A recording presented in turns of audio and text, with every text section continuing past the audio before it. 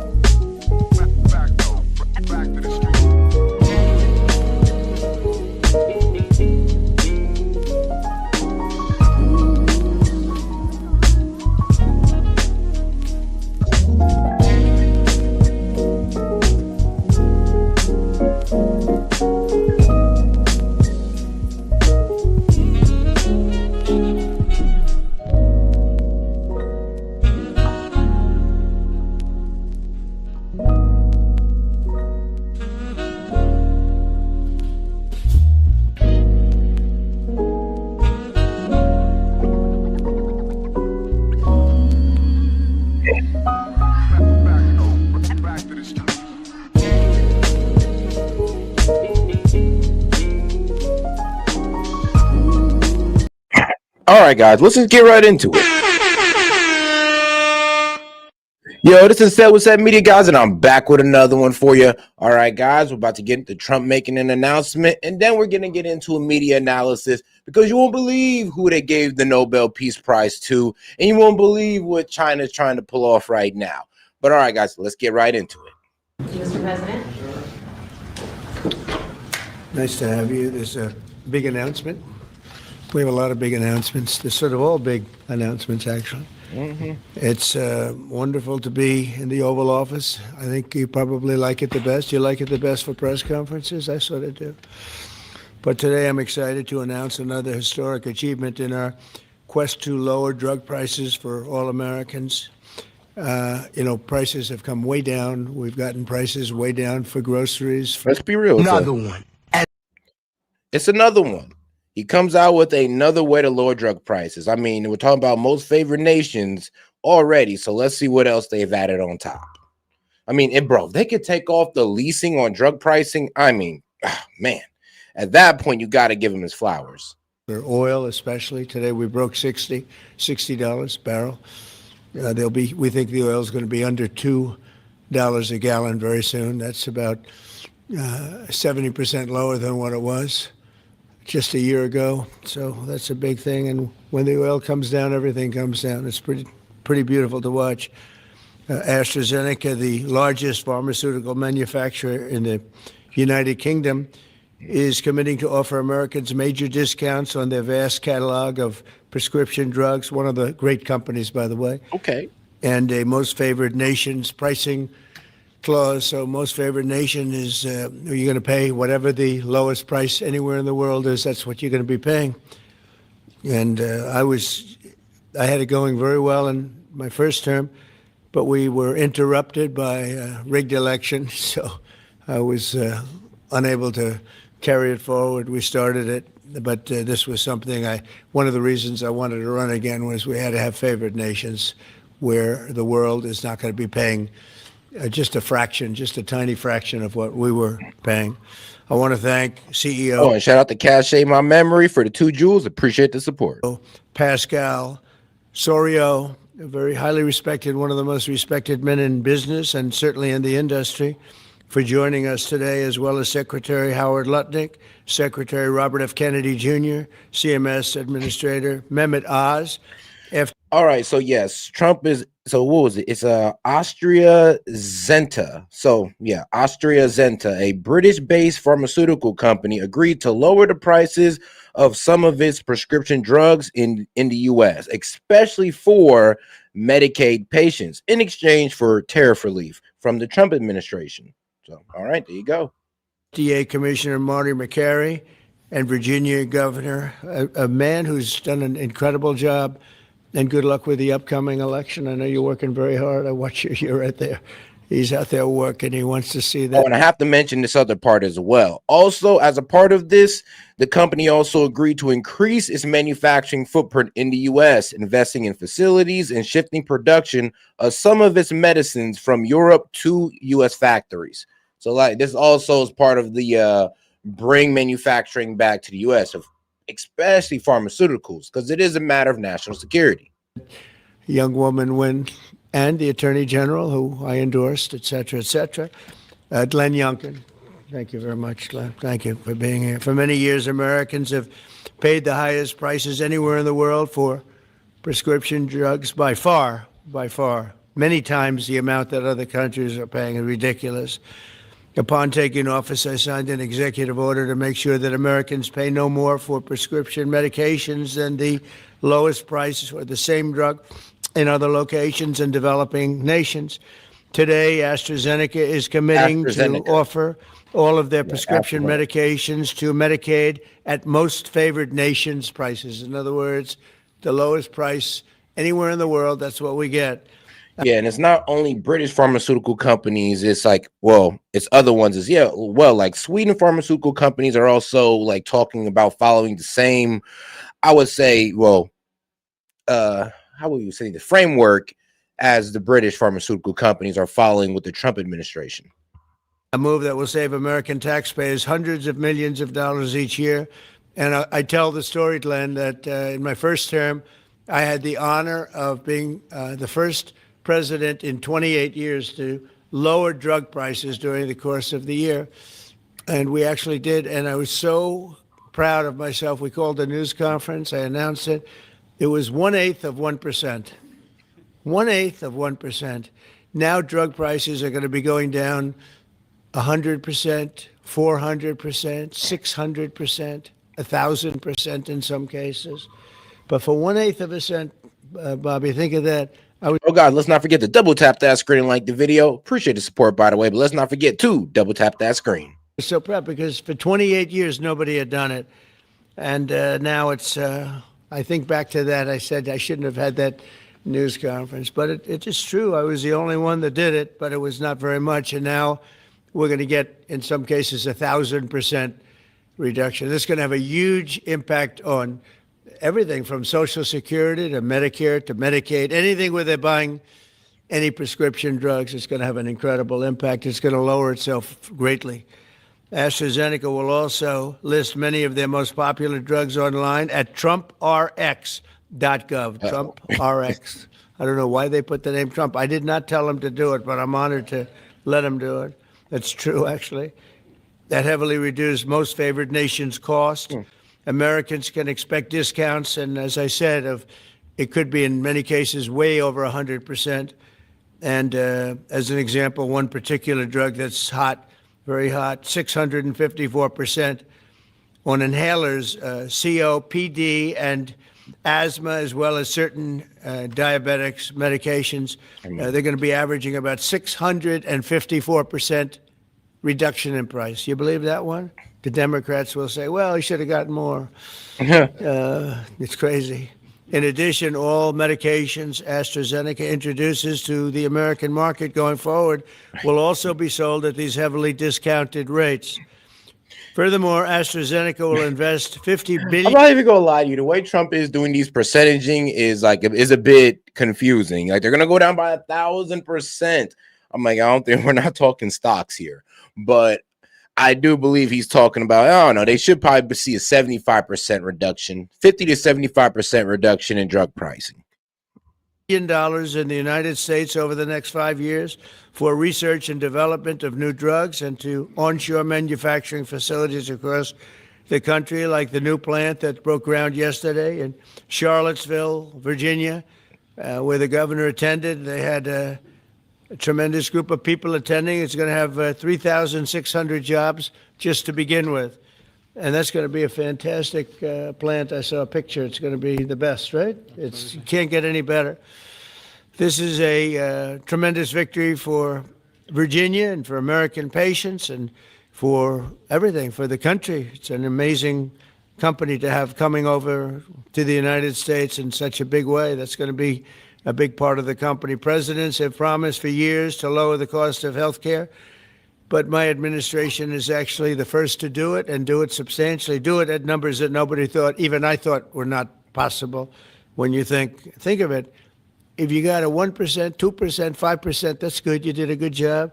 We're talking about 100, 200, 300, 500, 700. In some cases, some big, big numbers. And the largest drug companies in the world are working with us to make this a reality. And so I look forward to being at your opening of that incredible facility. I hear something, and it's in a great location, Len, one of the beautiful locations. So I'd now like to ask Secretary Kennedy to say a few. Yeah, and like I said, this British pharmaceutical company is also trying to bring more manufacturing back to the United States. So not only are they lowering their drug prices, but they're also bringing jobs to the United States as well. So it's a great deal. Words followed by Dr. Oz, Pascal, Governor Youngkin, and well, it's a great deal. I mean, you know, unless you just hate Trump outright. I mean, if you're against Trump bringing down prescription drug prices, then I mean, you just will hate this man no matter what. We'll take some questions afterwards. Would anybody like to have some questions? Yes? Oh, I'm shocked. Okay, we'll take them right after. Okay, Bobby, please. Thank you, Mr. President. I talked about this a little yesterday in the cabinet meeting, but it's worth repeating because it shows this historical achievement as really monumental. When I was in my confirmation process, virtually every Democratic senator showed me their preoccupation with making sure that we completed, that I was going to continue to get a commitment from me to continue the IRA drug price negotiations. That the IRA required the Democrats, while President Biden was in the first year of the IRA, to negotiate 10 drug prices down. And then I was supposed to, my first year, negotiate 15 and 15 every year thereafter, and that was their plan. The Democrats claimed that they had a 22% reduction, and that was a great success. When we actually looked at that, when I came into the agency, we realized we were actually paying more for 8 of the 10 drugs. The 22% reduction was off of list price, and Medicare ended up paying more for 8 of the drugs, equal for the 9th, and about a 2% discount on the 10th drug. So that was the plan, and that's what they did. We are continuing the IRA negotiations, but thanks to the president's leadership, we have achieved something extraordinary here, which is a dream that he's had for 20 years because he's the common sense president. He saw something 20 years ago. He learned that we were paying 3, 4, 5, sometimes 10 times for the same drug as they were paying in European countries. Some of these drugs were manufactured in facilities in New Jersey and then sold for 1/10 the price in Great Britain, in London or Paris, that Americans were being charged for them here. He saw that this was unfair. Every Democratic president, every Republican president has said that this was the gold standard. This is what we needed to do. Nobody's been able to change it. And when we came in, I have to say I was pessimistic about doing MFN. Dr. Oz was pessimistic. Our staff, John Brook and Chris Klump and the other people we brought in were all pessimistic. The president saw something that we didn't see, which is we had leverage. And that came through Howard and the tariffs, and we had extraordinary leverage to craft these deals. So last week we had Pfizer in, which is one of the big. And one of the things that honestly RFK just proved in the beginning of this little speech is that these pharmaceutical companies literally benefit off us having an over budgeted or an inflated amount of healthcare spending. Like, I'm be honest with you, he literally said, yes, these guys literally charge us more on Medicaid, and they do it purposefully because they know we spend recklessly on Medicaid. Like, a lot of these corporations take advantage of the fact that we have reckless spending when it comes to Medicaid. They love the fact that we're willing to spend $1.5 trillion in Medicaid spending. Why? Because they can charge us more. When we lower our budget, now they got to charge us less. It only makes sense. And they have no choice but to buy from us because they really, honestly, like every other company damn near in the world, we're their biggest buyer and we're the one who maintains their profit margins. Biggest American pharmaceutical companies. Today, we have AstraZeneca in with Pascal Sorios, which is one of the biggest European pharmaceutical companies. And the president asked us to do three things. One, to get MFN prices. Two, to not bankrupt these companies. He understood that America has to be the center for innovation. Yeah, but this is where, like, the goal isn't to bankrupt these companies, but we do want to, lower our prices. And this is the problem with this whole most favored nation, because how these pharmaceuticals companies carry this out could be like, it could be very effed up, okay? Like I said, they could just raise everybody else's prices and just be like, look, man, we raised the price on the most favored nation, so now everything is fair. Or like I said, most likely they're going to find a medium where all countries can pay. But here's the problem, though. Finding that medium means that our price comes down regardless. Like, our price is already to the moon. We can only go down at this point. But that means a lot of other countries' prices are going to go up. And this is where it's going to kind of screw a lot of people over in a way. Well, not us, but some other country. The drug industry needs to innovate. That it's critical for its bottom line. It's critical for the health of the American people. And he asked us also to make sure that those companies would keep their promise to reshore this industry. For national security purposes, for our economy, it's critical. These companies are making these drugs in the United States. We were able to achieve all those things, and partially with the visionary help of Pascal, where is he? Of Pascal Zorias, who understood that innovation and the business doesn't work if everybody is not pulling the oars, if everybody doesn't have the skin in the game. The whole world was riding on our shoulders and riding on our dime. 70% of pharmaceutical revenues comes from this country. We only have 4.2% of the world's population. No, that is a fact.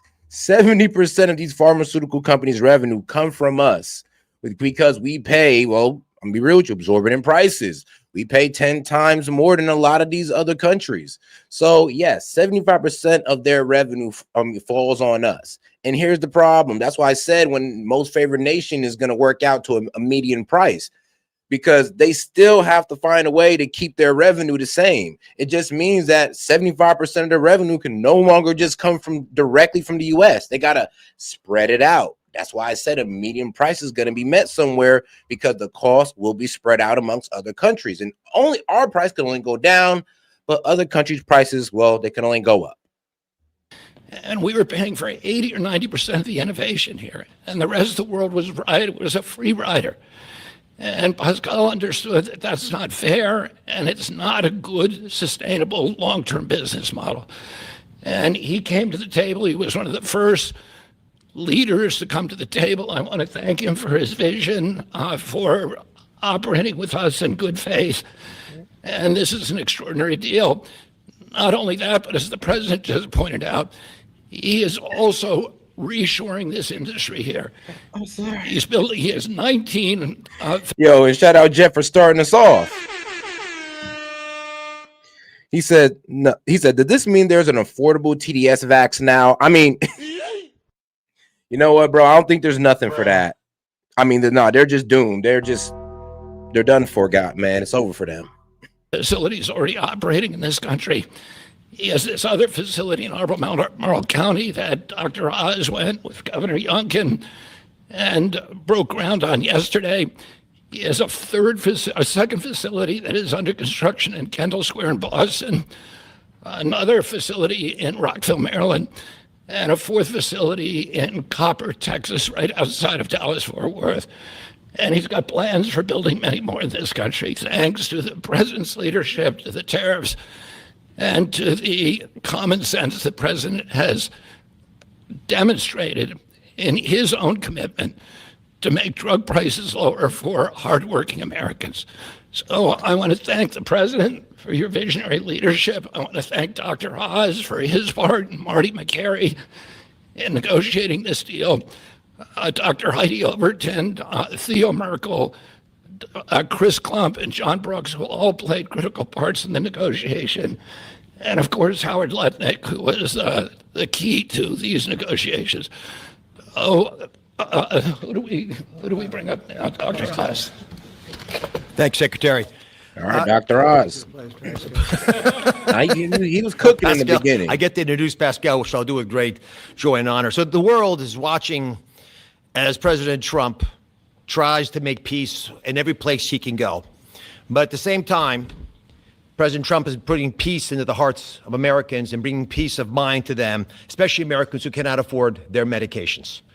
And just to put a number on this, as he releases us from the bondage of paying 3 times more for the exact same product made in the same factory, in the same pill box, in the same instruction manual overseas, rather in this country than we pay overseas, it creates an opportunity for us because, Mr. President, you're turning the art of the deal into the art of the heel. And that is something that you're going to witness today. And it's the second, we have more coming, but this is a very important one because I want to set the stage here. And Ms. Secretary, you're too modest. Secretary Kennedy did have a vision to push hard on this. He understood we could give the right medications to the right people at the right time. And there is nothing more maha than giving folks life-saving medications in a timely fashion so you prevent illnesses and treat other ones that have already occurred. You save lives that way. That literally is what was on the line as we began negotiating these. So let's set the stage. Where are we right now? Why this order? Last week in this very room, President Trump welcomed the CEO of Pfizer, and that company, a leading U.S. pharmaceutical company, pledged to provide exactly what the president promised. Massive discounts to allow us to have most favored nation drug pricing in this country so we don't allow our people to pay more than folks overseas. And this was unthinkable even 6 months ago, 7 months ago when we came into office. And Americans now have the ability to do that, but we needed to prove it was scalable. So we went to AstraZeneca, which is the leading pharmaceutical company, a leading company in the entire world, but a massive opportunity in this march to MFN, a march to most favored nation drug pricing. And to have this message land clearly, we needed to make sure that the president's demand for fair drug pricing was heard all around the globe. And I actually think the single most powerful tool we had was the president because people take him seriously. And some of the things that they were hearing overseas were alarming at them enough that they began to realize the jig was up. So let's talk about the deal specifically. What are John Brooks, if you give me my Vanna White, please. John back there is Theo, Vince, Heidi were parts of the team. There are other members of the team I'll speak of in a second. So these are the 5 deal points. This is what Trump RX, by the way, which just launched, TrumpRx.gov, which was a unanimous name, by the way, Mr. President. He was not involved in picking the name, but it was not a difficult one to land on. We thought it had a catchy element to it. All primary care medications sold by AstraZeneca are going to be available on Trump RX, which means no more gaming, no more middlemen. Starting early next year, when you go to the website, you'll be able to see a marketplace. We're not selling the drugs. We're just making information available to everyone so you go to the right place to buy the right medication. Second, drugs for lung diseases are discounted massively, and that's over here on this line. The president highlighted 650%. They're significant discounts, and these are medications. We just picked the ones for lung disease and one for metabolic syndrome. Okay, hold on. No, how much did some of these cost us? Because, I mean, 600%. I mean, bro, it's either it's free or that thing is a penny at this point. Diabetes, but there are others that are included. We have most favored nation pricing for everyone who is on Medicaid in this country. That's why Governor Youngkin is able to do backflips with his nimble 6'6" physique. Because for governors, this is a massive problem. If Medicaid prices continue going up, it crowds out other social services, which he'll speak to. We also have MFN for all new prescription drugs. Mr. President, by the time this term is done, 95% of all drugs sold in America, branded drugs and generic, will be available at most favored nation drug pricing. Americans are going to benefit if the prices drop abroad. So Secretary Lutnick is going to make sure that if we get better prices for these companies from our partner countries overseas, the American people see those benefits, and there's going to be onshoring of manufacturing. And as has been mentioned, I stood with Governor Youngkin and Pascal Serio as we broke ground yesterday in Charlottesville, Virginia, a massive $4 billion facility. That's the hard hat, Mr. President. I know you like construction, so that was all I could bring back. But there was a lot of remarkable energy. And here's what that event really does. It sends a signal. It sends a signal for all countries around the world to stop freeloading off American innovation. It's done. It's not going to happen anymore with this president.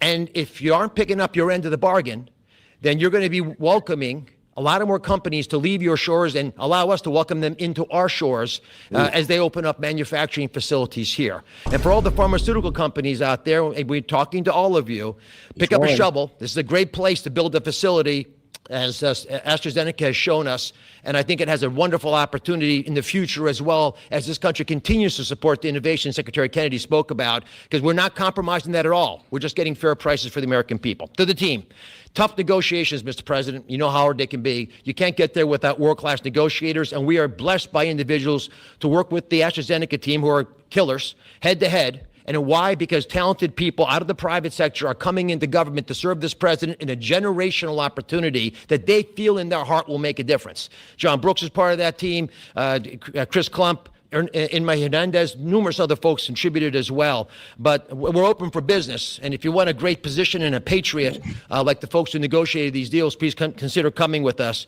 I mean, yeah, you got to respect the logic. I mean, you need corporate gangsters to go up against, well, other corporate gangsters, and they understand each other's language. They understand the charts, the numbers, and all that good stuff. And you also understand leverage.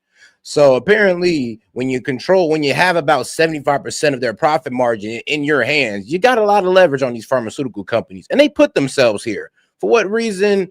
I mean, who knows? I mean, it could be because of our government not really, speaking out for the American people in terms of pricing, or they just planned this all from the get-go. Because the president has made it clear that you will make a difference in government. Finally, I want to thank Pascal Sérieux. Pascal is an interesting, almost enigmatic individual. He's a CEO of AstraZeneca. He is born in France, Australian citizen, knighted in Great Britain, running their largest pharmaceutical company. So you figure out the lineage. But one thing I know is a very, very smart man who came here early on, took the president seriously, and he recognized the inherent unfairness of the European model of global freeloading off our innovation. He appreciated the challenge, and he wanted to be part of the solution. So Pascal, take it away. Thank you so much. So, President Trump, it is really a pleasure to see you again, since I had a chance to meet you last time you visited the UK for your state visit. I know the King actually kept you late during the night, during your visit, late up at night. And I must thank you, actually, for returning the favor. I can tell you, you've kept me up at night and my team as well. But it has been really worth it. It's been worth it because today I'm really excited to announce AstraZeneca's commitment to your vision for a healthy America. Great leadership is about having an ambition. Oh, God, let's not forget to double tap that screen and like the video, guys. We got about 600 y'all in here. Do me a favor and double tap that screen. Appreciate the support, guys. Let's keep it going. Vision that can energize people, and you appoint a very talented team that can deliver on this. Your vision is exactly that. It is about lowering the price of medicines for American patients while ensuring that America remains a global powerhouse of innovation in biopharmaceuticals. And that's not easy to do. We need to keep inventing the technologies and the products that will cure disease. But you actually gave us a key, equalization. That's an important word. Yeah. You've assembled a remarkable team, actually, that together with us found a way to deliver on your vision. I would like to thank you, Mr. President, for your collaborative and your trusting approach throughout the discussion that led to this agreement. In addition, I would like to thank Secretary Lutnick, I'd like to thank Secretary Kennedy, Dr. Oz, and the CMS team, in particular John Brooks, who is here today, but also Chris Klump, for their very straightforward approach and their collaborative work that together with my great team at AstraZeneca, enabled us to deliver this agreement today. It is an agreement that allows a number of wins. First of all, a great win for American patients. This agreement will deliver improved access to our medicines at a lower cost. We've addressed the 4 points that you raised in your letter, ensuring... And guys, you can honestly thank tariffs for this deal, because it's only because Trump imposed, what was it, 100% tariff on branded and patented pharmaceuticals imported from overseas foreign companies, unless they make certain commitments. This is the only reason why these guys are coming to the table, because of that 100% tariff. And like I said, we're 75% of their profit. So yeah, they kind of got to come to the table. They have no choice. Just like this man said, they were losing sleep over during negotiations. Americans do not pay more Makes sense than why. patients in other wealthy countries. So it's a big win for patients and the healthcare system as a whole. But it's also a big win for the economy and for taxpayers, because it supports rebalancing the cost of innovation across wealthy nations. For too long, America has shouldered a disproportionate portion of the world's R&D cost for breakthrough medicines development. That imbalance is not sustainable. It had to change. And equalization levels the playing field, with wealthy nations contributing their fair share to the cost and the risk associated with biopharmaceuticals R&D. And I would say it's also a big win for state budgets, because these Medicaid price reductions will have an immediate impact on Medicaid budgets and provide substantial relief to state budgets. Finally, your vision also secures America's strong position in life sciences and the onshoring of critical innovations and manufacturing. As a company, we will invest $50 billion in manufacturing and in R&D. We already have a large presence in the United States. We have 19 sites, and we employ 25,000 people around the country. They're all developing the new generation of medicines. But we'll continue to increase our presence in this country. We're expanding our manufacturing footprint in Texas. We're building our second large R&D center in Kendall Square in Boston. We are building a cell therapy manufacturing plant in Rockville, Maryland, and there's more to come. So a lot of investment over the next few years. I want to say that I appreciate very much. Remember, and thing is, they have 3 years to do this, or the tariffs will be enacted on them. So this is why they're kind of doing this with haste. This is why a lot of these pharmaceutical companies is already breaking ground already, because they're trying to come here with haste to the U.S. to avoid that 100% tariff. I mean, hey, shout out to the power of a tariff when it comes down to negotiating. And I mean, it kind of dispels the whole myth of, oh, the consumer pays the tariff. It's just a tax on the people. I mean, then why are these companies capitulating over tariffs? Secretary Letney. Well, then you could also say they capitulated due to the fact that, 75% of their profits come from the U.S. You can have that argument as well. Granting us a 3-year tariff exemption to localize the remainder of our products. Most of our products are locally manufactured, but we need to transfer the remaining part to this country. And also for your great support to convince also other wealthy countries to share the cost of pharmaceutical innovation. It is an important part of this agreement, rebalancing and the cost around the world. Yesterday showcased our commitment to the United States with this $4.5 billion investment in the beautiful Commonwealth of Virginia to manufacture what we call API, active ingredients for our medicines, but also antibody-drug conjugates that are such a critical part of the future treatment of cancer care, what is called smart chemotherapy, targeted chemotherapy. I want to thank Dr. Oz for joining us for the groundbreaking ceremony near Charlottesville, together with Governor Youngkin. And I actually love your AstraZeneca hat. I know you wanted to bring a shovel, but didn't make it to this beautiful room. I have to say, it has been a great pleasure to work with Governor Youngkin and his team, in particular Secretary Segura, on this investment. Like you, President Trump, they are deal makers that move at the speed of business. And it's very important for us company to be able to work with people who understand who we are and move very fast. Our new facility will be a great example of Virginia supporting domestic production of medicines for America, enhancing national security in pharmaceutical supply, but also creates thousands of highly skilled jobs. Governor Youngkin gave me a beautiful Virginia flag that we will proudly fly alongside the American flag in front of our new facility. So AstraZeneca's commitment to the United States is very strong, and this agreement ensures we'll make an even bigger difference for American patients. So, Mr. President, thank you again for welcoming me in this beautiful office and for making this moment possible. Thank you so much. Pascal.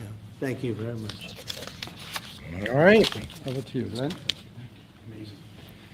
I mean, Trump is effectively bringing down pharmaceutical prices. He's getting pharmaceutical companies to bring manufacturing back over here. And these are pharmaceutical company CEOs and all that good stuff that have just spoken before you guys and said, yeah, these are the commitments. Trump making us drop our prices for American citizens, and we're going to go ahead and spread it out amongst the world. I mean, I don't understand how you guys can be mad at that, but okay.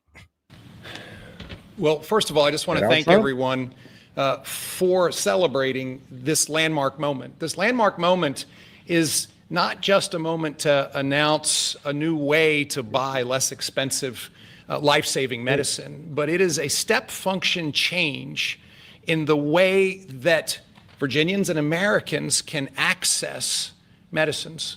And it is a step function change because historically there was an opaque pricing mechanism that had so many people standing between the manufacturers and the patients that no one knew really what it cost. Well, now we can go direct to consumers. And that's what Trump RX is all about, going direct to consumers, where a consumer can come and find that particular medication that they need and go direct to the company and get the best possible price. Second of all, the most favored nation clause is a groundbreaking moment.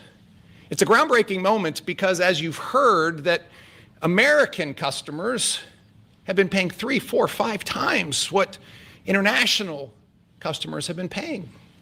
That is just not fair. And Mr. President, I want to thank you for simply recognizing that America must come first, and Americans deserve the best pricing, not the worst. It changes everything for a state. In Virginia, we have $1.5 billion a year of pharmaceutical expenditure under our Medicaid plan. $1.5 billion a year.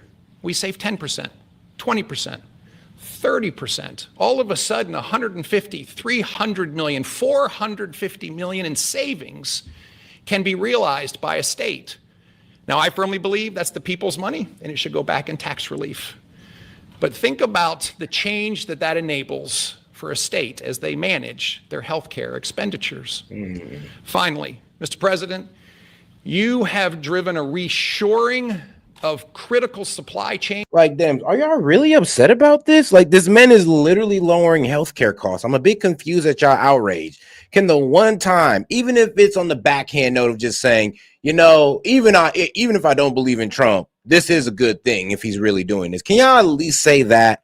Do I at least got to put a poll on, do you like the fact that Trump is lowering drug prices? Because if y'all vote no, do you understand how ridiculous you sound and how crazy now y'all sound on having the argument of, oh, Republicans are threatening healthcare? Like, bro, you guys are mad that this man is lowering drug prices. You're literally trying to create an argument to make it a bad thing. You're literally doing the mental gymnastics necessary to make it a bad thing. And it is hilarious to see. So keep it up. Change that no one thought could happen. The industries that everyone thought were lost are now coming home, and with pharmaceutical manufacturing and active pharmaceutical ingredients particularly coming back to America, it changes everything. It's an economic moment for us. Yes, $4.5 billion into the Virginia economy, and that will in fact translate into $3 or $4 of extra economic impact for every dollar that is spent. 3,600 great paying jobs. But it's even more than that. This is a national security moment. And what you've just heard is one of the leading pharmaceutical companies in the world is choosing America, and yes, Virginia, to invest nearly. Hey, and shout out to Asher Rose. She says, say, get your umbrella. Man, say, get your umbrella.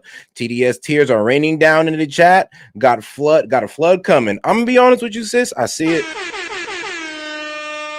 These guys are literally trying to make this a bad thing, and I'm just looking at them crazy. Like, honestly, I'm gonna have to give y'all this one right here.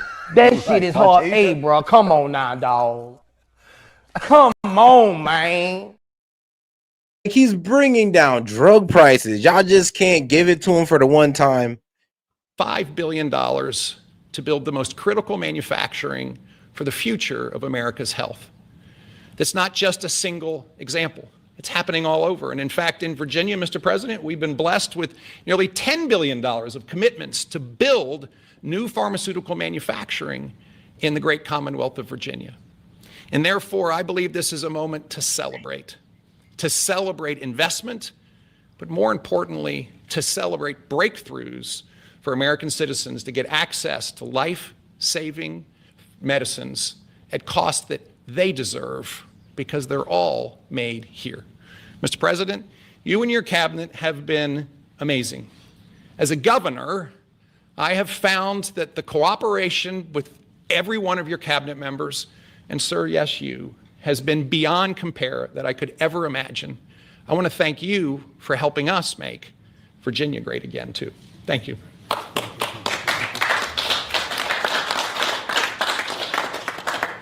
So we have, at this moment, I think we just cracked $18 trillion in commitments and investments in our country. As an example, the last administration was far less than $1 trillion for 4 years.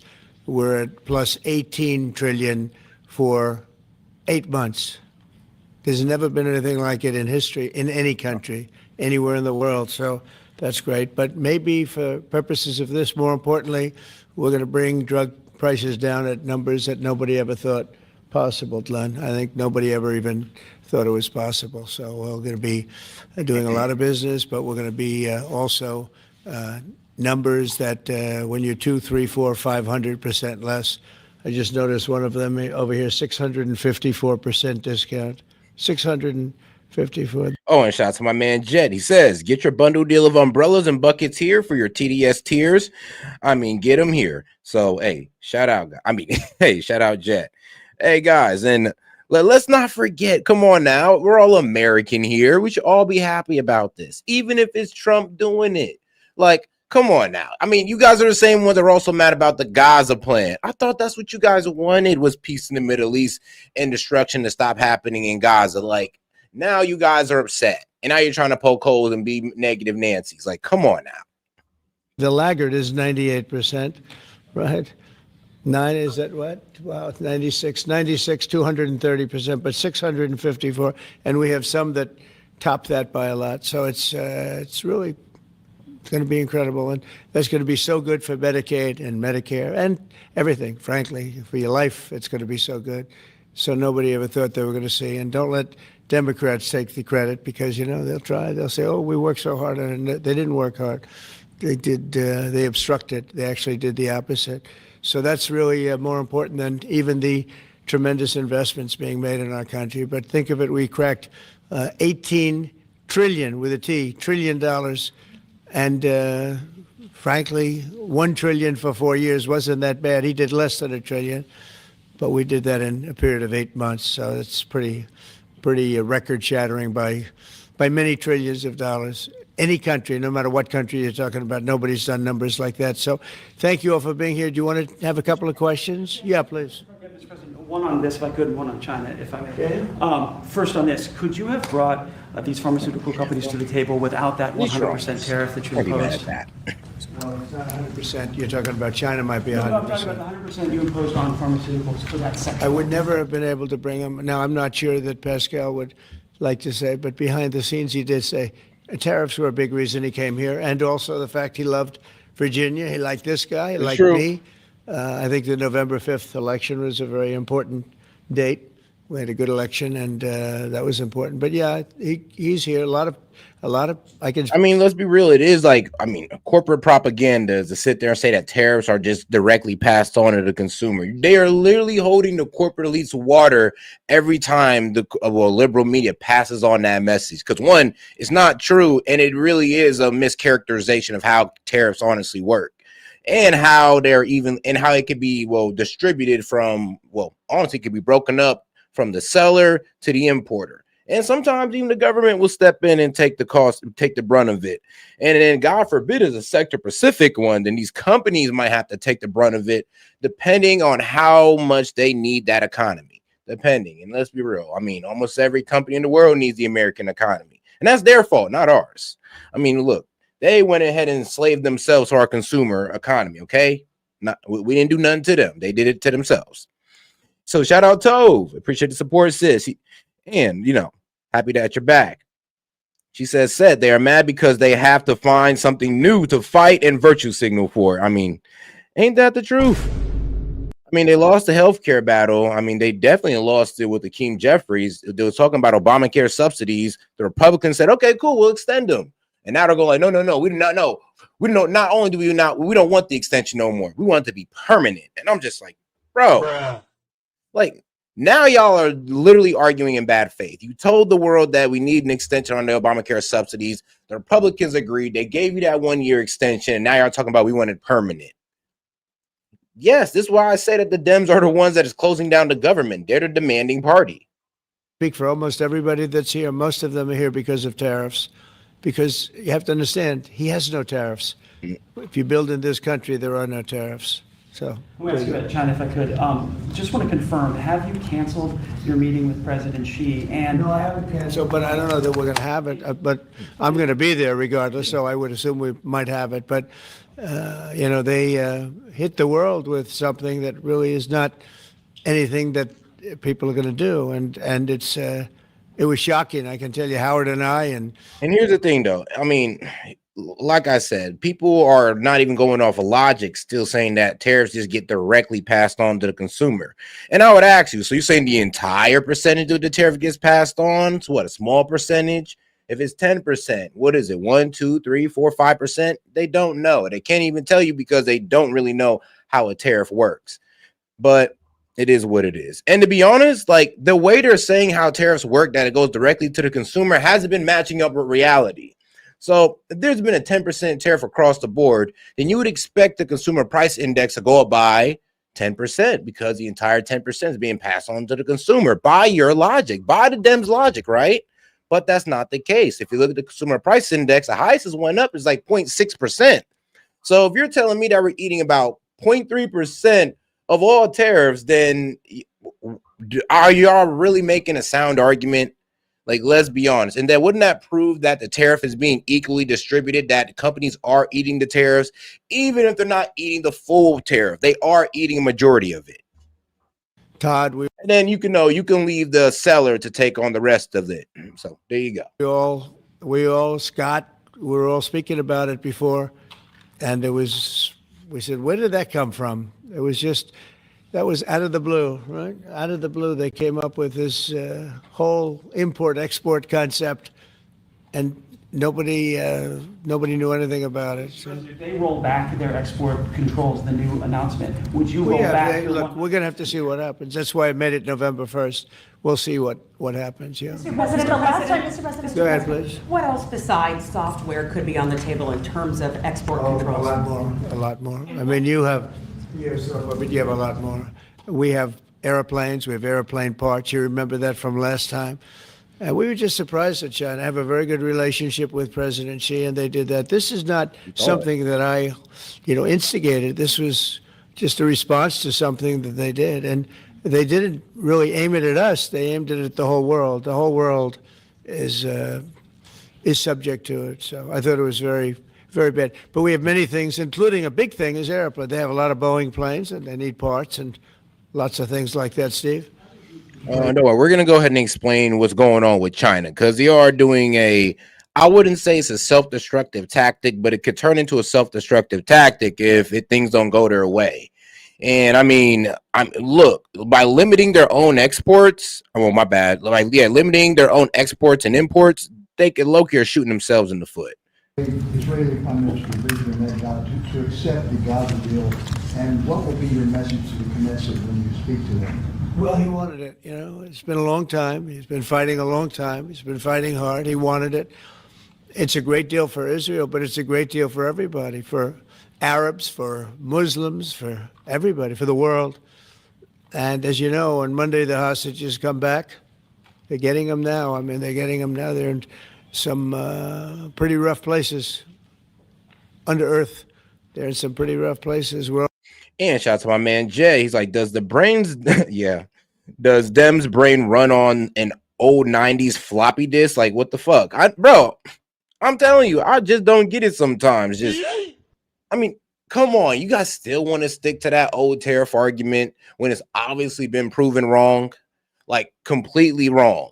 And then here's the thing. The economy was supposed to sink by the 4th of July. And now y'all moved the goalpost to what? Next year? No, next month. Come on now. What's the target now? Y'all don't got one. Y'all just got the same old argument that you can't explain yourself. Only a few people know where they are in some cases. So they're getting them, and they're also getting the bodies approximately 28 bodies. And some of those bodies are being unearthed right now as we speak. I mean, they're working on it right now as we speak. It's a tragedy. It's a tragedy. No, he was very happy with it. And I can tell you that I saw Israel dancing in the streets, but they were dancing in Qatar and Saudi Arabia and UAE and many, many countries. I saw Egypt. They were dancing. I'll be going to Israel. I'll be speaking at the Knesset, I think, early on. And then I'm also going to Egypt. They were terrific.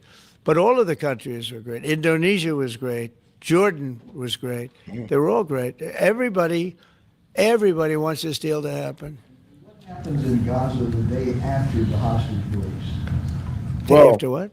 everybody except Israel. I mean, let's be quite honest. I mean, everybody wants the deal to happen but Israel. And I'm not talking about the people of Israel. I'm talking about Bibi and his entire cabinet. The Likud party does not want this deal to happen. And that's the part that's in power, sadly. The day after the hostage release, what happens there then? Well, hopefully you're going to have great success I call it everlasting success. I think you will too. I think you're going to have tremendous success, and Gaza is going to be rebuilt. And you have some very wealthy countries, as you know, over there, and it would take a small fraction of their wealth to do that. But and I think they want to do it. And we're also setting up, as you know, a board of peace. It's called the Board of Peace. I don't know if that's the final name, but the word peace is definitely in there. They have asked me if I chair it. We'll make sure things go well. It's supposed to be chaired by Trump and Tony Blair and other Arab nation leaders. So it is supposed to have some type of Arab influence. We're not sure if, Hamas really wants to accept that, since it doesn't look like there's going to be any Palestinian influence in there. So we'll see how that carries over. Confident are you that the ceasefire will hold? I think it'll hold, yeah. I think it'll hold. They're all tired of the fighting. Don't forget, you had October 7th, which was a horrible day, 1,200 people killed. But Hamas has lost 58,000 people. That's big retribution. 58,000? That's big retribution. People understand that. So, God damn. I mean, hey, but that makes sense. That makes sense. Like I said, at the beginning of the war, there was like 25,000. But Hamas, 58,000 people. That don't even make, come on, bro. That don't even make any sense. 58,000 people. It started off as 25,000. Now, maybe the relentless destruction of, Palestine or Gaza might have turned some of these guys radical into Hamas guys. So maybe. But is Trump trying to say that out of the 63,000 people that died, 58,000 was Hamas? I highly doubt that. No, I think they're all tired of fighting. And this really gives the whole Middle East, this is beyond Gaza. Gaza is very important, but this is beyond Gaza. This is peace in the Middle East, and it is a beautiful thing. It's a term that you and I have been hearing since we were very young, right? And now we have a chance of really having that. And as you know, most of the countries have passed all these resolutions. Every country is there. Iran came in. I was very happy to see that. I was very honored that Iran came in. They said they support it. Russia came in. President Putin, he supports it fully, very fully. So I was happy to see even countries that weren't necessarily involved in the process, they all support it. I don't know of anybody that does it. And I've never seen happier people than many. And shout out to Tove. Sorry, Tove. She says, Set, again, they don't like reality, logic, common sense, or know how to do 30 seconds of research. I mean, literally, it's just a simple, quick look up, and you will literally find out what he's doing. He's already being worked on. And, well, I mean, some of the statistics you guys put out are heavily skewed as well. But, hey, it is what it is. If that's how y'all want to think, hey, I can try to convince you. But if you want to reject it, hey, that's you. Hopefully one day you'll come to the light. But, hey, at least somebody told you. Of these places, not just Israel, many of these places, they're all dancing in the streets. I've never seen anything like it. Mr. President, Go ahead, please, in the back. Thank you. What guarantees would you give Hamas to persuade them that Israel will restart the bombing campaign once the hostages have been exchanged? What did I do? Actually, like this guy, like Terrence Hazard, right? Well, actually, I want to go to your, your negative job reports comment. Now, let's get to that comment right here. If you actually read the jobs report, you would actually see that they haven't even got back the unfarmed payroll. Yes, the unfarmer payroll The ones that, you know, me and you do, yeah, they haven't even got those numbers back. So they're saying that there's delayed. So as the numbers stand right now, they're saying negative 33,000 jobs because the payroll results haven't came in yet from companies at all. So when the revision comes out and when the data comes in, then you'll probably see a positive. I'm saying probably because we don't know for a fact, but you'll probably see a positive addition to the job market. So like I said, if you do the proper research and you read deeply, it literally tells you right there that, oh yeah, but we didn't get the non-farmer payrolls yet. So this is what we got for now. Respect to them. Well, you know, I spoke a little bit tough, and that's what would happen. I mean, you have to speak tough. That's a tough world. That's a tough, as they say, neighborhood. And they're tough people. They're very tough people, and they're smart people. They're good negotiators. They have a lot of things going. They put that to good use. They're going to be very, very successful. I mean, guys, look, man, don't just read the headlines. Read the entire article. But they knew the retribution would be tremendous, unsustainable. It would have been unsustainable. It would have been complete obliteration, and they didn't want that. And nobody wants it at this point. They want to get on with rebuilding the entire Middle East. It's not only Gaza, it's going to be the entire Middle East. They're going to be able to live in peace. Now, we have some little hot spots, but they're very small. You know the ones I'm talking about. They're very small. They'll be very easy to put out. Those fires are going to be put out very quickly. Yes, ma'am.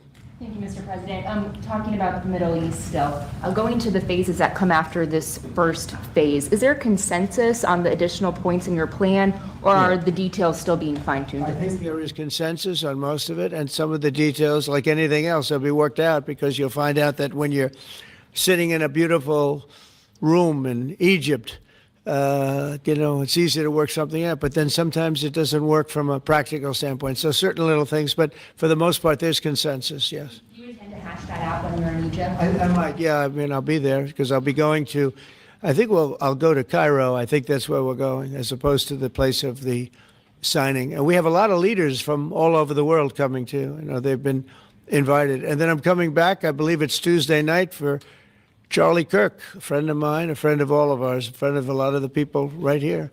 And we're giving him the Presidential Medal of Freedom, which is the highest honor you get outside of the Congressional Medal of Honor. One's military, one's civilian, but it's the greatest honor. And Erica's beautiful wife is going to be here, and a lot of people are going to be here. So, it's not easy for me to get back. It's a very quick trip, but I'll be making 2 major stops, and then I'll be on the plane trying to get back in time for Charlie. They're going to have a great celebration at the White House, in the East Room of the White House. Mr. President. Russell Vogt said the reductions in force have begun related to this shutdown. How many layoffs have you authorized for this first round, and from which agencies? And it'll be Democrat-oriented, because we figure, they started this thing, so they should be Democrat-oriented. It'll be a lot, and we'll announce the numbers over the next couple of days, but it'll be a lot of people, all because of the Democrats. I mean, they want to give $1.5 trillion to people that came into the country illegally. More important than that, because we all have a big heart. We want people to be taken care of, but we have 0 people coming in. You know that, Glenn, right? That's a pretty impressive number, even for a successful governor.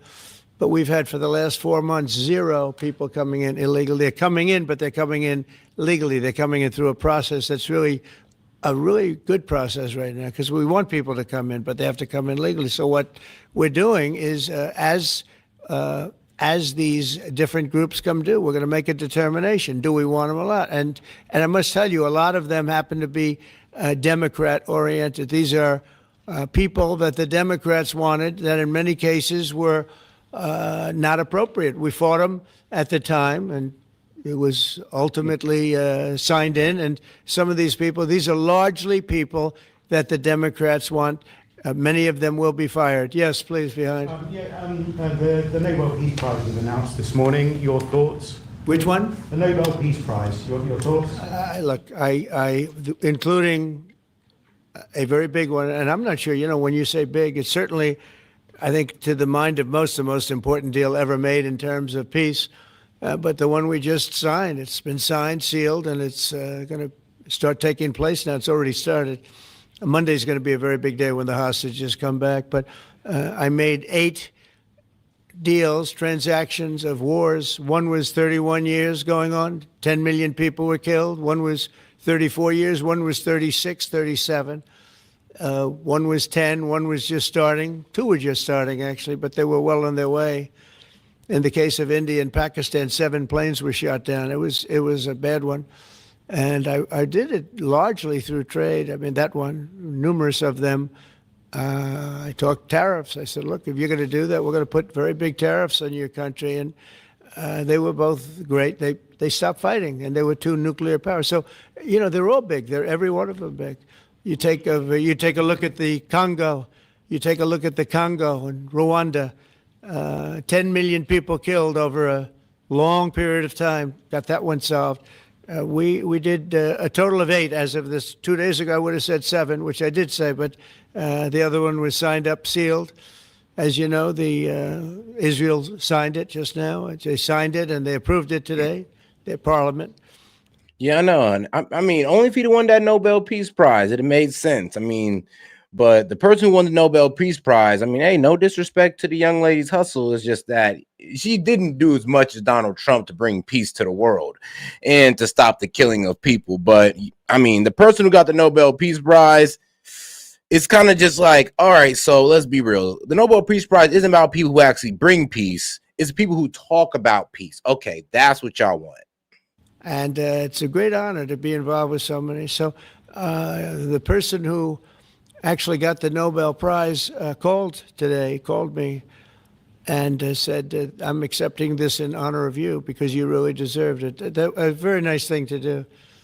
I didn't say then give it to me though. I think she might have. She was very nice, and I've been helping her along the way. They need a lot of help in Venezuela. It's a basic disaster. So. I mean, ain't it crazy? Like, she's literally getting a Nobel Peace Prize for the problem that Trump is literally taking progressive action against. She's getting a Nobel Peace Prize for the problem that the Dems are criticizing Trump over, for stopping the narco money pipeline into Venezuela, and knowing that Maduro works with the cartels. The same problem that lady's tackling there with words, Trump is tackling with military force. And this man can't get a Nobel Peace Prize. And not to disrespect the young lady's work, but this man brought Maduro in as a global problem. Damn near pretty much putting military force on his operation. And you guys give it to the lady that's just talking. Not the guy who's putting in work, but the girl who's just talking. All right. All right. I mean, no disrespect to her activism, but all right. Whatever. Congratulations. You could also say it was given out for 24. And I was running for office in 24, you know, all of the transactions that we did in terms of closing. But there are those that say we did. He said Nobel Woke Prize. Literally, like, all the Nobel Prizes taught me is that, like I said, it's not about bringing peace to the world. It's just about talking. All you got to do is just talk, guys. You ain't got to really do nothing. Just go out there and run your mouth. No action, just run your mouth. So much that they should have done it. But I don't take. I'm happy because I saved millions of lives. Many millions of lives. And speaking of somebody that saves lives, don't ever play golf with it, because Keegan Bradley just walked in, one of the greatest golfers in the world, the captain of the Ryder Cup.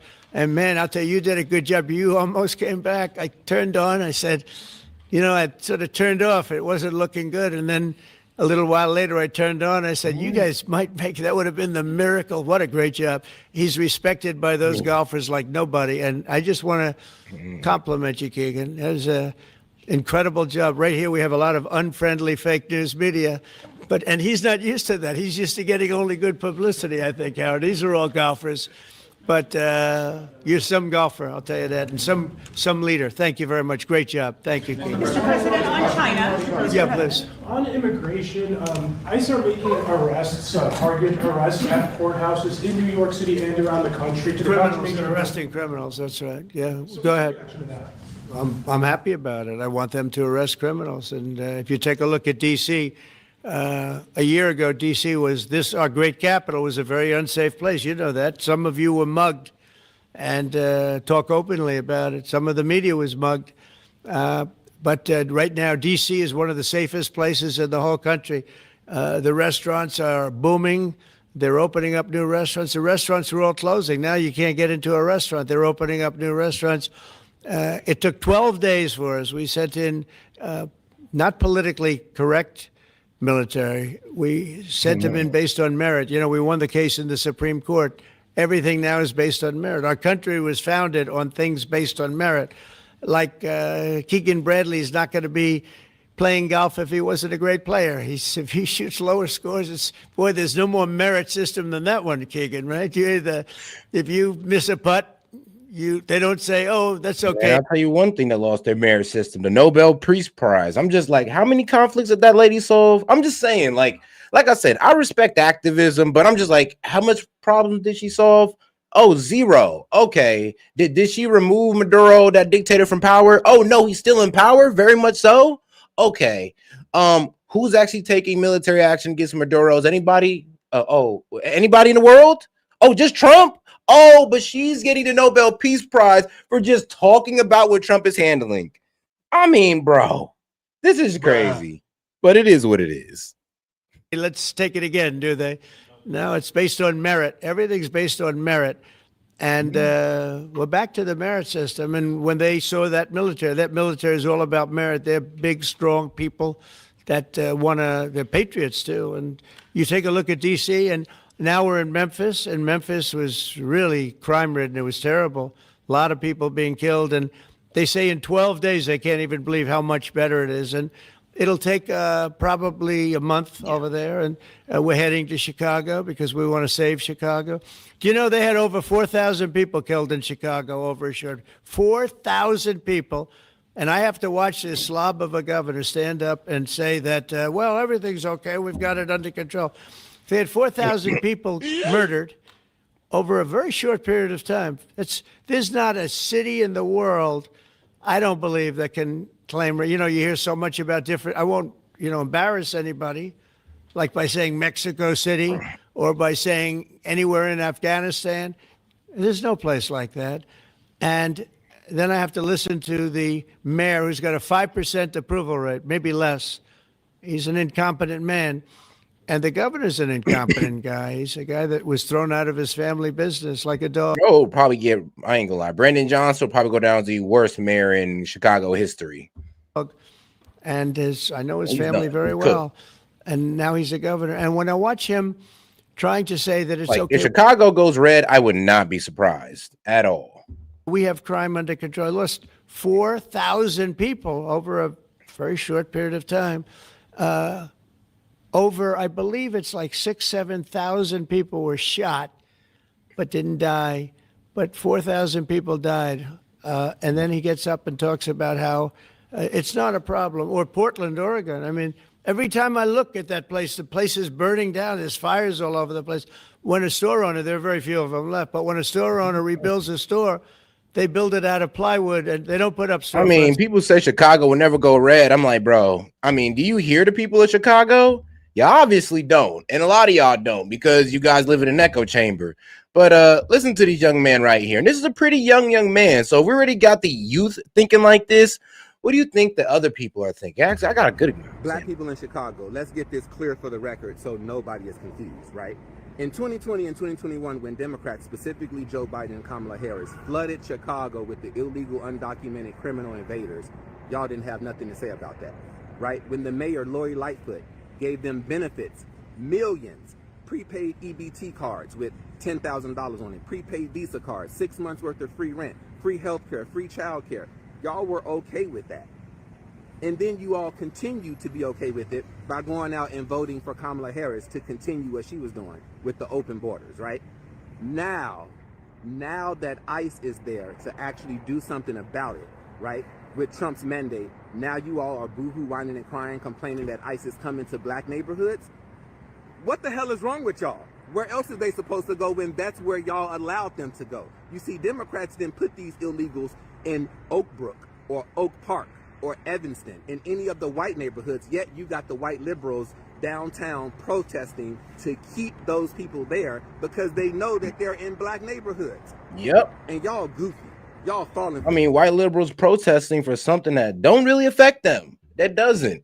I mean, that's why black people is over here begging for Trump to pull up in Chicago. And it's the white liberals who are going like, no, nothing's going on.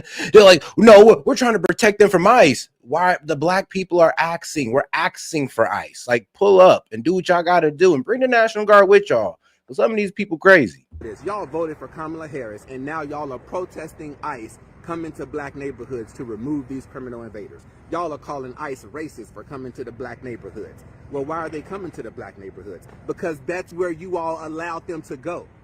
So tell me you a goofy Democrat plantation slave without telling me you a goofy Democrat plantation slave. Thank you, brother. Thank you. Tell me, yes, please. Tell me you a goofy without telling me you a goofy. It's not anymore. They just put wood up because they know it's going to be ripped down. And then I hear how wonderful it is. It's not wonderful. It's a disaster. That's almost an insurrection, that place. So we put our people in there, and they do the job. And they've well, hold up. Wait a minute. Y'all thought I was finished? Nah, I ain't even finished. Black community is waning. I ain't even finished yet. This morning I heard Mayor Brandon Johnson say that the sentiment in the black community is waning. A lie. The sentiment is not waning. We are not okay with you taking our resources and giving them to people who don't live here. As Mark stated before, you are preparing housing for them. One of the reasons that the city of Chicago was able to close 50 schools was because of the black flight. And the reason we had a black flight was because there is no affordable housing in this city. It is because the city of Chicago. Yeah, I mean, a lot of Chicagoans have came to, so especially in Ohio, a lot of Chicagoans have spread out because it's become unaffordable. The crime is growing. The immigration is absolutely insane. And they're seeing blatant disrespect in front of their face. Like, these guys are literally getting assistance on the backs of them. Like, bro, illegals getting assistance off the backs of taxpayers in these black communities. Are you kidding me? And that's what y'all championing right now. You don't know that you're championing it, but that's what you are. That's what you're cheerleading for, shaking pom-poms for. Chicago shut down the voucher system so that blacks who needed to get affordable housing could not. So they had no choice but to flee to other states. But now you found money for the migrants. That's right. But said, you're a bootlicker. You don't listen to your people. Bro, I listen to my people every fucking day. The problem is that the black liberals, y'all live in an echo chamber and y'all don't really care about the people. Y'all only care about people when they, promote that democratic agenda. But then you will ignore the suffering blacks who are literally going like, look, we were with you with this whole democratic agenda. We were with y'all, but y'all let our neighborhoods go to shit. And now y'all pretty much trying to throw a blanket over us as if we don't exist. The problem is you guys don't listen to the black community. You guys are on see the bootlickers, and you guys are still on that fucking plantation. Bruh. Crazy. Working for white liberals. White liberal women at that. I'll just be honest with you. It's mainly white liberal women. You should be ashamed of yourself because y'all cucking yourselves for white women. I'm talking to you, you black liberal man. The beautiful thing is we've done it. 12 days we had this place safe, and now it's, I would say within a month, it was beautiful. And it continues to be. That was 3 months ago. I'll tell you, D.C. now is one of the hottest places, just like this country. We were a dead country, and you've heard me say it 100 times. We were a dead country. King of Saudi Arabia said it. Others say the Emir of Qatar said it. Many, UAE said it. The leader, great leader, UAE, all great leaders. They said effectively the same thing. 1 year ago, we had a dead country. Now we have the hottest country anywhere in the world. I just want to thank everybody, and I want to, in particular, thank AstraZeneca. What a great company you have. What a company you've built. You've been there a long time and done some job. It's an honor to have you. I assume you're going to build, so it's $4.5 billion for a plant. That's a pretty big plant, isn't it? I was going to say, could he make it a little bit more? Well, we have a couple of them where they're going to spend $65 billion on one plant, AI. All I know is it's, AI is based on information. I hope they're right about information. I don't know. You got to make a lot of money there's got to be a lot of information out there, but that seems to be pretty hot. But we have a lot. We're leading the world on information on AI, as you know, by a lot. It's not even close. So we're doing a job. And I want to thank everybody, but in particular, Pascal, thank you very much. It's a great honor. Thank you. Thank you very much. All right. But all right, guys, move on to the media analysis, and let's start on the right side of media with Jesse Waters, and then we'll work our way over to the left. All right, guys, let's get right into it. It's Nobel Peace Prize Day, and we have a winner. The Nobel Peace Prize for 2025 goes to a brave and committed champion of peace. Champion of peace? So the guy who just ended 8 wars, right? The Norwegian Nobel Committee has decided to award the Nobel Peace Prize for 2025 to Maria Corina Machado. Come again? Maria doesn't sound like Donald. Even Maria was like, I don't want it. Huh? The person who actually got the Nobel Prize called me and said, I'm accepting this in honor of you because you really deserved it. That's a very nice thing to do. Oh, wow.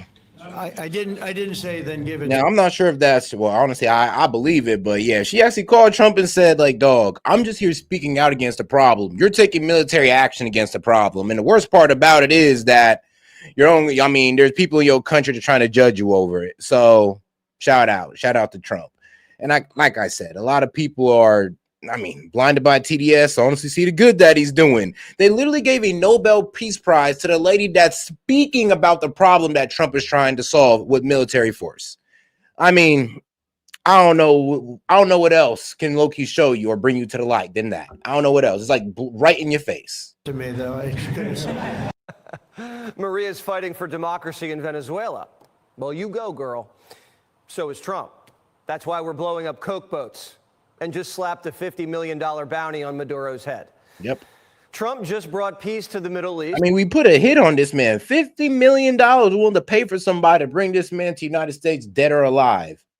And like I said, it's a problem she's talking about. The problem she's just talking about is we're putting action to. And she gets a Nobel Peace Prize, which, it is what it is. It is what it is. Like, let her, it is what it is. I'm not going to disrespect her work. I'm just going to say that is wild how, like, he putting all this action out there and they're just giving it to somebody who just, grabbed the bullhorn and gave a really nice speech and looked good while doing it. So it's obvious the Nobel Committee has the Norwegian strain of TDS. Reporters asked the chair of the Nobel, why the snub? This committee sits in a room filled with the portraits of all laureates, and that room is filled with both courage and integrity. It's not called the Nobel Courage Prize, and if it was, Trump's got it. He got shot in the head, popped up and said, fight, fight, fight. So in 2 terms, he's pretty much saying, yeah, it takes no courage to try to end these wars. It takes no courage to try to lock up a dictator in Venezuela. It took no courage, guys. This takes no courage. It took no courage to pull that action, but it took all the courage in the world to speak out against them. And you know what? They're right. They're right. Both is like admirable, to be quite honest with you. Both sides is admirable. That's why I can't sit here and just shun this lady or even call her a DEI Nobel Prize winner. I want to, but to be quite honest, I gotta respect the work because she is speaking out against a problem that a lot of people are kind of being hush-hush about. And here's the thing, this should actually low-key frame how bad the problem in Venezuela is. Like, the fact that she got a Nobel Peace Prize for just speaking out about it should let you know how big of a problem it is instead of letting the Dems minimize it in your eyes. So now do you see what Trump's trying to do? Now that the lady's got a fucking Nobel Peace Prize just for speaking about it? Do you see it now? Trump hasn't started a single war and has ended 8. But integrity? I'm be honest with you, though, but congratulations to her. So. We ain't haters over here. They gave the Nobel to Yasser Arafat, a terrorist. Al Gore got the Nobel for... he was trying to work the Oslo Accords. Come on now. He tried. Global warming. It doesn't take courage to recycle. Obama's Nobel was a DEI prize. Even he knew he didn't earn it. I understand why war is not popular, but I also know this. The belief that peace is desirable is rarely enough to achieve it. Peace requires responsibility.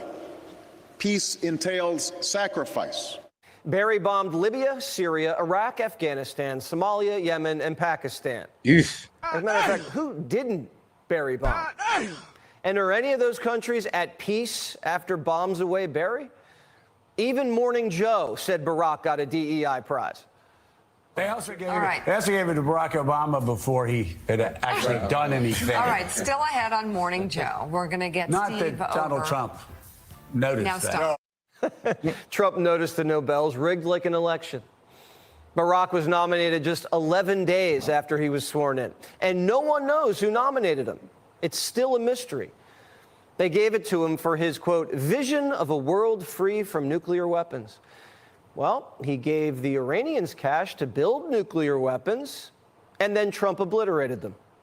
Trump's done a lot more to get rid of nuclear weapons than Barry has. There are 5 members of the Nobel Committee, and only one of them is conservative. The chair worked for Doctors Without Borders, a Soros-funded consortium that pushes open borders. Doctors Without Borders actually won the Nobel in '99. And then Obama bombed one of their hospitals in Afghanistan, making Barack the first ever Nobel Peace Prize winner to bomb another winner. None of this is about peace. It's just about giving a prize to liberals. Yep. It's kind of like the Academy Awards when you think about it. You know who else admitted the Nobel's rigged? Putin. He's really doing a lot to resolve complex crises that last for years, even decades. The committee has awarded the Nobel Peace Prize to people who have done nothing for peace. A person comes, good or bad, and in a month, in 2 months, boom, he gets it. For what? Here's who else thinks Trump should have gotten it. 70,000 monks? Today, 70,000 Cambodian Buddhist monks are wholeheartedly supportive of our Cambodian Prime Minister Hun Manet to nominate you for the Nobel that Peace Cambodian Prize. problem as well. Please accept, Cambodian, Thailand. Mr. President. Crooked even thinks he kind of deserves it. Huh. I damn near forgot about Cambodia. But he did resolve that situation. It's a really significant first step, and I really commend President Trump and his administration. Even The Hillary? leaders of Israel, Pakistan, Cambodia, Russia, and dozens of other dignitaries are in agreement here. Even leaders who are getting smoked by Donald Trump's trade deals are admitting the man has skills. What's he like to deal with? He's very sharp. He's very curious about people's opinions on a wide range of issues, and so he will solicit my views, other people's views on topics of the day, particularly international. He's decisive, and he has an ability to change the dynamic very quickly. The president has skin in the game. 200 American soldiers are going to Israel to monitor the ceasefire. POTUS has personally guaranteed that Israel will not go back on its word. Thousands of Palestinians, because of Trump, are now free in Gaza. You gotta watch That's them. what Democrats wanted, right? So where's the squad and all the Arab Spring breakers who took to the streets demanding ceasefire now? I haven't seen a parade. They haven't been banging on their pots and pans. Because, I mean, they don't want to sit there and have to celebrate Trump. That's the problem. I mean, they're happy about it, but then they have conflicted emotions, man. Like, come on now. They're happy about it. I'm sure they are. It's just that, I mean, for them to celebrate it would mean they'd have to celebrate Trump at the same time. And they just can't find it in their heart to do so. So if you're expecting a parade from the Dems, trust me, not happening. We still haven't seen a single tweet from Rashida Tlaib, and she's Palestinian. When you can't acknowledge when something good happens, we're not going to believe you when you say something's bad. All of these people have lost their credibility. Seems like they were never on the side of the Palestinians. They were on the side of Hamas. Seems like... Nah, bro. I ain't going to... Come on now, Jesse. Don't say that. No, they're on the side of the Palestinians. Nobody's on the side of Hamas. It's just that they don't have as much faith as the right does in this Gaza plan. Like, we're happy that phase 1 is being carried out, but there's so much distrust with Israel from on the left, which is reasonable. I'm going to have to give it to them. It's reasonable distrust for them to sit there and be like, look, man, we ain't about to get happy over phase 1. Once you get to phase 3 with this whole peace board, then they might go ahead and throw that parade in the street with, with the little paper mache of Donald Trump in a good light, hopefully. Like, they're mad Hamas was forced to surrender. The White House isn't just stopping in the Middle East. Melania is negotiating hostage releases with Vlad. President. Oh, and shout out to my man Mac. For the 99 cents, he had too much to say. Just want to show some support. Appreciate the support, my man. Shout out Mac. Putin and I have had an open channel of communication regarding the welfare of these children. In fact, 8 children have been rejoined with their families during the past 24 hours. 8 Ukrainian boys and girls are going to be home for Christmas. Let's go. And we know how much Melania loves Christmas. I mean, the Trumps. Okay, it worked. I didn't think Melania sending that note to Putin was going to work, but apparently Putin's releasing the children that I guess he kidnapped in Ukraine. I mean, and hopefully, God forbid anything happened or any of them went missing in the sex trade. God forbid. But all right. Well, I mean, I'm happy that kids are being returned home, especially with the hostages as well. Might not be bringing a Nobel home tonight, but they're Still bringing no home Nobel. hostages Still. and children. Everyone says that I should get the Nobel Peace Prize for each one of these achievements. But for me, the real prize will be the sons and daughters who live to grow up they played them. with their mothers and fathers, because millions of people are no longer being killed in endless and unglorious wars. And this just in, we have a Fox News alert. Joe Biden is signaling that he should have gotten the Nobel Peace Prize. Politico is reporting that Biden World says Trump's depraved and that he's getting too much credit for peace in the Middle East. According to sources, Biden says Trump plagiarized his peace plan. What? That's right. Biden thinks someone else. That shit is hard. Hey, bro, come on now, dog. Come on, man. Stop it. Get some help. Like, come on now, bro. Plagiarize your peace plan. I mean, you know what? Even if he did, at least he was able to enact it, unlike you. Plagiarized him. Sources tell Politico that Biden says he was the one. Hey, man, people care about actions, not words. Unless you're the Nobel Peace Prize Committee, then you care about words over action. Unless you're those guys. Made the peace deal possible, and Trump took too long to seal the deal. Biden couldn't do it in a year and a half. Trump just did it in 9 months. Was it Biden's idea to put Trump Tower in Gaza too? Speaking of towers, are you ready for this? Not only are we getting new flagpoles, rose gardens, and new ballrooms, we're getting an Arc de Triomphe. What? Someone spotted a big, beautiful rendering of a triumphal arc sitting on the Resolute desk yesterday. It looks similar to the Arc in Paris, commissioned by Napoleon. Trump wants it done by America's 250th birthday, and he wants it right across from the Lincoln Memorial. So they better get started. And Okay. maybe we should. All right, guys. So let's go to the left side of media because there is some bit of backlash from Hegseth. Now, Hegseth announced something that a lot of people have a problem with. I believe it's the Qatari pilots coming to train over here in the U.S. at a U.S. air base. So let's go ahead and get into it.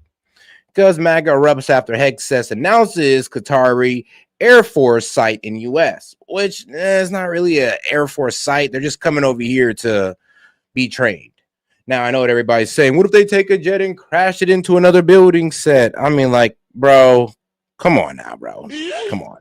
Don't be like that. Quote, betrayed, fierce backlash tonight from the MAGA base after this surprising announcement with great fanfare from the Trump administration. I'm also proud that today we're announcing we're signing a letter of acceptance to build a Qatari Emiri Air Force facility at the Mountain Home Air Base in Idaho. The location will be host a contingent of Qatari F-15s and pilots to enhance our combined training, increase lethality, interoperability. Yep. So pretty much building a facility to house these guys so they can be included in the training and flying the jets. That's what this is about. We're not going to give these guys a base, but we will train their pilots on how to fly these jets. Now, you know what? I mean, we do it with other countries, and those are people who are mad are really just, the people who are, what was it, Muslim intolerant, man, we ain't gonna call you Islamophobe. We gonna call y'all Islam intolerant because y'all do not tolerate no parts of Islam. But hey, it is what it is. Shout out to my man Jay. He said, man, get that mic away from Demented Joe. Yo, Dr. Jew. No, for real, because man, this man is wilding. He said he plagiarized my policies. Like, what you mean? Y'all did the same thing with Kamala Harris when she started saying no tax on tips. I mean, really? Plagiarizing policy. It's all right, as long as you enact on them. If you enact on the plagiarizing policies, if it's a good policy, it is what it is. Like, who cares? But shout out. He said Melania is testament to Trump and US. Not surprised she made that happen. Yeah, shout out to Melania Trump because hey, she was able to go ahead and send that letter to Putin and it was able to get some kids pretty much released back to Ukraine. So, I mean, once again, shout out. I mean, man, it's the kids. He's sitting next to a member of the Qatari royal family there, just to be clear. Probably the biggest achievement, Loki. Everyone off guard. The administration greenlighting a plan for Qatar to build an Air Force facility in Idaho. And Trump's base is livid about it. Far-right activist Laura Loomer, who has Trump's ear, highly influential in MAGA world, lashing out. One of her posts, she says, what the hell is going on? Why are we trying to train more Muslims how to fly planes on U.S. soil? Didn't we already learn our lesson? Why are we encouraging more Islamic infiltration? Like, bro, chill. Lord Loomer need to chill, bro. Like, look, I agree with Laura Loomer on a lot, but I promise you, when it comes to Muslims, she has like a radical hatred for them that doesn't make any goddamn sense. She was even criticizing Hegseth with one of Hegseth's tattoos that was in Arabic. And pretty much saying, so what is this, Hegseth? I thought we were friends. Like, how can you sit here and agree to train these Muslims? It's like, sis. Like, chill. Like, you know, there are some cool Muslims out there. Not all of them are radical jihadists. You know that, right? Well, I hope she does. I hope. I'm praying. But Melania. Oh, sorry, Melania. Sorry, my man. He says Melania said, what the fuck? My bad. My bad. Melania. Of our country by the founders of Hamas and the Muslim Brotherhood. This is very bad for our national security. And by the way, she had a lot more where that came from. Laura Loomer, in fact, has fired off about 40 more posts on X, slamming the decision. 40 posts on this today. Watch. That's what I'm saying. She's radical, bro. She's literally radical with her hatred for Islam. It makes no sense, and low-key does turn me off to her a lot. But outside of her hatred for Islam, she's pretty damn agreeable. But bro, it's just too much. It's like anytime. Oh, these Muslims, this, that, the third. How can we sit here and do this? She literally put the United States as the Qatarian flag. I'm like, sis, you're taking this way too far. Way too far. At one point, writing, this is where I draw the line. I am not voting in 2026. And then Steve Bannon came out and told Newsweek there should never be a military base of a foreign power on the sacred soil of America. Now, to clarify, Qatar is building a facility to house a squadron of F-15 pilots and teams. Yeah, that's what I said. I had to look deep into this because honestly, I couldn't believe the premise of it myself. So I had to look into it. I was like, okay, they're just building a facility for these guys to live in so they can go ahead and be trained on the jet. So this isn't really that big of a problem, and we've done it with other countries before. But for some reason, now that Muslims are coming over here, it's been radicalized for something that it's not. I mean, like I said, bro, the right needs to chill out with this Muslim hatred because it's not a good look. I mean, that's a lot of Qatari military personnel on an existing U.S. base. And maybe there are serious security concerns with that. But there are concerns. There are when it comes to corruption. For one, this is the same country that gifted Trump the luxury jet. Remember the jet? No, gifted the Air Force the jet. I mean, Trump ain't taking that jet out when he leaves. The Air Force, I'm sorry, but the financial minister of Qatar gifted the Air Force the jet because you're not allowed to give the president as a gift like that. And I mean, we all know this. We know it's against the law, so I don't even know why everybody's trying to do it. But yes, it was gifted to the United States Air Force. Price tag on it was $400 million. The jet that Trump wants to use. It's a really nice jet. Air Force One, right? That was Qatar. And by the way, when it comes to money, because it always does, Trump's family and the Qataris are business partners now. Eric Trump recently unveiled plans for a new golf course and a beachside resort in Qatar. And Trump's son-in-law, Jared Kushner, has raised billions of dollars from several Middle Eastern countries, including Qatar. I mean, come on now. Qatar is also central to the Trump's Middle East crypto strategy, which I mean, sweetheart, what Middle Eastern guy had? I mean, I'm sorry, but what business guy hasn't made money off the Middle East? It's like saying, like, it's like complaining about business people who make money in China. It's like, come on now, who doesn't? Who doesn't have business ties in the Middle East? Because you're going to be hard pressed to find some. I mean, there's a lot on the left and the right. So, I mean, framing that as a point of suspicion, it's a bit unfair, but I'll let her cook. is now the bulk of his net worth, helped make his children billionaires. Most recently, Qatar also made sure to stay in Trump's good graces by rolling out the red carpet for the president during his visit as president. Yeah, also, yeah, shout out Hellbase. Like, yeah, and yet they don't mention how late the ordered one is. Yes, they already ordered one, and Boeing is taking a sweet time with it. So the Qatari jet is supposed to be like a stand-in. But even the Qatari jet is being suited up because they had to inspect it for cameras and all that good stuff because we don't trust any country, to be real with you. And why would we? So it had to be inspected for cameras, and then it had to be suited to be Air Force One as well. So even the Qatari jet is going to take some time to be available to the president. Fighter jets escorted Air Force One into the airspace of Qatar. On the ground, the spectacle had cyber trucks, horses, and camels. A welcome for a royal. But on top of all of that, there is this. Trump just signed an executive order defending Qatar's security, giving NATO-level security guarantees to Qatar. Which, by the way, just to be clear about what that could mean, I mean, it should be obvious, but I guess I should also note that Qatar has been hit with missiles from Iran and Israel, both in the past 3 months. It's an incredible series of events. Hold on now. Come on now. You're not going to sit here and try to say that, oh, we can get dragged into a war with Qatar when the Qatarians are the only people mediating these peace deals with these Middle Eastern countries. The only reason we can talk to adversarial Middle Eastern countries is through Qatar. I mean, you can't sit there and fault them for that. What was that last thing that she said? What that could mean, I mean, it should be obvious, but I guess I should also note that Qatar has been hit with missiles from Iran and Israel. Yeah, Iran hit Qatar because of America. I mean, and they didn't even hit Qatar. They warned Qatar or the U.S. about the missile coming towards the military base, and it was intercepted quite easily. So you can't sit there and blame the Qataris because they were only attacked because there was an American base there for the strike that we did on them. I mean, well, like, come on now, let's make sense here.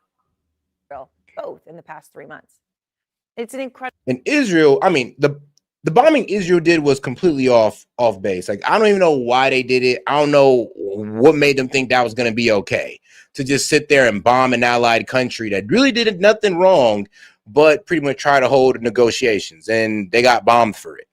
Incredible series of events. I mean, by the way, in any case, it's an incredible series of events to lay all that out. I can't even believe I'm saying it, and this is real, but it is. But then there's also this, what Trump actually said in the past on the record about the Qataris before they showered him with gifts and money. The nation of Qatar, unfortunately, has historically been a funder of terrorism at a very high level. And that right there is a big part of why MAGA is breaking with Trump over this Qatari Air Force facility in the state of Idaho. But by the way, this is not the only crack splitting the MAGA world. This was today, but Joe Rogan has spoken out, tearing into Trump's immigration policy. Let's just talk about the immigration thing. The way it looks is horrific. It looks when you're just arrested. I mean, I know, because the immigration problem is horrific. So when you got to solve it, you got to solve the problem. You just can't sit there and let it fester because, oh, it just looks bad cleaning it up. And also, it's kind of crazy because these guys will be the first one to say that I mean, you know, the Republicans have the worst coverage on Muslims and all this good stuff. They're Islamophobe, and there's some truth to that. But the fact that they're trying to bastardize the relationship with Qatar, I mean, let's be real. They're trying to feed into the division that MAGA has over, well, they're feeling with Muslims. Because let's be real. I mean, half of MAGA, we don't really hate Muslims. And then the other half that completely despises them. And we do kind of meet in the middle, and there is some contention there where I'm gonna sit here and I'm like, bro, I mean, I'm not sure what the deal with training pilots. You know, like, said you don't understand they could fly it into another building and want. I'm just like, yeah, I don't think that's gonna happen. So like I said, there's two different sides on MAGA. One side is going like, yo, how could Trump do this? The other side is going like, yeah, you guys are tripping over a living facility. So you're right. There is a bit of a division, but hey, man, if you guys want to sit here and let mainstream media sow it even more, it is what it is. But I'd honestly like to hear some decent arguments on why we can't train them. I mean, they allow a military base. We have a full-blown military base in Qatar, and we're crying over a living facility? I mean, come on, guys. Let's be real. Let's be real. And shout out to Asher Rose. She says, open the lines. And then, don't worry, we're almost there. We're almost there. I think we're like about 48 away, I believe. Hold on, let me check that. But shout out to Asher Rose. And shout out to my man Hellbat. Joe let CNN points cloud his view. It's a damn shame. I mean, ain't that the truth? He's like, it just looks horrible on paper. It's like, bro, we got 10, 20 million people in here. How do you think it's going to look? And they're hiding all over the United States, and a lot of them are in these sanctuary cities. So there is no clean way of doing this.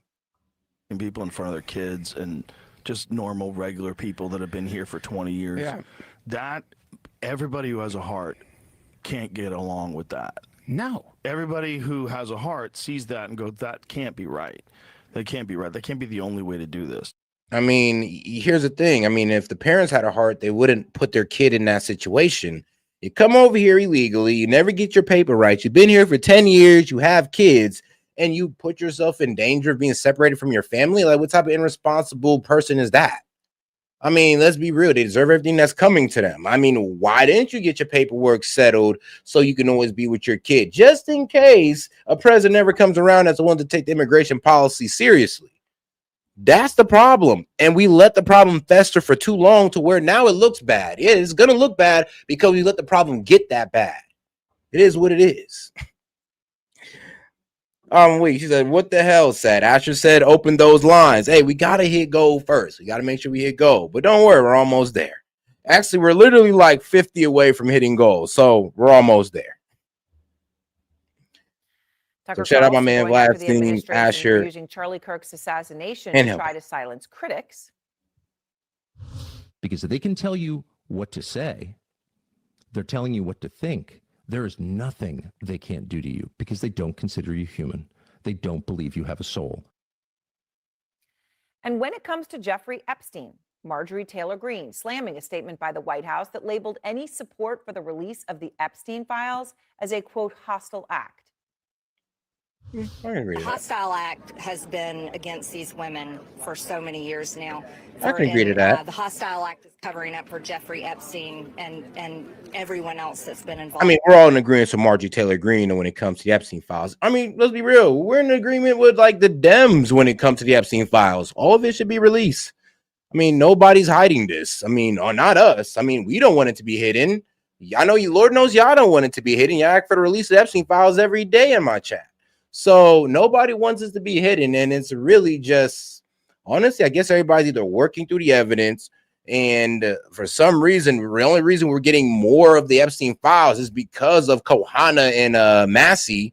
So because of those two are just steamrolling this, I mean, shout out to them. So honestly, I don't even really know why there's the harassment on the right over the release of the Epstein files. I don't even know why they're saying that we're protecting it.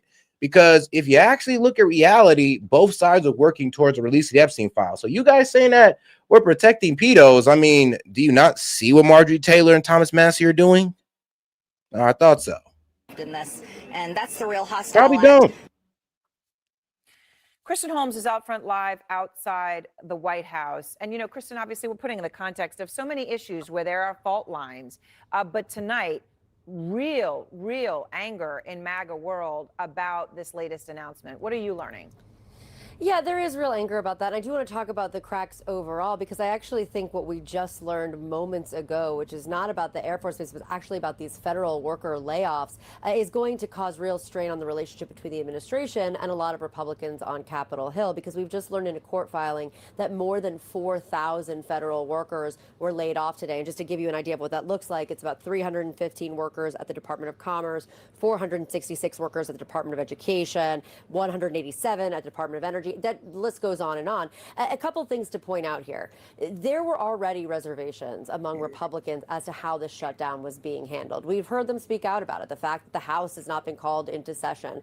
The fact that these workers' pay was being threatened. We heard President Trump saying some workers didn't deserve to get paid, and at one point saying they were going to look at the law differently, the law he signed in 2019, to say that they wouldn't have to pay those furloughed workers.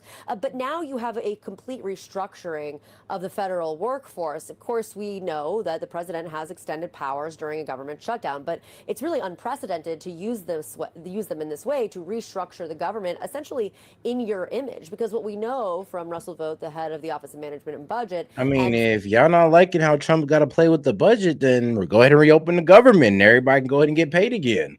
Like I said, the Dems are the one that shut it down, and they kind of left themselves in the clutches of Trump while also crying about how bad of a dictator he is, but then going ahead and leave themselves open to be screwed with Trump. I mean, logically just don't make sense. But all right, guys, let's go ahead and keep it on the left with MSNBC. I'm Chris Hayes. This week, we've been watching protests gather across the country, large and small, planned and impromptu. We saw a massive crowd march through Chicago this week. We covered it live on the air here against the escalating lawlessness there by masked federal agents. Tonight, there was a growing crowd in New York to protest the indictment of State Attorney General Letitia James on direct orders from Donald Trump. More and bigger protests are coming because millions of Americans are appalled with the direction the country is going in, and they refuse to be silenced as their communities are being torn apart. And that explains the incredibly dishonest and downright dangerous new talking point being pushed. I mean, whose community? Because it's kind of crazy how they never really, interview the black community. They always talk to the white liberals who don't deal with the problem, or the white liberals who abuse the cheap labor that these immigrants provide. It's always hilarious how they don't really talk to the people who this actually hurts. But I mean, man, that's left-leaning media. By MAGA. Republicans on Capitol Hill are claiming that peaceful protesters are part of a terrorist network hell-bent on destroying America. And that Democrats shut down the government Republicans control, to do the bidding of these evil, violent leftists. And that's not an accurate argument. Here's the thing. It's like we don't have complete control of the government. We have majority rule, but not complete control. And if we had complete control, then why is Hakeem Jeffries and Chuck Schumer even negotiating with Trump if we have complete control? So, like I said, on that logic alone is already flawed. Like, what are you talking about? We need y'all votes, but you're trying to frame it to the American people as if we can just pass this whenever we want, which is not the case. This was House Speaker Mike. And remember, all Republicans is all on board with this. We're waiting on the Dems. Mike Johnson on Fox.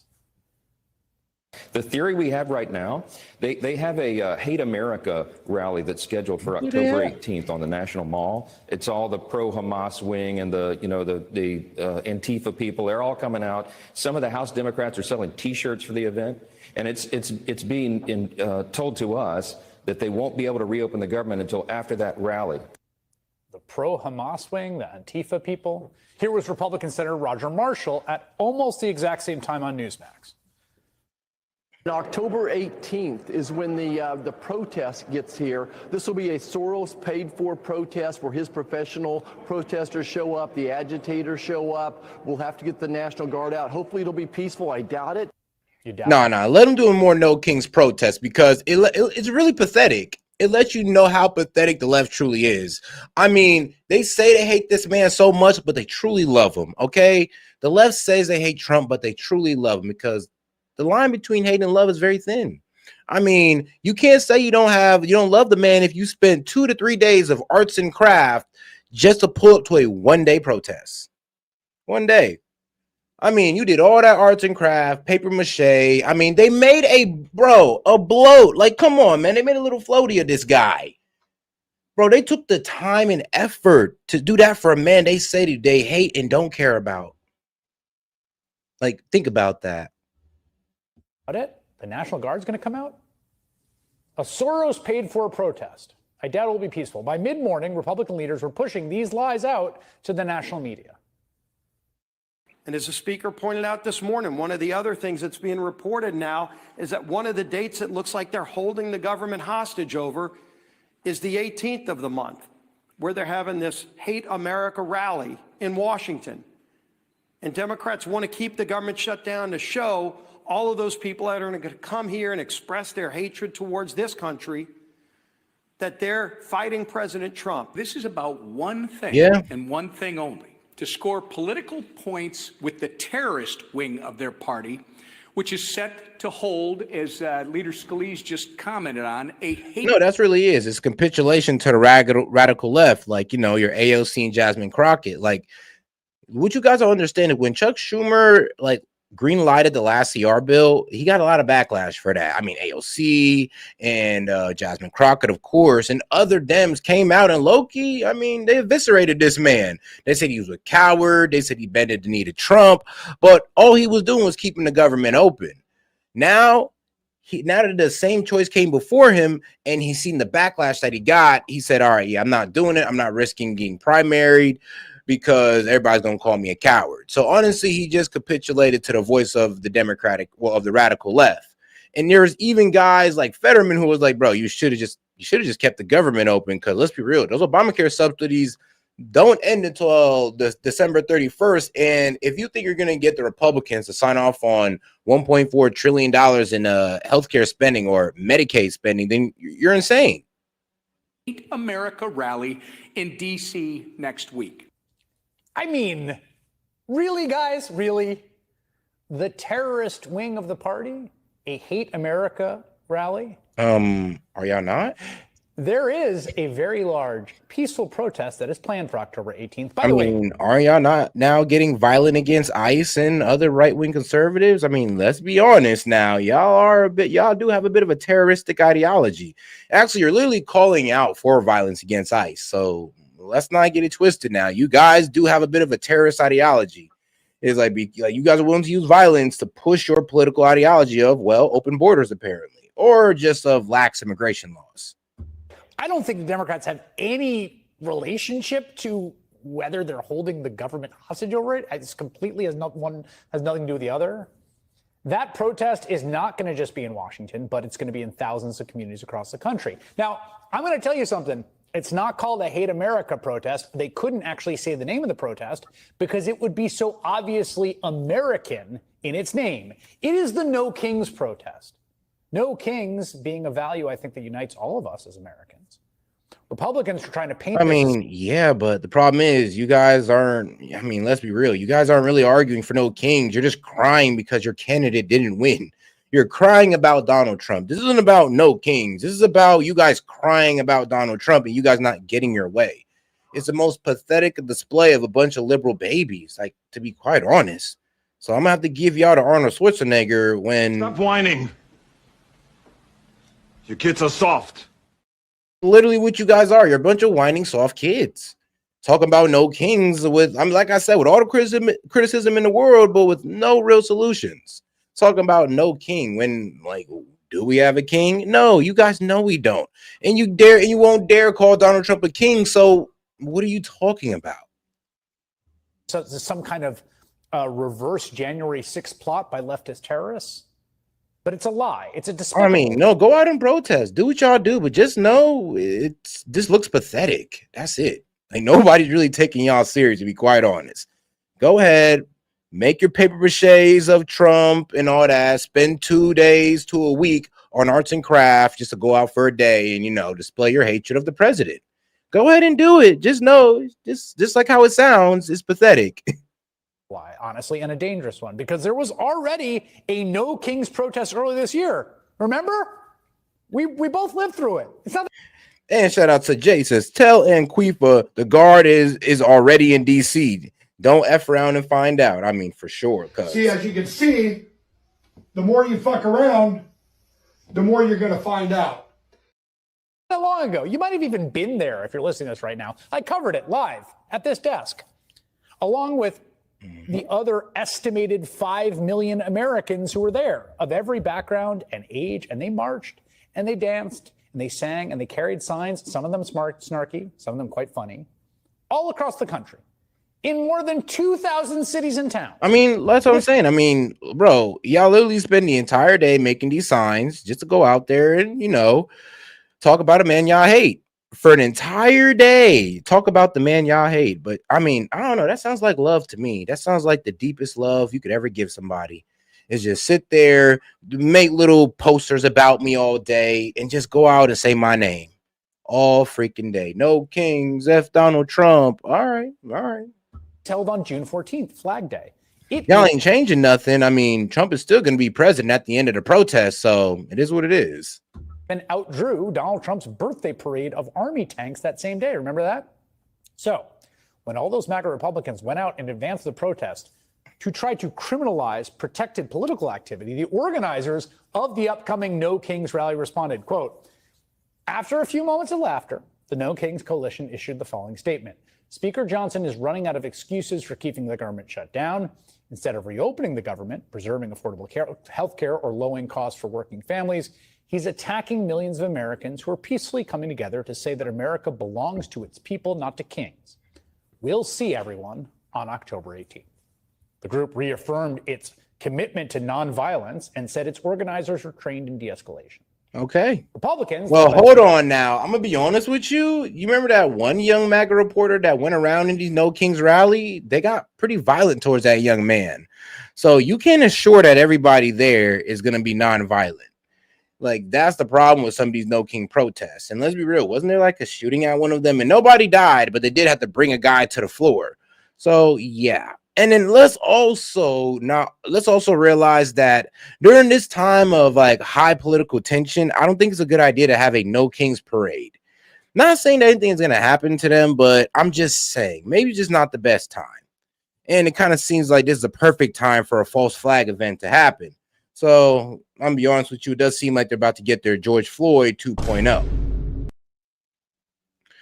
God forbid, of course. God forbid. The House are telling the public that a peaceful demonstration on the National Mall, again, we already had one, right? This isn't just a thought experiment. We had a big one in June. They're planning another one, but this will actually be a gathering of organizations the administration has formally designated in an executive order as violent terrorists. And again, it's preposterous and comical at one level, but again, this is incendiary and incredibly dangerous. But that's the point. They understand these protests are powerful. They are trying to intimidate people from turning out with lies and conspiracy theories. And those of you who are crying about, oh, look what Trump has done to our country, bro. Look at your leadership. They're the reason why your city or state is a shitty place to live, not Donald Trump. I mean, Donald Trump cannot help some of you guys in y'all liberal states and y'all liberal cities. Some of y'all are just screwed over by y'all leadership. It has nothing to do with Trump. Like, to be quite honest, actually, some of most of the red states were doing good, and blue states are doing well as well. But some of y'all living in blue states and blue cities to where your leadership shoot y'all in the foot. Okay, they don't want to see y'all succeed. Not Trump. Trust me. Look at your Democratic mayor or your Democratic governor for answers. Just as officials like Secretary of Homeland Security Kristi Noem have churned out. Oh, wait, they don't never got an answer for you guys, because all you got to do is blame Trump and you'll believe it, even though all your problems are within their control. All they got to do is say Trump and you'll just run off into La La Land and talk about Trump is evil. We're forgetting about your problems and your concerns that your leaders could obviously solve for you. Government propaganda videos and media interviews where, again, they're trying to pull off this like lame Jedi mind trick where they just like tell us that we're not seeing what we're seeing. This totally alternate reality. Nah, dog. No. You guys are doing the Jedi mind trick. Now that's projection to the highest level. It's like you guys are doing the Jedi mind trick where you're trying to make ICE look like a bunch of terrorists. And now, let's be honest, there has been actions taken against ICE since LA. Since LA, people were attacking ICE. So we can't pretend like this is something brand new. Now, shots have even been fired at ICE. And even though it ended up killing an illegal. So what are y'all really trying to say here? It's like, let's be honest. We don't really see you guys as a terrorist group. We're trying to point out Antifa. We realize that Antifa joins in on this peaceful No King rally, because we do believe that some of y'all do want to be peaceful. We get that. But when Antifa joins in, you guys don't realize that. And that's the problem. So they're willing to get violent. And when we straighten these guys out, you're going to say that we're attacking innocent people without looking up the facts. But okay, you have to continue doing that. But it is what it is. Totally untethered to delude people into believing cities like Portland and Chicago are war-torn hellholes. when even Noam is being met. Oh, there they are. Oh my God, there they are. The guy in the chicken suit. A light crowd of protesters, some people in Funny. frogs and Upside down American flag unicorns during the daytime. That's what's going on. But let's be real. Okay, come on, bro. That was disingenuous. You showed it during the daytime. These crowds pop off at night. That's where hundreds of people start showing up. That's where things get bad. So that was a really disingenuous art. That was really disingenuous for him to do because it's nighttime when things get bad. That's when the most people show up. That's when people get off work and they got time to protest. Or, hey, man, if it's a large protest during the day, I mean, let's be real. And that's so you know it's a paid one. Because, I mean, like, don't y'all got work? Of course, there are protests around the world and around the country. In Portland, Chicago, we're seeing regular people standing up for their neighbors. We're seeing people protest in the face of more footage of escalating. No, we're seeing Chicagoans come out and say, yo, these white liberals is completely bastardizing the argument of the black community. They're trying to say that, oh, we don't want Trump to come in when they do. They do want Trump to come in. They want him to come in and take care of the gang with the National Guard. And they wanted to come here and take care of the Venezuelans with ICE. And that's what Trump is doing. Like, at a certain point, you got to ignore what these politicians are saying and listen to the people. Because they're going to tell you whatever sounds good, but the people are going to give you the real. And that's what they're doing. I mean, I already showed you 2 videos of black people getting together going like, yo, we want Trump to go ahead and help us out. But for some reason, the Democratic Party don't want to voice how we feel because they want to sit there and spite Trump. And like I said, the Democrats care more about spiting Trump than helping their own people. And that's just a sad reality that some of you Dems got to get down with. Abuses. Again, that is the precipitating incident in all this, right? Abuses by masked federal agents acting on Trump's orders. What's your name? Debbie Brockman, I work for WGN. Let them know. I got you. Yep. Debbie Browning?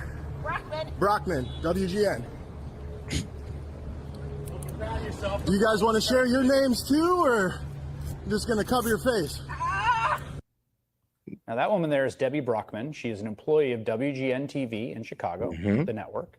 She's being forced to the ground and cuffed by not 1, not 2, but 3 agents. So you don't want to show the full video on why she was cuffed? You don't want to give no further context. You see what they do? They show the end result. They don't want to probably show how she was probably trying to attack them, how she's either probably blocking off their vehicle or doing something to obstruct their investigation. They don't want to talk about that. They just leave it. They just show you the worst part of the video with no context at all. I mean, bro, you should be ashamed of yourself, honestly. This is why people stop watching MSNBC, because you guys are low-key criminal for what you guys do. DHS says they arrested her today for allegedly assaulting a federal agent, that she was throwing things at them. Okay, there you go. So the fact that a video just came in right there and you guys want to show the worst part of it, but you don't want to admit, like, yes, this lady is alleged to be throwing stuff at ICE agents, so this is why she got arrested. I mean, yeah, you can't do that. I mean, go ahead and go throw something at an officer and see where that lands you. Was out reporting. WGN says she was not charged with any crimes and was released. So we're going to let you decide whether DHS's official statement about her arrest was truthful. Despite the dangers, bystanders documented her initial arrest and confronted the agents without impeding them or escalating. Jesus Christ. A little out of fat. breath today, huh, fellas? Super good at your jobs, aren't you? Super good at your jobs. I mean, bro, do you see how big this? Do you see how big this lady is, bro? She's at least 400 pounds of pure slop. Actually, I ain't gonna lie. If I was us, I'd be like, bro, do you see how big this woman is? Like, bro, she's at least 350, 400 pounds, dog. Actually, get your skinny arm ass over here and lift this woman up right now. No, right now. How about this? We'll let you take her if you could drag her at least 10 feet. How about that? No, save her life today. Like, you dumbass assholes, bro. You're like real good at doing your job. It's like, bro, the bitch is 400 pounds. Okay, I'm sorry. Excuse my language. I'm sorry. I was trying not to cuss. But that irritated me. Like, you're real good at doing your job, huh? I gotta lift 400 pounds of dead weight off the ground. You're acting like she's making this easy. Like, screw you guys. But that is funny what they're saying.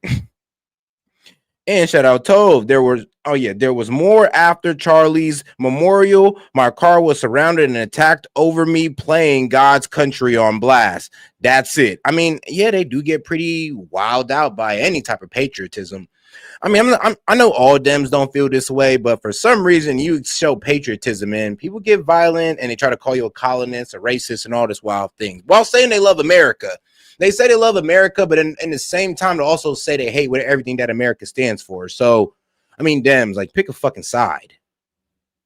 Mask down. Mask down. Oh, you guys get that? This exact dynamic in the face of government force is spreading everywhere. And now I'm saying, look, even Dems right now falling for it. Even he admitted that, well, the ICE agent did say that she's thrown something at them, and we didn't catch that on camera. We're just showing you her getting arrested, making it seem as if she didn't do anything. You see how they fall for it? They fall for it so easily. That's what I'm saying. It's so easy to be a Democratic anchor. That is like the easiest job in the world. Your audience don't fact check you. If I was a Democrat saying this, if I just said F Trump at the end of every sentence, bro, I promise you, this man, Don, bro, this man, bro, who else is here? Terrence, they would all shut the heck up and believe whatever I say. They wouldn't doubt me one bit. Just like they don't doubt this man, not one bit. That's why it's so easy to be a Democratic, like, bro, pundit. It got to be easy because you guys don't fact check them. You guys don't ever come back and tell them what they were wrong about something. And you sure as hell won't ever sit there and try to say, hey, yo, or actually, you sure as hell won't try to do no deep investigation into what they're saying. Just like you are ready to believe this oh so quickly.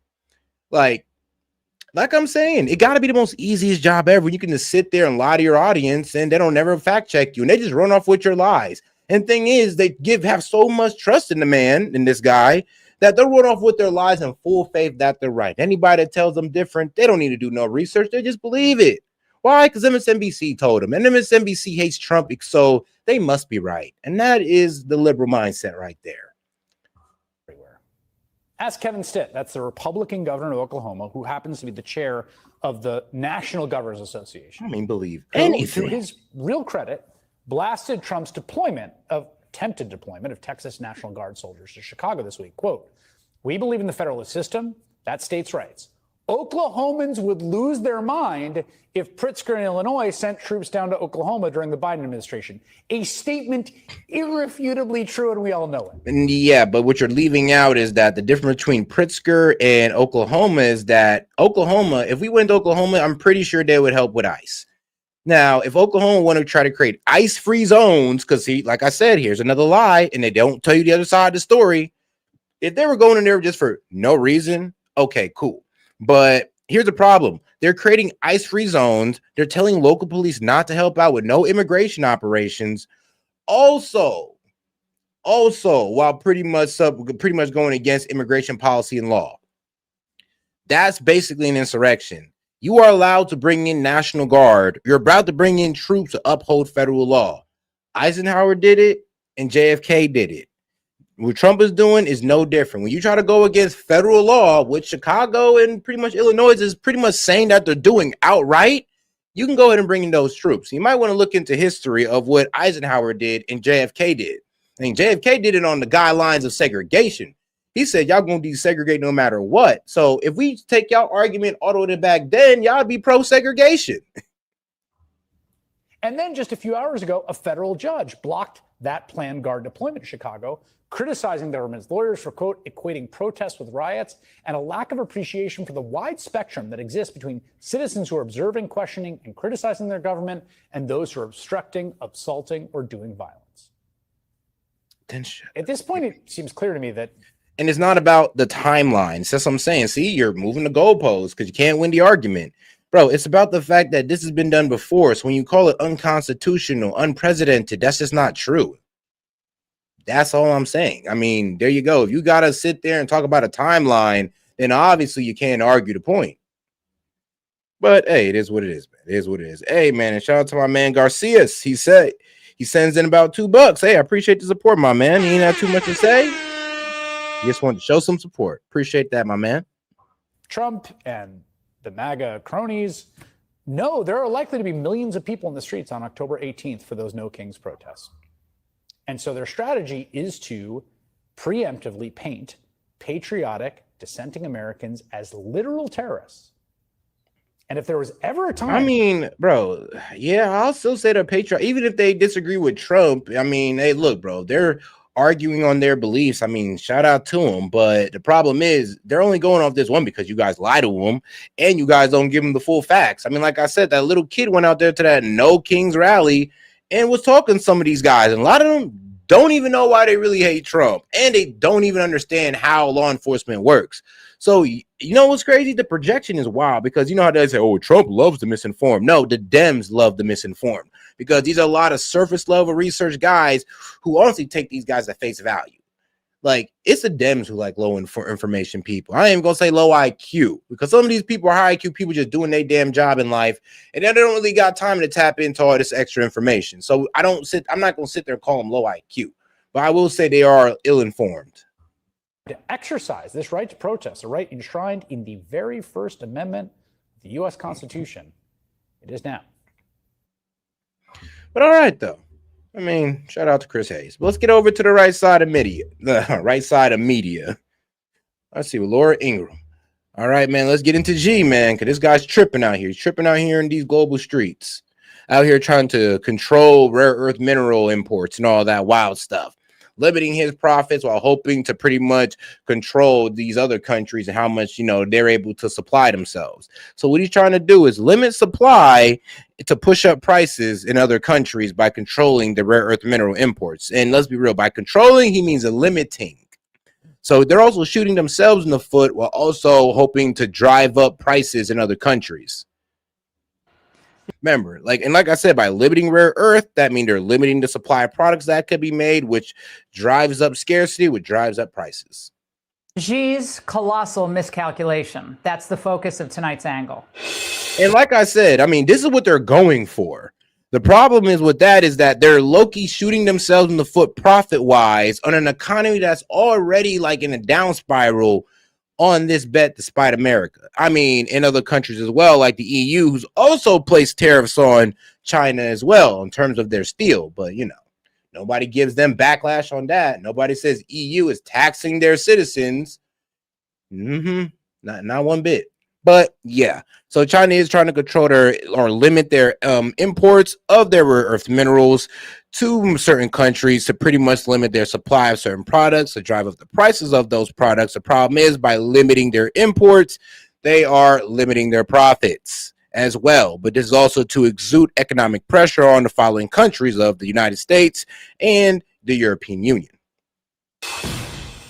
All right, as President Trump was busy bringing peace to the Middle East, President Xi was busy sabotaging his own nation's future and his relationship with the United States.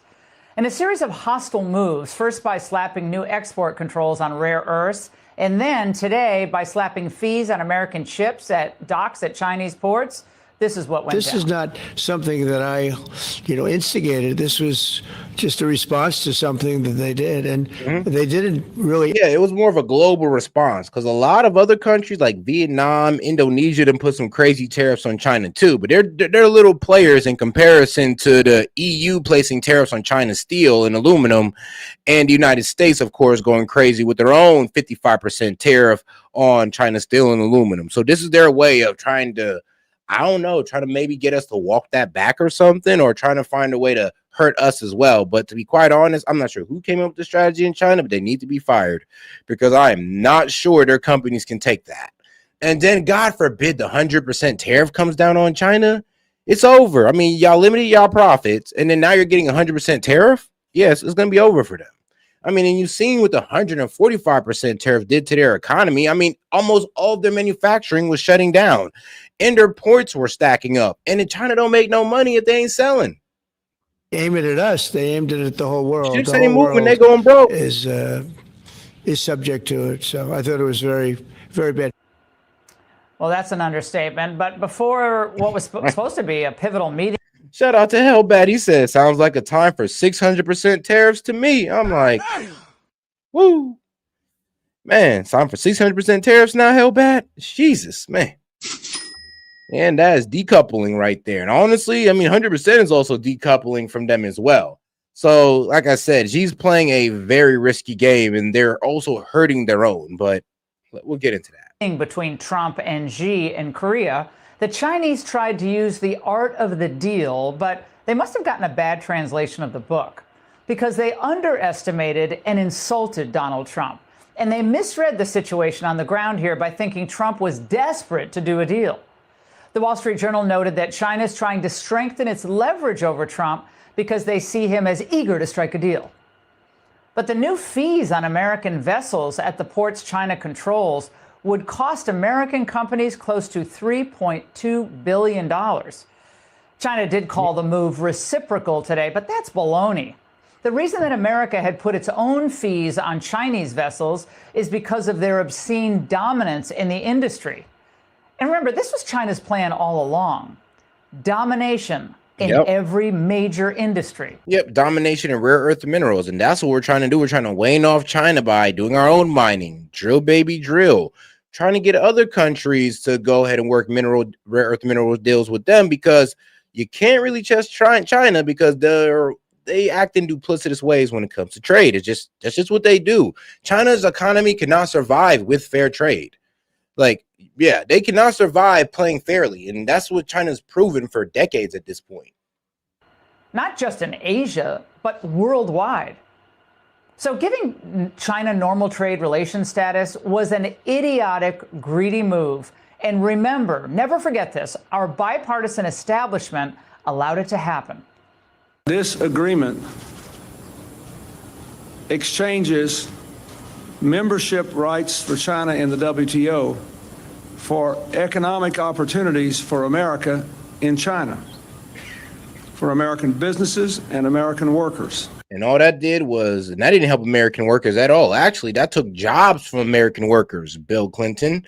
So yeah, that was the problem. That's one of the major mistakes too, is the fact that we kept resuming the same type of trade with China, even though they was gutting our workforce. But hey, it is what it is. We got cheap products, right? You know, hundreds of thousands of Americans are losing jobs, but hey, we got cheap products. Economically, the case is clear and compelling. Yeah, and he said it would somehow benefit our. And shout out Hellbat. He says, damn straight, F China, let them dig his own. Yeah, no, FG. He said, no, FG, let him dig his own grave.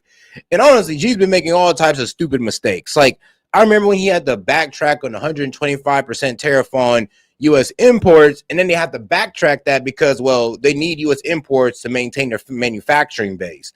Like, they literally buy from us just to support their manufacturing. So that was dumb, and he had to lift that immediately. So I don't see why he most likely is going to go ahead and like take the limitation off, because like I said, they're limiting their own profits. And one of their main things is rare earth minerals. So I'm not sure why he thinks it's a good idea, but we'll see. Actually, like I said, he's betting on limiting the supply of certain products due to the limiting imports of rare earth minerals. He's betting on a limiting of supply, and of course, that's going to raise prices. National security as well. If you want to reduce tensions along the Taiwan Strait, if you want a more stable Asia, if you want to maximize the chances of avoiding proliferation of dangerous weapons and a new arms race, a yes is the right vote. Oh my God, it is so. Hey, nah, shout out Garcia's. He says, homie, that stole Sally Jesse's Raphael glasses, man, was about 10 out of 10 lies to gaslight tonight. He's so cucked to the ideology that are self-defeating. Yeah, he is so cucked to the ideology that are self-defeating. It doesn't even make sense. But like I said, it's not even about making sense. It's about playing into a delusion. And that's really what MSNBC is all about, is playing into the delusion of TDS because it makes money. I mean, it does. Playing into TDS does make money. I mean, look at guys like, what was it? David, what's his name? Hoffman or something? I'm trying to remember that last name. Or guys like Brian Tyler. Like, bro, these guys will easily get a lot of views just off hating Trump. That's it. I mean, there is money in hating Trump. Honestly, that's why a lot of these guys was losing money when Trump was out of office. Because, I mean, bro, there's just so much money in hating Trump. It is what it is. Stupid. How did that all work out? In 1990, dude, bro, there's sponsor deals. There's sponsorship deals in hating Trump. Before we allowed China into the WTO, China controlled only about 5% of the world's shipping. But as of 2023, it controlled 50%, along with 95% of shipping container production worldwide. It also owns nearly 20% of all commercial ships and operates 7 of the world's 10 busiest ports. More madness. Gets worse. Chinese companies own partial stakes through joint ventures in several of our major U.S. ports. Most Americans don't even know this. This is insane. Just as it was to abandon our potential, the United States potential in rare earths and our dominance in other key industries and technologies. So after China's hostile moves, President Trump fired back on Truth Social that he had always felt that they've been lying in wait. And now, as usual, he said he's been proven right.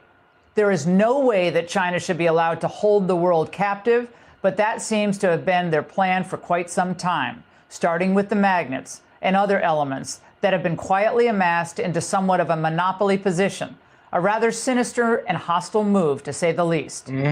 Well, it's extremely sinister. Yeah, And I mean, because they're playing on the fact that Americans are scared about rising prices and all that good stuff, and that's what they believe.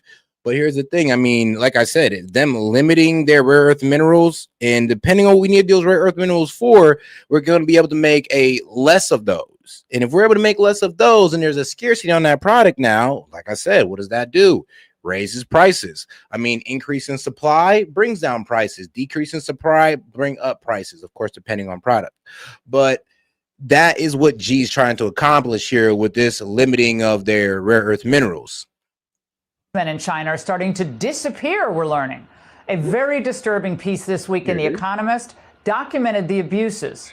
And shout out to my man Jet. He says Trump should send China a golden shovel to dig it. I mean, bro, literally look, bro, just go ahead and dig your own grave since y'all just want to do this. I mean, y'all want to limit your own profits, which is going to hurt you guys at the exports. It's going to hurt you guys right at the port yard. And this is what y'all want to do? On the risk, on the bet that you can drive up American prices. This is what y'all want to do.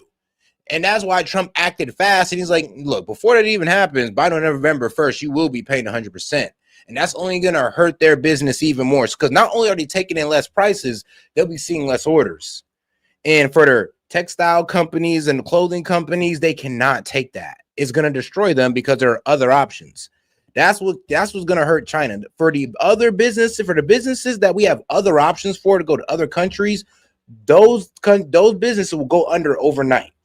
Sure, their tech is going to be good, but everything but that may be destroyed, and they just can't run a country just off tech.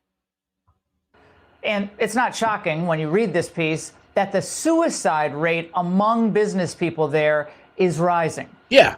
So I mean, bruh, there was like a $400 trillion crisis that just went missing out of one of their banks. And bro, business dudes was committing suicide all over the place. I mean, there's been pressure to try to get businessmen to pay their employees who honestly haven't been paid in like 3 goddamn months. You what?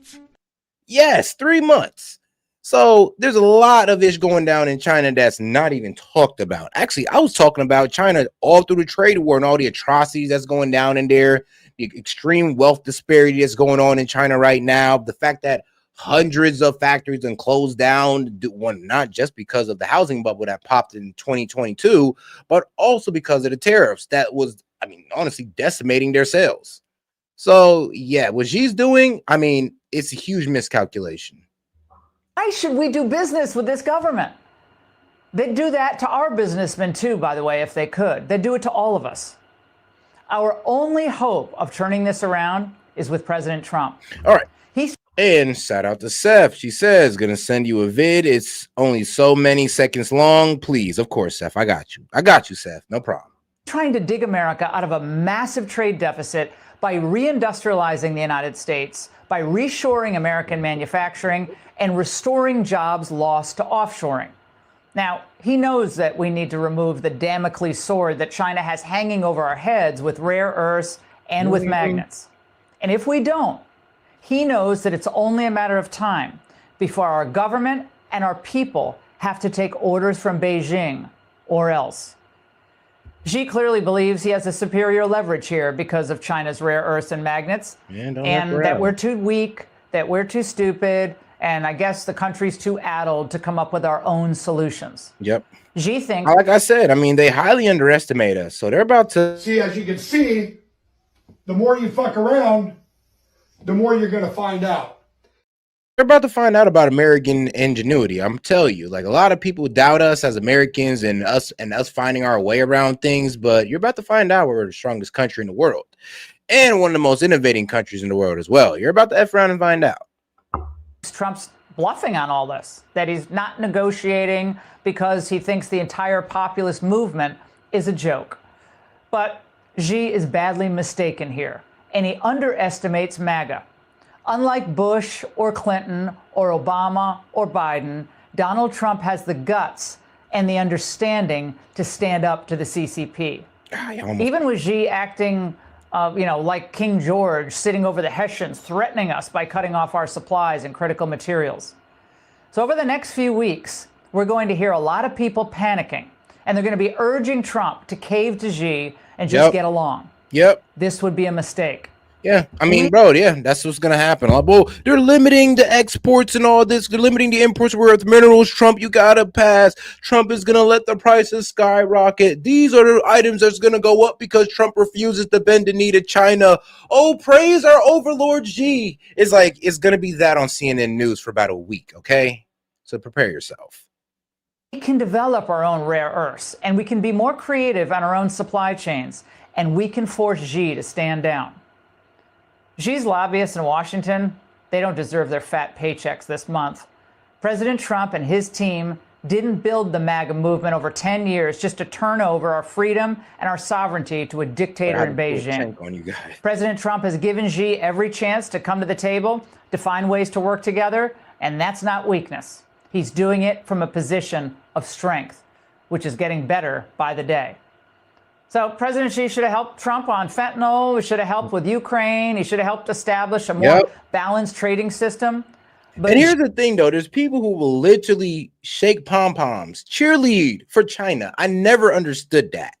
I just never understood it. It's like, oh, well, Trump has no leverage. No, we do have leverage. The problem is, though, that China likes to hide what's going on in China. You literally have to do some deep level research. And a lot of you Dems are surface level researchers. So I doubt that you really know what's going on inside of China.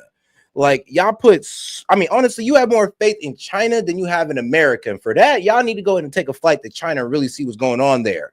Because they like to show you what's going on in the city, right? In the inner cities, but they don't want to show you what's going on in those rural areas. In America, we're up front. We show you what's going on in the inner cities and rural areas. And guess what? Their inner city reflects what's going on in our inner city. It's not bad. It looks nice. It got nice buildings, but the rural areas are atrocious. The rural areas are completely like decimated, destroyed by straight poverty. So poverty. So yeah. A lot of people don't know what's really going on in China, and they don't even see how, I would be real with you, 80% of the people live in. They see how 20% live and think that's China. Sorry, guys, but it's not. Xi is more concerned with celebrating himself and humiliating the United States. My friends, China's irredeemably hostile to us. And it doesn't matter how many Chinese students we educate here or how many nice... I ain't gonna lie, though. I ain't gonna cap. They had a really kick-ass parade. I'm not even gonna lie. Their parade, it exuded discipline, it exuded order, and it exuded intimidation. I mean, like, come on, bro. They was all in unison. Nobody's fat in there. No fat faces, nothing. Everybody's just walking in sync, in cadence. It was impressive. And they had a robot dog. Like, where's our robot dogs? Okay, I'm done. Comments we say about the Chinese engineers, how many cheap Chinese TVs we buy. They hold us in utter contempt. So until they experience what it's like when our market is closed and their factories are shut down one by one, they're not going to be ready to start adopting true market reforms, and they're not going to really work with us. That's the problem. It's like China is what the problem that we've came to with China. And this is what I've said since the beginning. Even with the first trade deal, I said, look, we're going to win. We're going to get China to back down, but I don't know if we can ever expect China to act fairly. Like, actually, I don't think China can make money unless they act unfairly. They've built their entire economic model around unfair trade. If that unfair trade turns to fair trade, their entire economic system collapses on itself.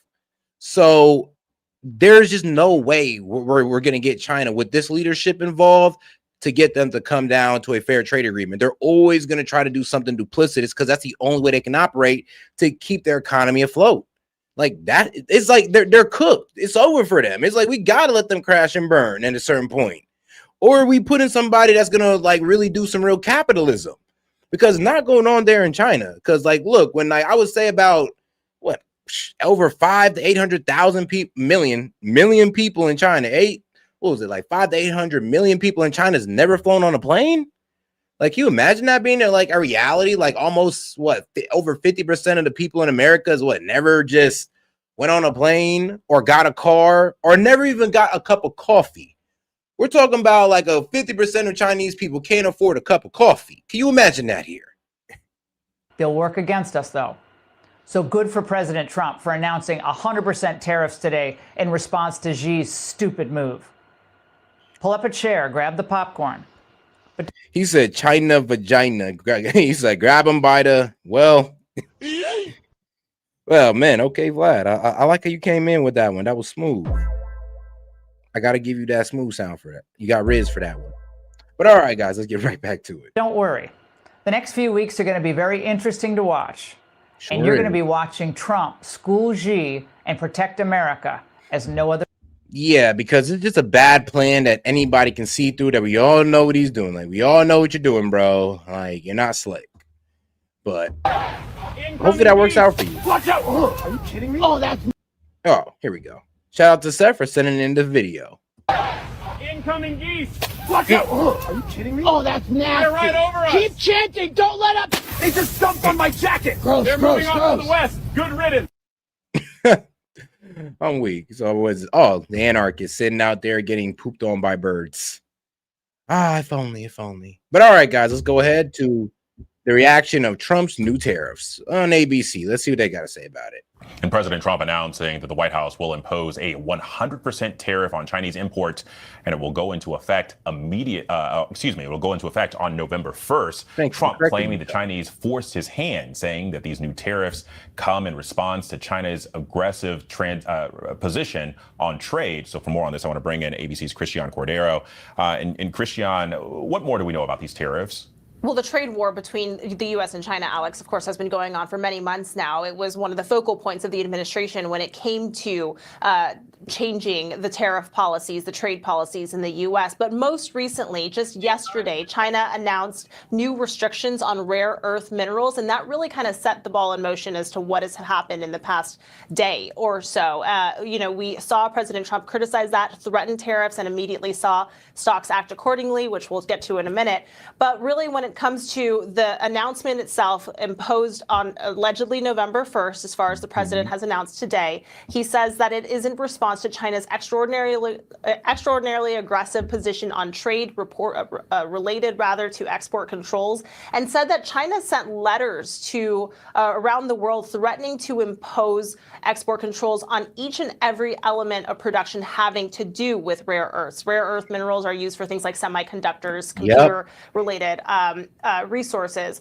And he also, interestingly enough, said that there's no way China should be allowed to hold the world, quote unquote, captive, which critics note that is essentially what President Trump has been doing with a lot of the upheaval around trade policy here. So much should be. He's doing it to all countries. He's literally trying to raise prices in all countries around the world. And I'm just going like, bro, why? Like, bro, you're damn near, look, the same thing China judged Trump for doing with the blanket tariffs, they're doing themselves. It's actually quite funny. It's like the same thing that they judged Trump with doing, with trying to punish the entire world. Yeah. Well, which he is. I'm gonna be real with you with the tariffs. And let's be real, the world deserves it. But with China, the world's been nothing but good to China. I don't even know why China acting like this. But yeah, they're trying to pretty much limit supply and raise prices, not just in America, but in other countries as well. So if they don't think that's going to get other countries to turn against them, I don't know what they think. Because I'm gonna be real with you, that's a tough hit. That's a hard hit. A lot of people do get their rare earth minerals from China. And if they're limiting the supply of that, therefore that's going to be limited production of certain items, then that's going to raise the price of those items. If we're talking about semiconductors and electronics, those are some crucial items that's going to have a raise in price around the world. Seen, Alex, as far as Oh, and shout out to my man Jay. He says Trump using the bird power. Yeah, oh yeah, okay. He said Trump using the bird power part of the Air Force. Hey, I mean, it is what it is. Hell yeah, shout out to the supporters, man. Appreciate you guys. So I'm going to give y'all a shout out. You know, what happens next. But the truce that we have had with China is set to expire in less than a month. The two leaders were set to talk in a couple of weeks in South Korea, and that seems to be in limbo right now.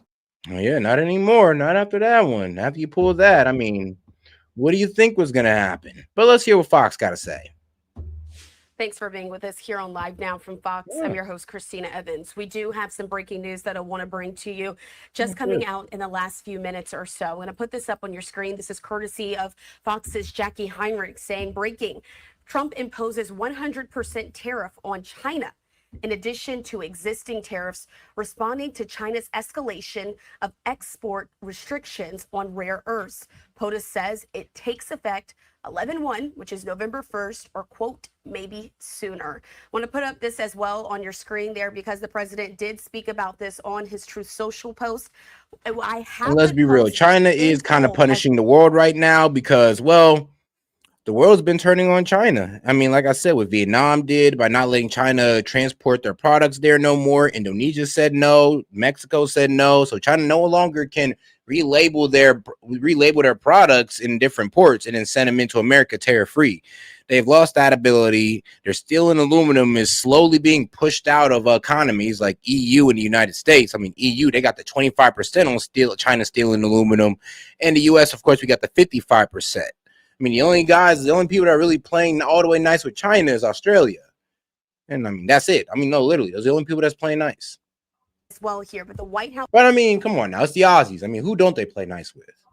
Also put this up saying that a piece of that saying it is, quote, impossible to believe that China would have taken such an action, but they have, and the rest is history. Let's read out this full statement, though, so you're able to understand what the president has just released in the last few minutes. He says, it has just been learned that China has taken an extraordinarily aggressive position on trade and sending. He said Alberta, Saskatchewan, and Manitoba, and what was it? I think it was what was it? The BC. I'm trying to remember what that stood for, man. In Canada. Why did I forget? Was it something about Colombia? Something about that, British something, but needs to be independent and either from a trade bloc with the U.S. or become the 4 new states in the United States. Because, yeah, honestly, China's only abusing those guys through their socialist policies and trying to put all their strength on the back and trying to put all their economic troubles on the back of their highest earning areas. So it is atrocious what they're trying to pull off there.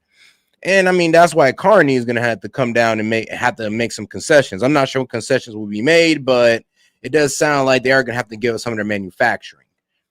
It is what it is, because let's be honest, we could steal all of their jobs just by increasing tariffs. And I mean, like I said, a lot of their companies mainly make most of their products, not most of their products, but make most of their profits in America. Just like that one TFI International that's in China. Yeah, they were going to come to America, but you know, they got shamed out of it. And all they could say was that, well, you got to understand, like most of our profits are made in the US. So as much as we would like to stay here and make that same profit, Trump is saying that just won't happen. An extremely hostile letter to the world stating that they were going to, effective November 1st, 2025, impose large-scale export controls on virtually every product they make, and some not even made by them. This affects all countries without exception and was obviously a plan devised by them years ago. It is an absolutely unheard of in international trade and a moral disgrace in dealing with other nations, based on the fact that China has taken this unprecedented position. And speaking only for the USA and not other nations who were similarly threatened starting November 1st, 2025, or sooner, depending on any further actions or changes taken by China, the United States of America will impose a tariff of 100% on China over and above any tariff that they are currently paying Also on November 1st, we will impose export controls on any and all critical software. It is impossible to believe that China would have taken such an action, but they have, and the rest is history. Thank you for your attention to this matter. And so those are the words there from President Trump.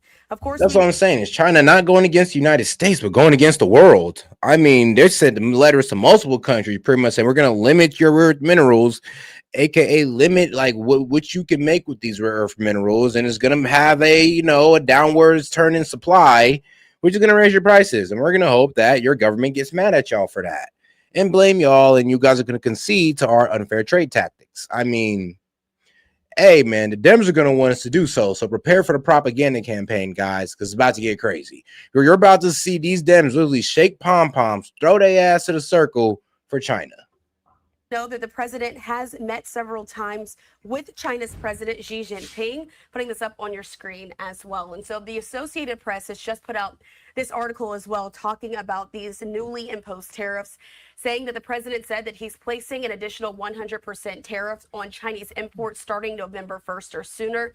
If President Trump is to go ahead with it, the move would push tariff rates close to levels that in April fanned fears of a steep recession and a financial market chaos. Trump, of course, did make that announcement, as we just read, on his Truth Social site. The president, of course, we know, has made some of these threats before in the past, as the Associated Press is reporting, so we will see if this one will go through. But ultimately, a little bit earlier today, we did hear that President Trump suggested... Now, yeah, usually China de-escalates in this time. Like, I don't know why they trying this, but yeah, usually they're the ones to de-escalate. But we'll see, because we do not know that. Calling off his upcoming meeting with the Chinese President Xi Jinping, Trump said that there seems to be no reason, quote, to meet with the Chinese leader as a part of an upcoming trip to South Korea after China has restricted exports of rare earths needed for American industry. President Trump has suggested that he was looking at a, quote, massive increase of import taxes on Chinese products in response to Xi's moves. We now know that that is this new 100% tariff that's been announced on some of their imports. And so I want to put that Truth Social post back up on the screen there as well for you. That's it in full there from the president, the message saying that in response to one of the moves that China has since made, the U.S. starting November 1st, 2025 or sooner, the United States of America will be imposing a tariff of 100% on China over and above any tariff that they are currently paying. And so we'll continue to watch that as it unfolds. Like I say, man, we'll see how China's battle against the world goes. Honestly, they're pulling a Trump. They're literally pulling a Trump. They're literally trying to, well, look, Trump put tariffs so he could try to get these companies and these governments to pay up to get into America's economy. Well, China's pretty much saying that, look, man, we'll just drive up y'all prices if y'all want to keep playing this tariff game with us and not let us, transport our products over to you guys for relabeling. So this is China's way of saying, let us act unfairly or else. And like I said, some people in the chat were championing a communist, literally a communist dictator, but he had problems with Putin, but had no problem with how Xi operates at all. It's absolutely hilarious, the double standard. President Trump. I mean, Putin makes his people suffer outraged, as y'all should. China makes their people suffer championed. Crazy. Historic. President Trump's historic Gaza peace deal appears to be falling into place. And shout out to my man Chase. He said, it's China. I don't understand the issue. China. Yes, guys, it is China. And the problem with, what a lot of people don't understand? People think that China is like, their exports is like about what? Only 15% that goes to the US. Really, it's 30%. Because due to their duplicitous ways, they got to send products to other countries like Mexico, Indonesia, Vietnam being one of the main perpetrators. That's why Trump put such a heavy tariff on Vietnam, because he knew exactly where it was coming from. He put 90% on them. Vietnam cut the BS, and they added some of their own tariffs on China. So this is what China's hating on. This is what China wants to get rid of. Is that, they want to get rid of the tariffs by threatening to raise prices on their electronics. Because let's be real, that's what a lot of their rare earth minerals is used for, electronics. But they need us more than we need them. And if they take away that 30% of their sales or their international trade, which is their exports, then that's going to sink a lot of their businesses, like it did during the trade war. And even though they hid it and they didn't want to admit it, yeah, people like me outside giving you guys the real, letting you guys know that, hey, they need the United States. They need sales to happen from the United States, and they hide that. And they're willing to let some of them, well, I'm gonna be real with you, some of their clothing, textiles, and I would say less important industries sink over just trying to spite the U.S. Tom is confirming that Israel has finished its part of the bargain for phase one, drawing its troops back in Gaza to the so-called. You gotta say it like Trump, China. Yellow line. It's that like means China Moscow virus. has 72 hours to release all the remaining hostages, both dead and still alive. This is the president prepares to fly to the region Sunday. First, he'll go to Israel, then Egypt. One thing he's not going to be packing, though, is the Nobel Peace Prize. That honor this year just went to Maria Corina Machado. She is Venezuela's opposition leader. She did, though, throw the president a bone, posting on X, quote, "I dedicate this prize to the suffering people of Venezuela and to President Trump for his decisive support of our cause." The White House blasting the Nobel. Really? Wow. I decided this prize to my bad, not decide. I dedicate this prize to the suffering people of Venezuela and to President Trump for his decisive support of our cause. So, and Dems, I really want y'all to take this in. Take this in.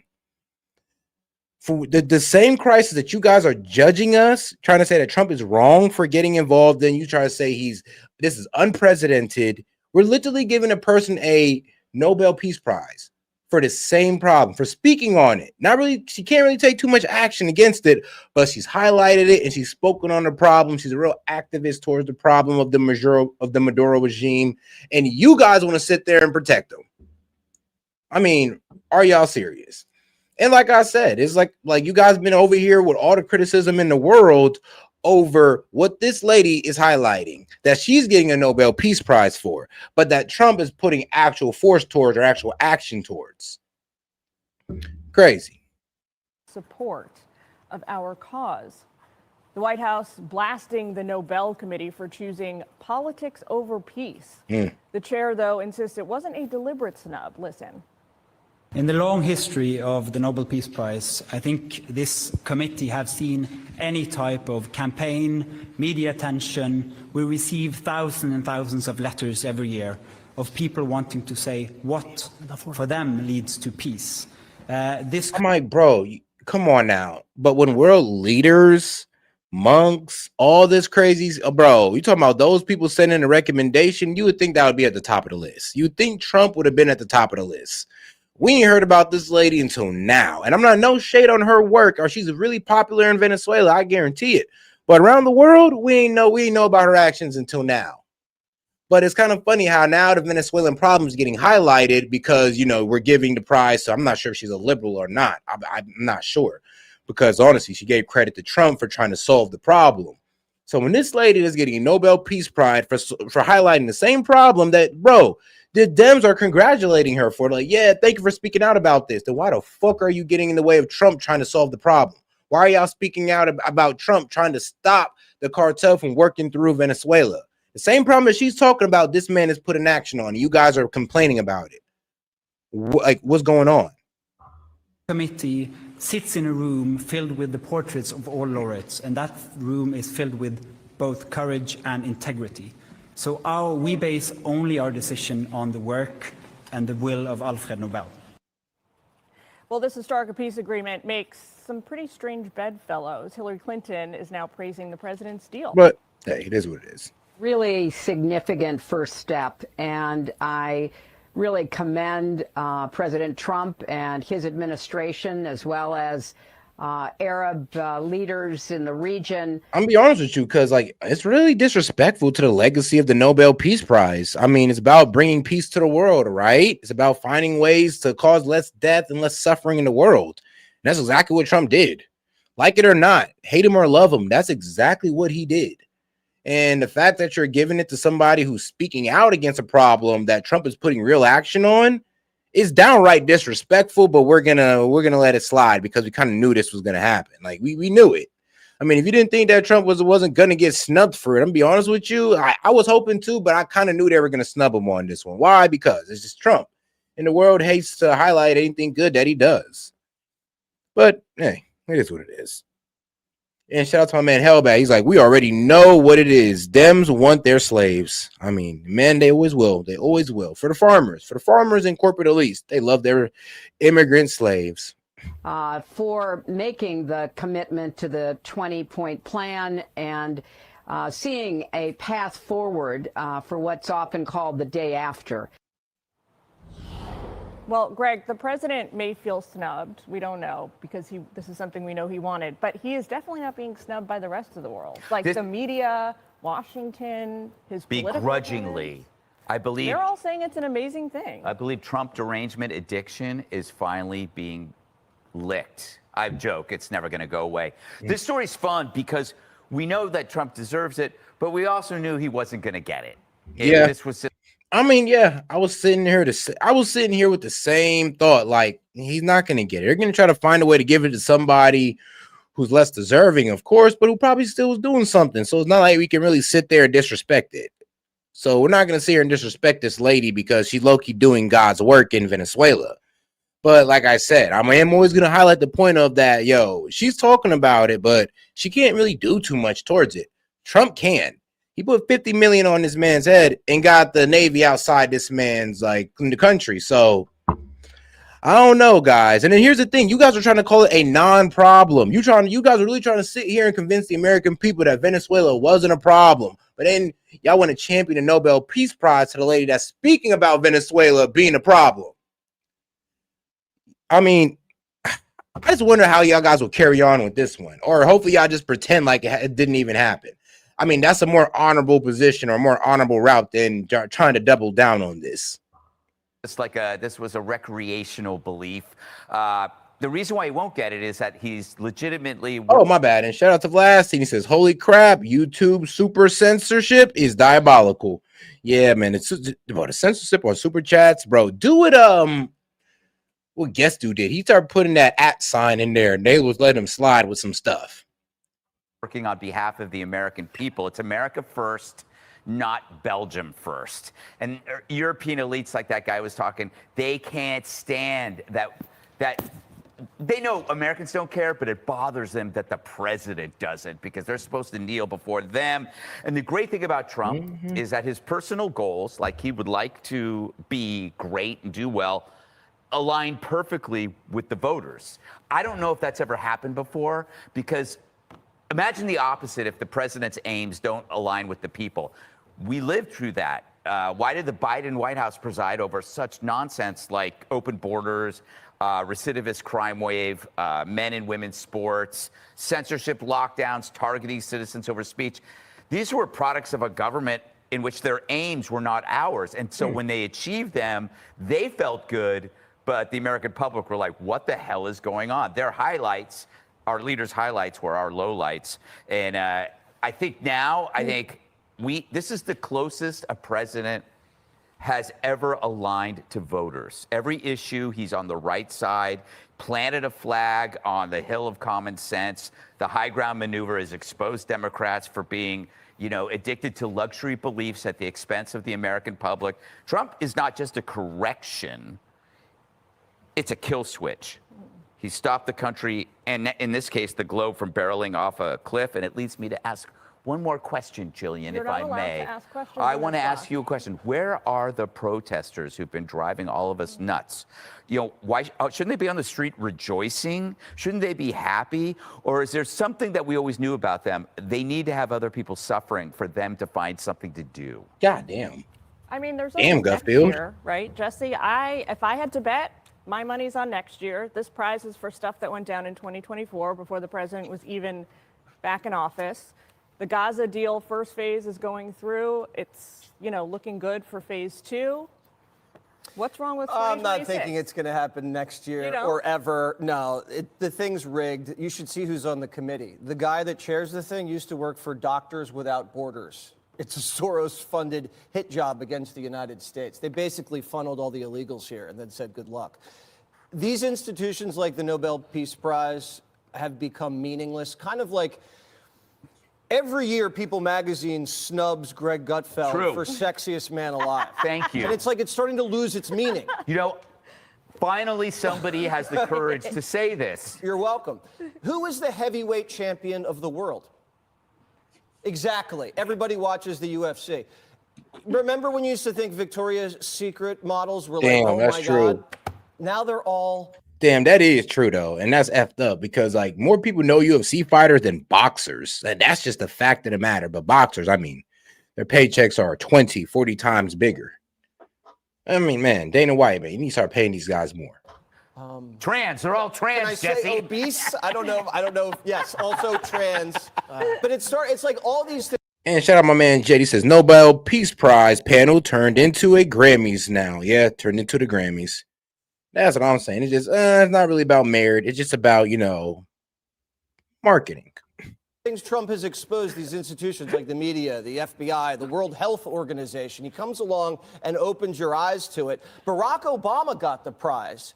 It was a DEI prize. He didn't earn it. Even Barack Obama was kind of embarrassed, and he knew he didn't earn it. He got it for diplomacy and nuclear non-proliferation. Did he stop anybody from nuking up? No, Trump did. Trump stopped the Iranians from doing it. And he wasn't that diplomatic. He had no personal relationships with any other world leader. In fact, he increased all of our military assets in Afghanistan, in Libya, in Syria. He had to go back into Iraq because he gave birth to ISIS. So Donald Trump has not started one single war and ended 8. It's pretty clear he deserved it, but I'm with Greg. I don't think he's ever going to get it. Well, you know, people have been talking for years now about the Trump foreign policy doctrine. I remember talking about it on the air, when he launched his first campaign. Everybody had a different idea about what it was. It was, you know, making America great on the world stage. It was ending all foreign wars. Now it's peace through strength. I think this deal shows that really all along, Emily, the Trump foreign policy doctrine has been getting the deal done. This makes it crystal clear. Yeah, and it started, this with, and well before, but the Abraham Accords, where that was Israel brokering, that through the brokering of the deal with Trump, Israel then has a partnership with these Arab nations that other administrations said would never happen. And the difference between talk and actual... Because Israel would always sabotage it. I mean, let's just be quite honest. It would always be Israel sabotaging it and trying to give the Palestinians a deal that was just, that nobody would take. But hey, at least we got to something now. Substance is that the economic and the intelligence cooperation and the tourism, all of the gains of the Abraham Accord is still in effect today. You mean Abraham? Thank you. Abraham Accord. Abraham. I had to. Abraham. Thank you. Frankenstein. Exactly. It remains in effect today, right? And that's the difference. And I think when you were articulating what Obama got it was for the promotion of nuclear non-proliferation. It was for a new climate of diplomacy. Like, they were honest that it was based on ideas and idealism and symbolism, not actual substance. They were literally rewarding hope and ideas. And here we have the benefit. They was rewarding Obama for a speech. Like I said, it seems like the Nobel Peace Prize is about talkers and not doers. Like, hey, if you talk about peace, you get the prize. If you do something about peace, and you actually put some action towards it, we're just going to put you over a talker, okay? We care about people who talk, not walk, okay, guys? Of President Trump that actually made history and actually did something. But I agree with everyone. Nobel Peace Prize panel. We're never going to get it. He's never going to get that.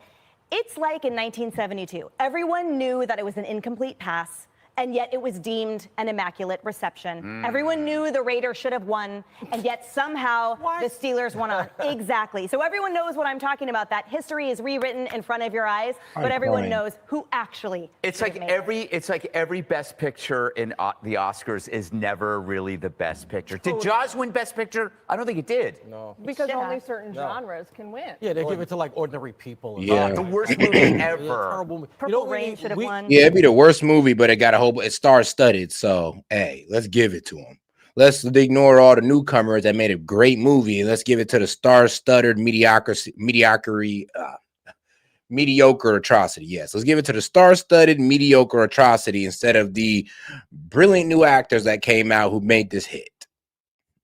We need Ricky Gervais to talk to the Nobel Committee here. He said, we don't care. Yes. I remember that, the Golden Globes, he Yeah. just put them all in their place. That's what you really, who cares? Who needs the Scandinavian Valedictorian Award? Paul, I get President Trump cares. He wants it, I know. Yeah, he wants all right, it. he wants part of history. He's concerned about his position in history. I get that. You're not wrong. But that said, I don't think it really makes a lick of difference here. A couple of things I think really are worth teasing. Honestly, I mean, it don't. And to be quite honest, it just made the Nobel Peace Prize committee look terrible. Make their panel just look bad. It's like even everybody in the world is going like, bro, even the person you gave it to is dedicating the award for Trump.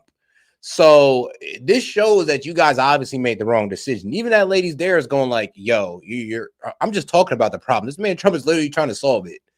So, but you want to give me the Nobel Peace Prize? Sure, I'll take it. But I'm going to dedicate it to this man Trump and just make I mean, really, she's made the Nobel Peace panel look stupid because they obviously knew who the right choice was. I mean, everybody around the world knew who should have won that Nobel Peace Prize. You know what? That should be enough for Trump. Out here. First of all, what a perfect encapsulation of Europe, right? It's all show no go. It's like I've talked in the past about Europe becoming Epcot. Epcot has more international influence these days than actually Europe because realistically, if you look at the metrics, Musk alone, 28 satellites. All right, guys, let's go to this Piers Morgan panel that well, I do want to finish it. Shout out Hellbat for introducing me to this one. I skipped it. Well, when I was viewing, when I view on my personal time. But hey, bring it up for y'all. Sooner rather than later. I do. I mean, I prayed about that this morning before I came into work and did my press conference. This does. So yeah, let's get back to Piers Morgan and Mike Johnson on the government shutdown. And it exacts real harm on real American people, and they should not be pawns in a political game. It's disgusting to me. I mean, I kind of lost my temper at the press conference we were here about an hour ago because I'm so aggravated by this. I can't believe that they would pick a fight. I'm just going to say this very plainly, and I don't mean this. I'm trying to practice as much Christian charity as I can in this job, Piers. It ain't easy every day, okay? But it's very simple what's going on here. Chuck Schumer. And shout out to my man Vlad. Things like, what happened to the shiny forehead? Hey, man, today we rocking the hat today. Don't worry. Shiny forehead will come back tomorrow. Don't worry. Or I might just go full bald head and all the hair gone. It's over. You're going to be bald headed sad. Did a 180-degree turn on this. He gave impassioned speeches as recently as March of this year. Why the same CR, by the way, had to be continued and all that. Why did he change his mind? Because he's afraid he's going to get a challenge from his Marxist left in New York. Because and shout out to my man Hellbat. He's like, still better than listening to Chank's retardation. You know, it's crazy that you was able to get retardation through. I mean, it's hilarious how some people is able to slide, but not everybody. Vlad, you must be doing too much sometimes. Because they be letting my man Hellbat slide sometimes. Hellbat, he got the cheat code on the super chats. That's now in vogue in New York, apparently. They're going to put Marxist in as the mayor of New York City. And he's terrified by that because he's yesterday's news. And shout out Little Gothic. Rubio has always been a neocon and did not change. I mean, that is absolute facts. I mean, yeah. I'm sorry, but what do they call him on X? They call him Jubio. I was like, bro, y'all are wild. But he does have a very strong allegiance to, well, the neocons and the Zionists. So Rubio was always a concerning factor, even to me when it came to the Trump administration. I'm like, ooh, Marco Rubio. I mean, he's competent, but I mean, he definitely is a Zionist. But I am surprised that, he's also going along with the whole Gaza peace plan. Honestly, I thought he was going to be one of the main reasons why there was never going to be a peace deal with Gaza concerning the involving the United States. So I will give you that criticism, my friend. So he had to pick a fight against Trump and show a fight and show he's tough and show he's further left than everybody else. And that's what this is. I mean, pure and simple. Wow. He's like, shout out to retardation getting through. I mean, I guess when you use the scientific term, it all works out. And he's like, shout out to retardation. Man. That's why he changed his tune. And there's no other way to see it. Everybody who's on the Hill and is paying attention sees it clearly, and he needs to be called on it. We need this to come to an end. And yes, I'm praying that it ends quickly because we've got troops and young pregnant women and veteran services and all these other things we could talk about all day long. People are suffering because of these games, and I've had it. talking of changing tunes, you came out strongly on the issue of Bad Bunny performing at the Super Bowl. Had you ever actually heard of Bad Bunny before last Didn't week? even know who the guy was, okay? And they asked me in the hallway, and they said, "Who you think would be suitable?" I don't know, Lee Greenwood, man. I'm on the other side. My God.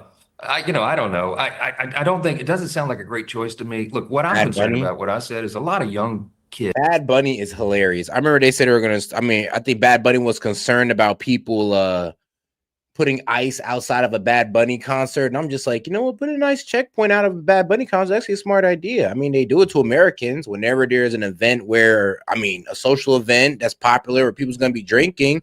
The police will set up DUI checkpoints. So, hey, man, fair is fair. It is what it is.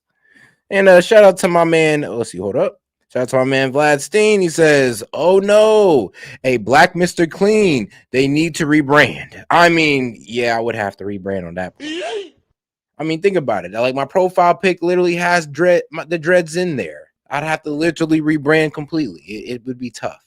It's people watch the Super Bowl, right? And you need to uplift positive things, American values, and not have this controversy. And it just seems unnecessary to me. You don't think that maybe you're a little bit older, Matisse, to be telling young people what they should be listening to on Super Bowl day? Speaker My Johnson? kids would probably say so. Yeah, I still like '80s music. Okay, I mean, I confess, but you know, you need somebody at the Super Bowl halftime, in my view, that can appeal to a broad audience of everybody, and not leave out those of us who grew up in the Reagan era. You know what? I don't disagree. It's because it is a uniquely family event, the Super Bowl. It is. You know, when I've watched it in America with American families, everyone's there.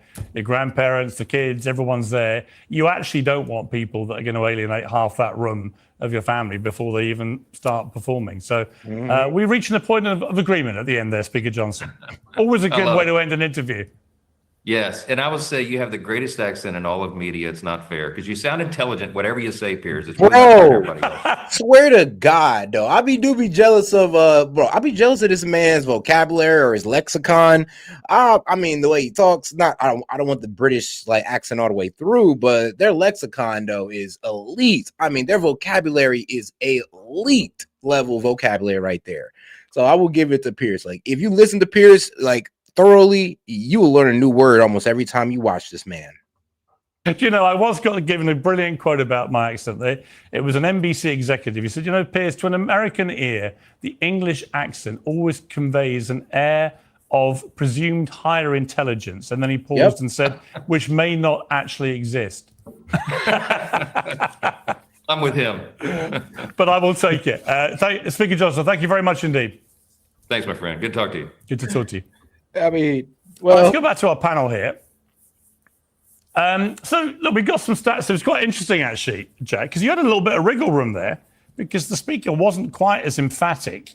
No, but we've done some research while we were listening to that. The total net increase in law enforcement spending in the big beautiful bill is an estimated $170 billion across the full life cycle of the bill. This does include large allocations for ICE and the border wall, but also $3 billion for the Bureau of Prisons and almost $1 billion for federal law enforcement training centers. The bill was applauded by, among others, the National Fraternal Order of Police. So that does seem to be pretty unequivocal. but at the same time, I must also point out that so far the DOJ this year has taken away about $500 million in grants. The DOJ has. We've also seen about $1 billion in grants that were to be distributed.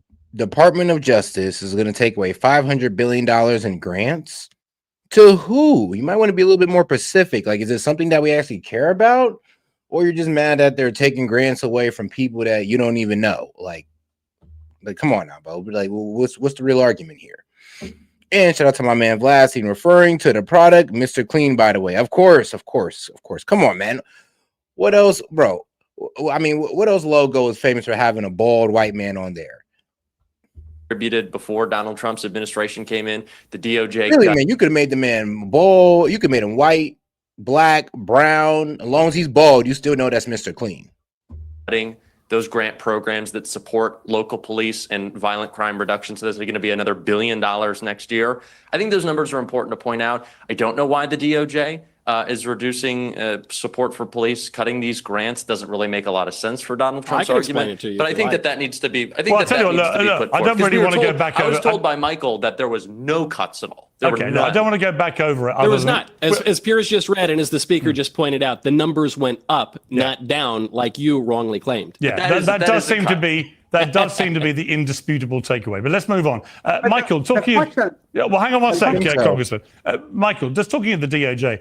Interesting comment there. Very emphatic statement from the speaker about Ghislaine Maxwell, which is, I think, notable and will make news because Donald Trump left that door open a bit, said, well, I don't really know much about this, which of course he obviously does, but I'm going to look into this and we'll take a look. He didn't rule it out as emphatically as Speaker Johnson just did.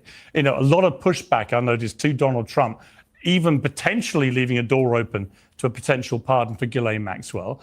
It appears the speaker certainly was absolutely unequivocal. No. What is your view? Well, the pardon power rests with the president, not with the Speaker of the House. So ultimately, it will be President Trump's decision to make. I agree with Speaker Johnson in as much as the political cost of pardoning Ghislaine Maxwell would be so high. It would pose an existential threat, I think, to the MAGA coalition. So most likely that will not happen. But the pardon power does exist for a reason. One, to correct cases of injustices that happen along the way in the system. But two, just as a prudential matter, sometimes, if you can gain a little leverage, if you can advance the cause of justice or an investigation, you might be willing to do that sort of thing. That said, I don't think there's really a big disagreement between Trump and Johnson in that Trump could do it, but the cost is so high, I don't see him paying it. Yeah. Right. Well, it doesn't matter what Johnson says. Trump will do what's good for Trump. And, Yeah, I mean, thank you for going along with his logic. Yes. So as your logic goes, pardoning Ghislaine Maxwell wouldn't be good for Trump. So he's not going to pardon Ghislaine Maxwell. Thank you. Thank you, my friend. basically, what I wanted to ask Speaker Johnson was, why is Congress only worked 15 days in the last 45 days? Why isn't he convening Congress? Why is Congress on a paid vacation while federal employees are going without pay? Why isn't he? Ask Schumer and Jeffries that. I mean, we gave y'all the 1-year extension on the Obama healthcare subsidies, and y'all said no. Now y'all want it to be permanent. So ask them. Swearing in the Arizona congresswoman, that will be the 218th vote to release Epstein files. There's a tough questions that Johnson need to be asked. And we run out of time, unfortunately. Next time I'll get you to join in, then we can avoid any eliminations. But let me ask you, Jack, about this. This was an interview with Katie Porter, who I know quite well because I appeared on the Bill Maher show with her a while ago, and it didn't go well for her. But she's the lead candidate to be the next governor of California. I have a home in California, so I have a vested interest in who wins this. And it was an extraordinary interview that she did. Let's watch a few of the highlights here. The question is, what do you say to the 40% of voters who voted for Trump? Oh, I'm happy to say that. It's the do you need them to win part that I don't understand. I'm happy to answer the question as you have it written, and I'll answer it. And we've also asked the other candidates, do you think you need any of those 40% of California voters to win? And you're saying, no, you don't. No, I'm saying I'm going to try to win every vote I can. And what I'm saying to you is that... Well, to those voters. Okay, so you... I don't want to keep doing this. I'm going to call it. Okay. Thank you. You're not. Yeah, I ain't gonna lie. When I'm be real with you, when y'all bigotry gets showed in your face, it is a bit hard to, I guess, reconcile with it. So you're pretty much saying that, oh, you don't need the 40% of 40% of Californians that voted for Donald Trump. You're saying you don't need them at all. Like, you sure? Let's see. In Canada's for CA governor. Okay, so she's trying to be the California governor. You don't think you're gonna need at least some of these MAGA guys to go along with it? Because let's be real. After years of being ran by Gavin Newsom, I think the pendulum is swung a little bit to the center now. Like, hey, California used to be all the way left. I think they're now centrist. Like, these guys are willing to hear the right out because of how bad Gavin did. So you guys are going to have to listen to these guys out, listen to them out. Because I don't even think they're that much real Democrats in California no more. And Lord knows they ain't conservatives or they're not Republicans, but they are definitely now independents. Like, we got to at least admit that. Like, the way Gavin Newsom has ran California, bruh, the pendulum has swung not from the left all the way out to the right, but right in the center, smack dead in the center. not going to do the interview with us. Nope, not like this. Look, man, they're willing to hear anybody that has a good idea at this point. Anybody. But shout out to Bobby M. He said MAGA is too poor and uneducated to get ahead in this country, which is crazy because, I mean, a lot of us are educated and, I mean, not poor, but okay.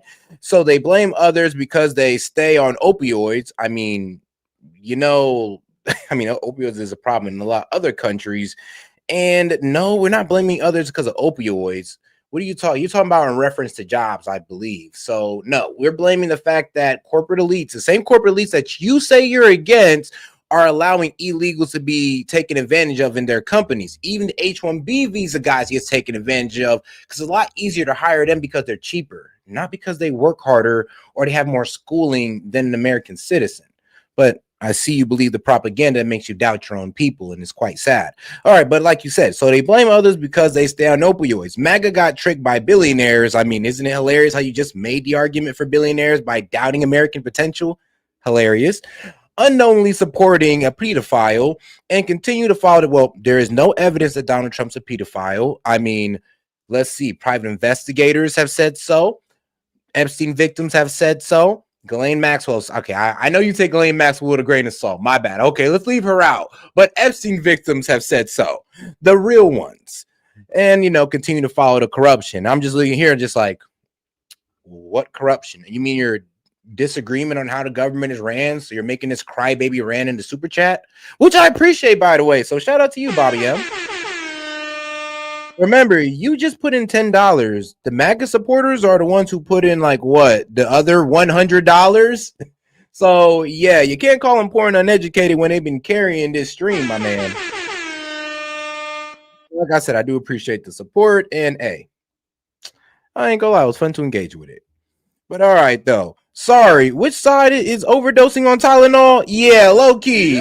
I mean, which side started taking Tylenol because Trump said, yo, don't take it because your kid might get autistic. And then there was women taking it and putting themselves in the hospital. Liberal women, I might add you. But, you know, we're the bad guys, though, Bobby. We're the bad guys. I mean, you're like your whole MAGA party is filthy corrupted. I mean, you could say that about the Dems, too. We're not going to say there isn't corruption in the left or on the right. But now I'm be real with you. You're not really being fair trying to just shove it all on one side, acting like it's not happening on y'all side. I mean, you want to talk about how Brandon Johnson literally got paid for letting illegals into black communities? Like, that's not corruption to you? Oh, but if he was a MAGA supporter, it'd have been obvious corruption to you. Like, you kind of see where you're a bit, I don't know, bro. You're a bit biased in your and I'm be real with you in your analysis of the situation in America, especially when it comes to what's going on. It's like you're kind of blaming everything on MAGA, but like, who runs these states? I mean, who runs the highest crime cities? Dems. So what does MAGA got to do with that? Also, please let me know. But so all right, yes, but shout out to my man Hellbat. And shout out to Jay. He's like, well, that one backfired badly. Ricky Bobby M. I mean, yeah, I don't think he thought that one all the way through. But I mean, hey, man, you came with all the vitriol in the world. Opioids is destroying the MAGA community. Bro, opioids destroying the American community, not just MAGA. I mean, bro, there are liberals that I know that are on opioids and conservatives that I know. It's like, what are you talking about? I mean, to make it about MAGA is pretty childish, to be quite honest with you. It's really freaking childish because it's affecting Americans in inner cities, which is mainly liberals, and it's using the party atmosphere. Yes, opioids is using the party atmosphere, which is mainly in liberal cities, and you have no statistics to back up that mainly MAGA uses opioids. So you sound retarded. You sound retarded right now. Just even trying to say that, my friend. Like, I'm gonna be honest with you. I don't even know why you would say that. Like, damn it, Bobby, propane is king. Shout out to King of the Hill. I didn't see that. Shout out last scene. That one took me back. And shout out my man Chase. It's funny they tried to say we're the billionaire party, then tried to say we're broke. It's like, which is it? Make up your mind. Thanks for the support, though, Bobby. Like, no, really, like, laugh my ass off. Like, dog. Like, man, Bobby, he's like, come on, can you prove that mainly MAGA supporters take opioids? Because you know what opioids are, the Percocets and all that nice stuff. That's mainly party drugs, and it's mainly done in liberal cities. Actually, A lot of hood guys do it. And where do hood guys live at? In liberal cities. They drink lean, which is an opioid. They do pills, that's an opioid, and they brag about it. You know where these black men live at? In liberal cities, mainly controlled by black liberal mayors. I mean, ain't that a bad coincidence? But yeah, obviously you don't know what's going on in America to make that statement. I'm not with 7 follow-ups to every single question you ask. Every other candidate has answered. I don't care. I don't care. Okay. Well, that was with a very good reporter called Julie Watt. Hold on, I got to go back on that because, yeah, I mean, if this is who y'all got for governor, I mean, come on, man. Y'all need to just, like, California, bro. Try something new. Like Trump hit the black people with. Look, Democrats ain't been working for you. They've been destroying your community. They've been trying to make y'all welfare babies. Try something new. Like Californians, don't do this to yourself. Try something new. You see what the next Democrat's coming with. You're about to get a fat white woman. I mean, at this point, at least the image of Gavin Newsom looked better, some tall white guy. But now you want to get a fat white woman? Like, y'all sure y'all want to go through that? Because I feel like if you let this girl in, it's going to get 10 times worse. That's it. The question is, what do you say to the 40% of voters who voted for Trump? Oh, I'm happy to say that. It's the do you need them to win part that I don't understand. I'm happy to answer the question as you have it written, and I'll answer it. And we've also asked the other candidates, do you think you need any of those 40% of California voters to win? And you're saying, no, you don't. No, I'm saying I'm going to try to win every vote I can. And what I'm saying to you is that... Well, to those voters, okay, so you... I don't want to keep doing this. I'm going to call it. He quit. Thank you. She quit. She quit. You're not going to... She said, I can't do it. Trump bought into H-1B visas. Actually, H-1B visas has been around for a while. So Trump didn't just create H-1B visas. H-1B visas has been abused by tech companies for a while to undermine American like STEM students or tech graduates. Like that's what they're being really used for. And Trump didn't start it. It's been started for a while. The visa program has been around for a while, my man, Bobby. Why are the farmers failing? Well, to be honest, not all farmers are failing. You're talking about soybean farmers because China has mainly been buying their soybeans from Argentina now.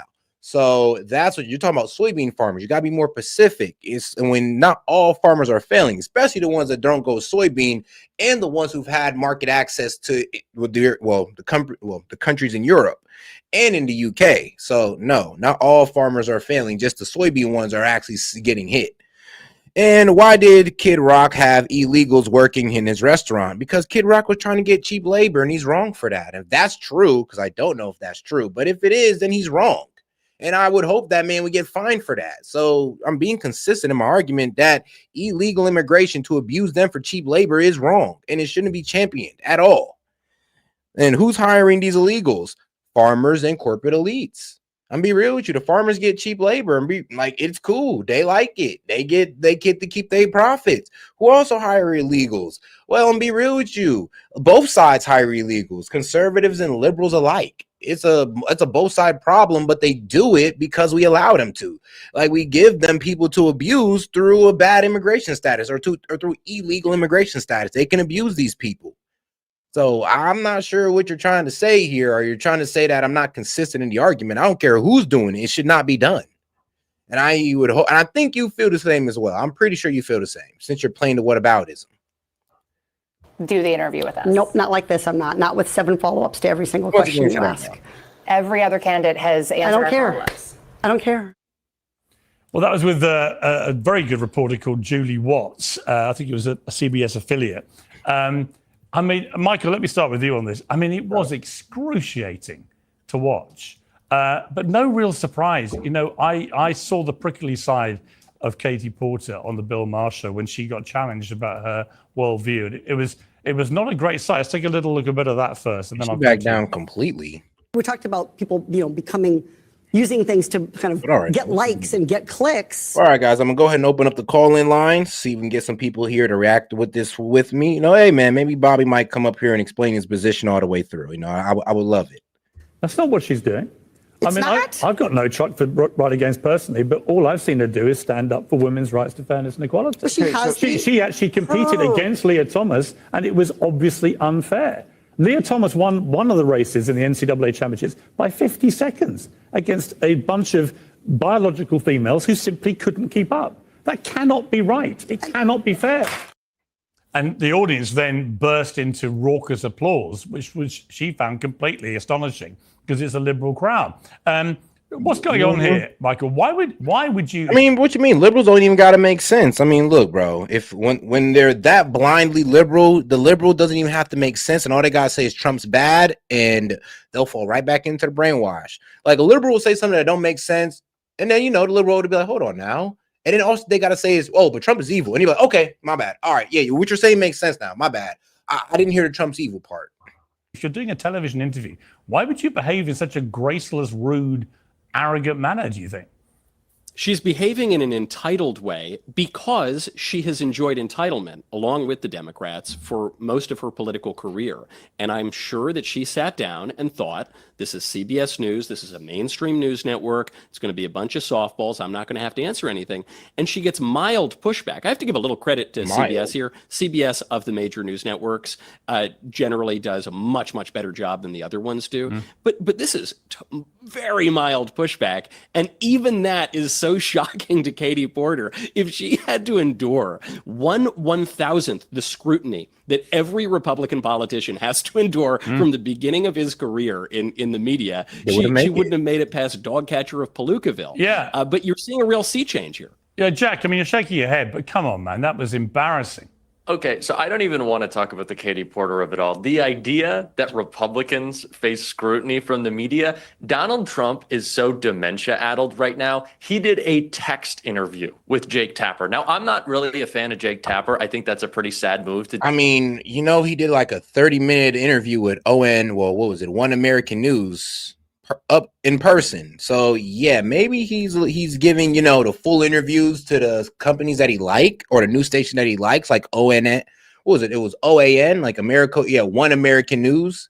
So yeah, he gave them a full interview and he gave Jake Tapper a text back. I mean, here's the thing. I mean, I'm pretty sure if Jake Tapper was willing to wait, he could have got a full interview. But let's be real, the way CNN been towards Trump, yeah, I don't think they're going to get that much interviews. But it does seem like Trump has been on Fox quite a while. He was on OAN. So I don't know. We'll see. And I heard that 60 Minutes is trying to get him back on. So we'll see how that goes. Do a text interview, but do we really think that Donald Trump is on the other side of that phone? No, it's Stephen Miller, it's Russ Vaught. Actually, I do. Yeah, I can tell you how I know it. Playlist. I can tell you how I know because I text with Trump regularly, and it is. I'm sure. Just to be clear, Jack, it is him. It is him. No, and here's the. And here's the. Donald Trump has to do a text interview. We can't be serious right now. And he's the one attacking. Jack, calm down. Caitlin Collins from CNN is in my old slot at CNN actually, the 9 p.m. hour.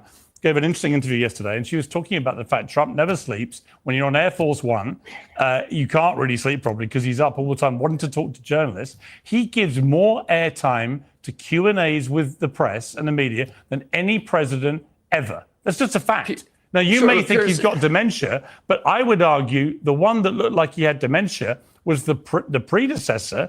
And Bobby M coming in again. He said, "Where's the Doge checks?" To be quite honest, those would be nice, but let's be real. Those never got a date set on them. I mean, if he set it a deadline, don't worry, we'll get your Doge checks by the end of the year, then I would tell you wait 2 months. But there was never really no promise in that. So I'm not really sure what you're talking about. I mean, let's be real. If anything, he's been talking about checks from tariffs than talking about Doge. So I don't know. I would say maybe wait on the tariff checks, but no, nothing from Doge, nothing from the Department of Government Efficiency, my friend. Just only more cuts. That's all you get. More cuts. No checks, more cuts. White House, which you should be happy about, Bobby. I mean, you should be happy that they're cutting stuff from the government, less government spending. To balance the budget, like Bill did. Never did Q&As with the press. You should be never did any hostile interviews with anybody because he didn't have the mental acuity to do it. Trump, whatever you think of him, he's out there every day talking for an hour, 2 hours with the media. There's a big difference, though, between answering a question and responding to a question. And just because Donald Trump's words were said, it's the same thing. Well, if you ask Donald, that's not even remotely true. If you ask Donald Trump whether or not he wants to pardon Ghislaine Maxwell, and he says, "Well, I don't really know who that is, and also, have you seen my ballroom?" That doesn't give you a real answer. He's responding. He can go on and talk about nonsense for an hour, but that doesn't do anything to to give you a real answer, to let you know what But this he makes more administration is news. doing. He makes But- more but news. it's not about. I mean, if he talk nonsense for an hour, then how's everybody reporting on what he's saying around the world? I mean, the man just said, "Oh, here we go. We're dropping drug prices." I don't know. Y'all didn't really cover that one, but at least y'all covered the Gaza peace plan. So we'll give you guys that. I mean, he was pretty coherent enough for the world to understand that, yeah, he's putting forward a Gaza peace plan. So, like I said, I mean, y'all delusions don't match up with reality. Yeah, but hang on, It's not Jack, about Jack. news. It's about he's the president of the United States. He should answer Jack, questions. he makes more news on a daily basis by answering questions than any other world Responding. leader. I mean, he does. Responding to questions. Well- Piers, if you ask me a question and He said registered Dems shouldn't get Doge or tariff checks. Yeah, I know they shouldn't, but don't worry, man. They gonna get some love too. They gonna get some checks too, but it's just, you know, they should write an apology letter for their check. They should be like, sorry, Trump. Look, I know you. I'm just doing this for my 2000, but look, man, I'm sorry. I doubted the tariffs. I was being delusional. I was being delusional. It was blame CNN, MSNBC.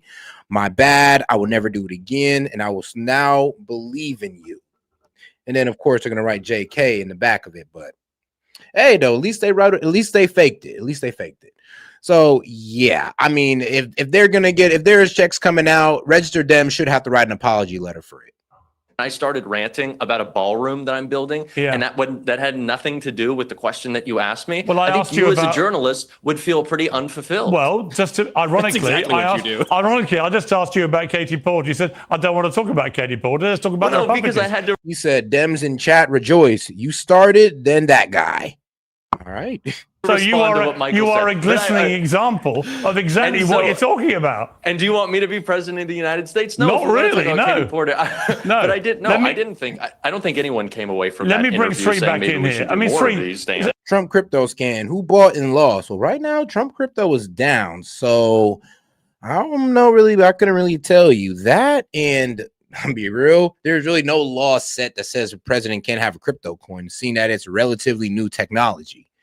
So hey, it is what it is on that one. You could say Trump found a loophole, and I would agree with you, quite honestly. I would agree with you. I'd be like, it is a bit hard to pin him down on crypto, since it's like, well, is it okay for Trump to have a crypto coin? It's never been decided because crypto coins are a recent thing. It's like, I mean, celebrities have it. I mean, shoot, businesses, venture capitals, like there's a venture capital owns Solana. So I'm gonna be real with you. Yeah, Trump kind of found a loophole with the crypto, and it's not a scam until you rug pull. So you can't really call it a crypto scam until you rug pull it and you take all the profit for yourself. So yeah, you can't call it a scam until there's a rug pull.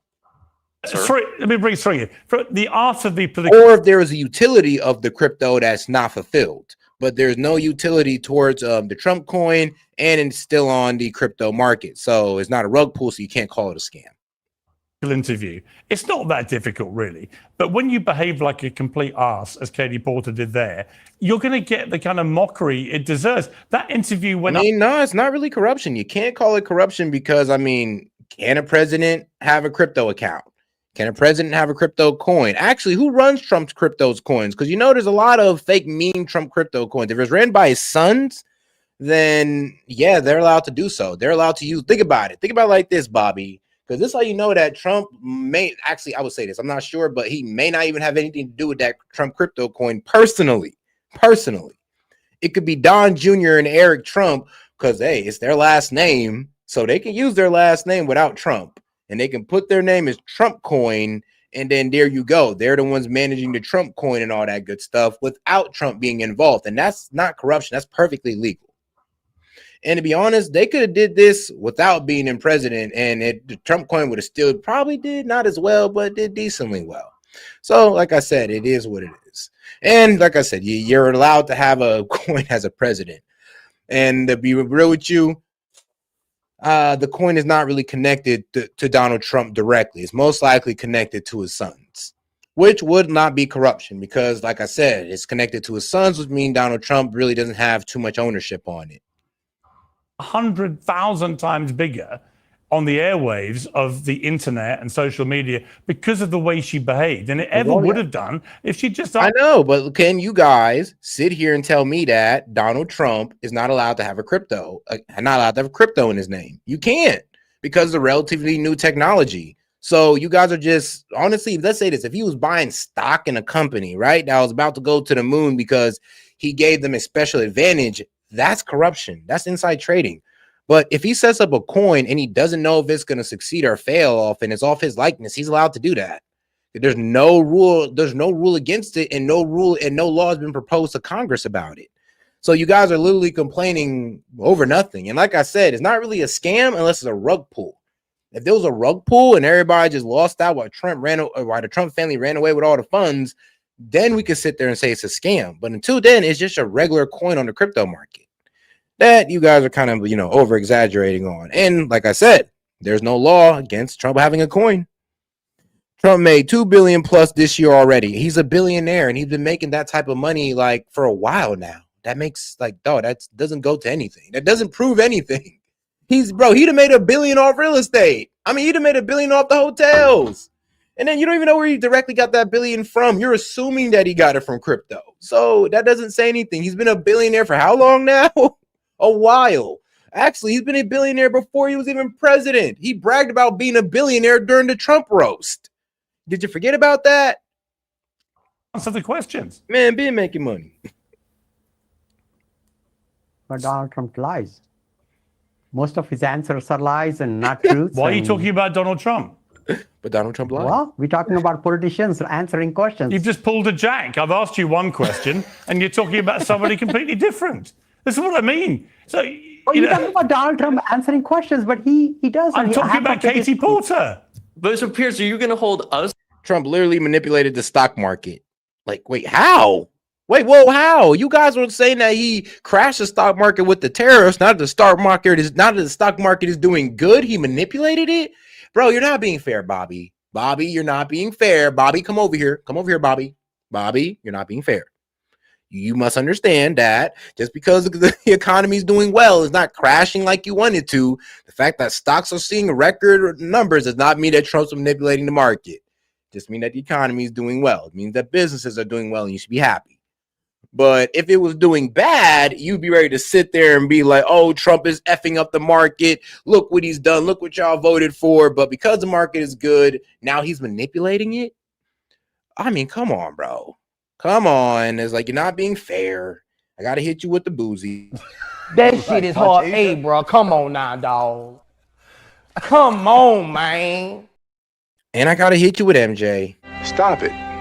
Get some help. But there you go. There you go. More accountable for wanting to discuss multiple topics than you are. Oh, but you did say I'm out at the end. He's like, you're just a MAGA talking point, which is kind of funny because if you be on here enough, you know that I actually go against the MAGA crowd. Not a lot, but a decent amount of times. Oh, a decent amount of times. Even at the, I would say at the pushback of my own audience. Even at the pushback of my own audience, who's mostly MAGA. So you're not around here enough to really know that. And to be real with you, I kind of speak out on MAGA a lot. But I love MAGA because not all of them are bad. I just speak out on the bad apples of MAGA, like Laura Loomer. But you said I'm out. So, hey, man, have a blessed night. I hope everything's all right with your big dog. God bless. Have a good day. Or the president of the United States. No, and if he's we not want to on talk the about panel, transparency, Jack. where's Sorry, the transparency? I'm glad that you asked you're Speaker new Johnson to the about panel. Epstein. Jack, you're new to answer. Hey, no, that is funny, though. Shout out Jed. He said, no questions asked when it's Clinton, Obama, or Pelosi. I'm just like, yeah, what about Obama being like 50 M's richer? Like, man was only 6 figures. He was making like 6 figures a year as senator and then president. And then all of a sudden he walks out with $50 billion. Nothing said. Oh, well, that was his book. Bro, really? You don't think there was some inside trading in there? Okay, bro. Like, Bernie Sanders made $3 million off the sales of his book. That's book money, not $50 million. But okay, bro. Okay, it's all good. It's all good. Like I said, man, the Dems could do anything, and that man will have nothing to say. All the corruption in the world, but as soon as somebody in MAGA or the Republicans do something, that man is on top of it. You know what? I gotta pay respects to that type of delusion, Bobby. I gotta pay respects to it. And shout out Chase, like, dude gave you like 40, then says he's out. You don't gotta run away just because you're wrong. We don't mind teaching you, bro. You don't gotta go. Like, hey, dog, shut up. Come on, man. Even that shit is hard. Hey, bro, come on now, dog. Come on, man. But hey, man, look. See, as you can see, the more you fuck around, the more you're going to find out. But then also, every time you tell them the truth, they hit you with this. No, it was a huge movie. It was the lead. No.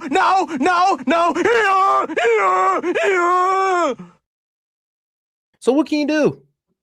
Censored. Here's how this works. I get a bunch of people in, right? Unusually, I get people who don't agree with each other, and we have a civilized or sometimes an uncivilized debate. But what we do is we discuss topics. I throw it to each of you, and you give an answer to the topic. What you guys have been doing on the left side of this debate is you've been making a point like, the trouble with the Republicans is you ask them one thing, like Trump, and they answer another, and then you both do exactly the same thing. Look, Katie Porter should have finished her interview. There you go. But then Donald Trump should be more honest. Donald Trump should be more honest. Those two things can be completely true at the same time. But you should just, in terms of an interview with a politician, you just failed as well. Because all you had to say was that, right? How hard is it to just give a straight answer to a straight question? When I do interviews where I'm the subject, people ask me questions, I just answer them. I don't care. Ask me whatever you want. I couldn't give a monkey's cuss. Yeah, same here. And I was happy to get to the end of that point if Michael hadn't so rudely interrupted me. I don't know what that's well, about. You have to answer it straight away. That was the point. I ain't gonna lie. I ain't gonna lie, bro. This man has been on Michael Cole's ass the entire time. It's like he just has a vendetta against him at this point. I was saying I didn't think it was a great interview. It certainly wasn't a great interview. I don't think I thought that it was I'm a breaking any news by masterclass. saying Honestly, it was a masterclass in how not to conduct a political interview. But if I'm a Californian resident, and in fact, I am a California resident for a lot of the year, I've got a home there, I watch that and think, why would you vote for somebody so entitled, so arrogant, so like... Shout out to my man Hellbad. He says, idea, white face paint to make the Dems happy. Bro, what the fuck? Bro, hold on, Hellbat, like, dog, bro. That shit is hard. Hey, bro, come on now, dog. Come on, man. Bro, gonna get me canceled. Doing white face. Just paint my face white and just do white face for the Dems. Ah, man, just be a complete liberal about it, too. Make sure to wear some big-ass obnoxious glasses. Or get them Rachel Maddow glasses. And then, we'll be in business. Oh, man. Well, he's like, why the guy on the right looks like a Shrek character? He like Lord Farquaad. No, he do. No. He actually, no. He looks like that Prince guy. He looks like the Prince on Shrek. He do. I ain't gonna lie. All right, that's funny. I'll give it to you, bro. That's actually pretty damn funny. So shout out to my man. Shout out to Jed. That was funny. He do look like the Prince off Shrek. I'll say Lord Farquaad, but nah, his chin ain't big enough. Like determined to belittle that journalist who was just doing a job. I mean, it was really actually ugly to watch. And shout out to Hellboy. He's like, I mean, blackface is bad, but whiteface isn't. Well, I mean, according to Drewski, look, man, the way Drewski did whiteface, it kind of pissed me off because I was like, dog, you don't know what you opened yourself up to. So now when these guys do a full-on blackface, you guys, people are going to be pissed. But Drewski, he was pretty funny with his white face. I mean, come on now. Let's be real. Drewski was actually pretty damn funny with the white face. People was mad, but let's be honest. Let me see if I can find it here. Like, it was pretty damn good. I mean, bro, he looked like a real white person. You couldn't even tell the difference. If you put this much work, bro, if you put this much work into looking white, or into looking black, right? I ain't gonna be mad at you. If a white man was to put this much work to the point where I couldn't even tell if he was a white man doing blackface, I couldn't be mad at the blackface at that. But one, it's extremely funny that you did it.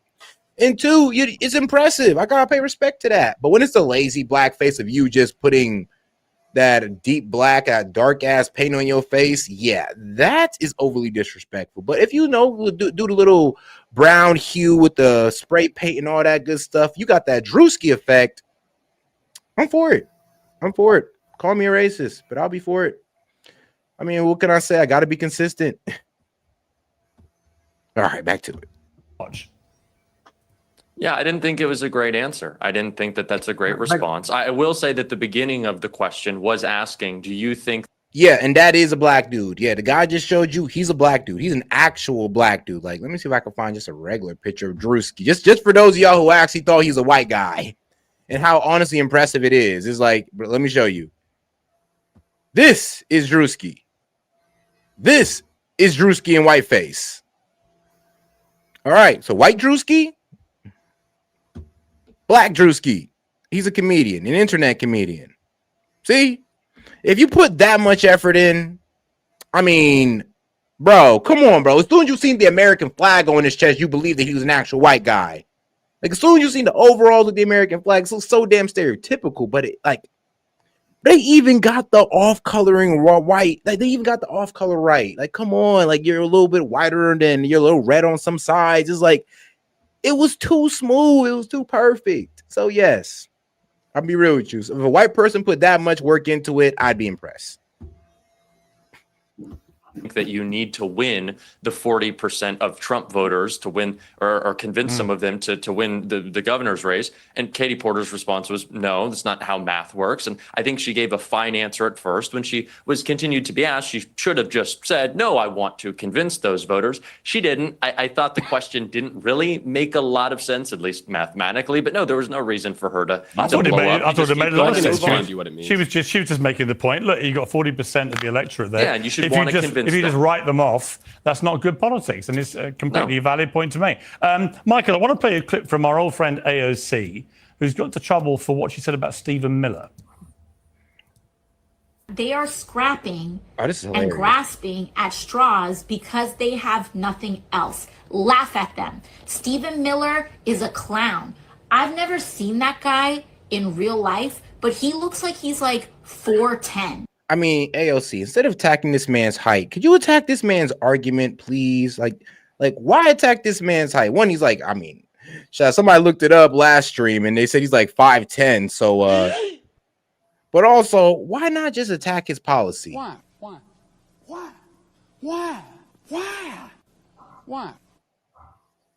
And he looks like he is angry about the fact that he's 4'10". And he looks like he is so mad that he is 4'10", that he's taking that anger out at any other population possible. Well, there was a lot of pushback on this, and then she issued this apology. I want to express my love for the short king community. I don't. Nah, AOC, nah. We know how you like them. Like, what you mean, girls? Okay, you like them 6 foot plus, man. Go ahead. You were just shitting on short guys. You literally called a 5'10" dude 4'10", and then you literally say, "Oh, he's mad because he's short." And now that you realize that, hey, guess what, sweetheart? Only 14 to maybe 20% of men are 6 foot plus are considered tall. So you shaming men in that way, you didn't shame like. About 84 to 86% of men with your comment. So wait, I hear more men. I hear the new height is 6'3". And then that's the case is even smaller because now we're damn near at like 5%. So hey, way to screw yourself over in the men department. I don't believe in body shaming. I am talking about how big or small someone is on the inside. Like, for example, I have no idea how tall Andrew Tate is. No idea at all. But that guy looks to me like 5'3". Bro. What? I mean, I'm not even gonna lie. Andrew Tate looks at least 6 feet, 6, like 5'10". Nah, bro looks at like tall as hell, to be quite honest. Hey, so I'm 6 foot 180. I'm not gonna mess with him. I mean, exactly. It's like, bro, I think he's like 6'3", I think he's like 6'3", like 200 or something. So to sit there and say that he looks 5'3", I'm like, now to be that ripped in 5'3", bro's arms would have to be like massive as hell. He looked like one of the bodybuilding Mexican dudes, if that was the case. So 5'3", I mean, come on now. Even in pictures of Andrew Tate, I mean, I don't know about 5'3". And then even in pictures of Stephen Miller, I'd be like, I didn't even know he was 5'10". I'd peg him at like 5'6", 5'7". because he's always around taller dudes like the president and Scott Bessent and them and the rest of them. So he looks short in comparison to the rest of the 6 foot plus administration. So damn, huh? Well, Andrew Tate looks about 5'3". I mean, it's not that I'm the biggest Andrew Tate fan. It's just that I don't know if we're just looking. I've seen this man in interviews before because it's entertaining because this man's actually pretty entertaining when it comes to interviews. But he don't look like no 5'3" dude. Like 5'3", 5'4". Whereas, so Michael, I mean, being obviously very heightist, a big no-no with the woke community. And she's obviously wrong about Stephen Miller. I stood next to him at a party, and he's a lot taller than 4'10". What did you make of this rather cringeworthy double video? Well, the apology was particularly. I mean, yeah, she kind of just lost like 84% of men with that whole comment right there. Because hey, Short Kings, man, come over to the other side, man. We won't shame you about your height. It was utter nonsense. I know. I said when I said he looked like he was 4'10", I was talking about his heart. Yeah, okay. But then her first claim, she says, "Look, I've never met this guy, but I bet he's 4'10". So I think AOC is consulting exactly the same sources that our friend Jack. Nah, it's the double down that's hilarious, though. It's like, nah, I wasn't talking about his height. I was talking about his heart. I'm like, sweetheart, you should have been talking about size or something then. I don't know. You've probably been better talking about down his size below the belt than talking about his height. It'd have been better. I ain't gonna lie. That'd probably been a better approach. But shout out Jet. He's like, not gonna lie. The first black dude I've ever seen with sunburn. He's talking about Drewski. Bro, I know a ginger black guy. Yo, low key though. I think there's one on, bro. There's one guy on YouTube that's a ginger black guy. Like, bro has a whole red beard. Yeah, this guy's head is red. His eyebrows are red. Okay, yeah, bro's eyebrows aren't red. His eyebrows are black, but it's just like his beard and all is red. It's actually pretty cool. He has freckles. Oh, he said take 2% away from that 14 for every in above 6. Yeah, for every inch above 6. Oh man, he said 2. Yep, take 2% away from that 14. Yeah, every inch above 6. So, yeah, as soon as you go to 6'1", now we're at 12, 6'2". Now we're at exactly. He's like, it gets as you get to as the height requirements go up, it's like less and less dudes. Like dudes who are 6'6", 6'5". Like I mean, Charlie Kirk was like 6'5". I mean, hey man, that's like a single cent percentage of dudes. I mean, that's why most of these guys go into sports or like in the NBA. It's a rare height. I mean, God bless them, but to sit there like low key just shame a guy over his height. I mean, that was the wrong move, sis. Like you should have. I ain't gonna lie, it'd have been better to she'd have been better shooting below the belt if you know what I mean. Over here is, namely her imagination. And as you point out, Piers, Stephen Miller is obviously much taller than that. But this psychobabble typifies all of the left-wing arguments. It's obviously fact-free, but notice she doesn't take on Stephen Miller's argument about immigration. She doesn't take on his argument about law enforcement. She doesn't deal, she just tries to... Hey, and shout out to my man. I really like RPGs. Hey, man, don't we all? He said, just stepped out the crib, the 3 ninjas. One that was Vato, one was going by Don, and one, oh man, and one of my brothers, what was it, Dupree? Well, he said, I punt faked, I was going to call ICE. And man, damn. You know what? I'm pretty sure I know what happened after that one right there. Because usually when you pump fake, you're going to call ICE. They look at you like, what did he say? And then, of course, they're going to start with the running sounds. If I can find my running sounds.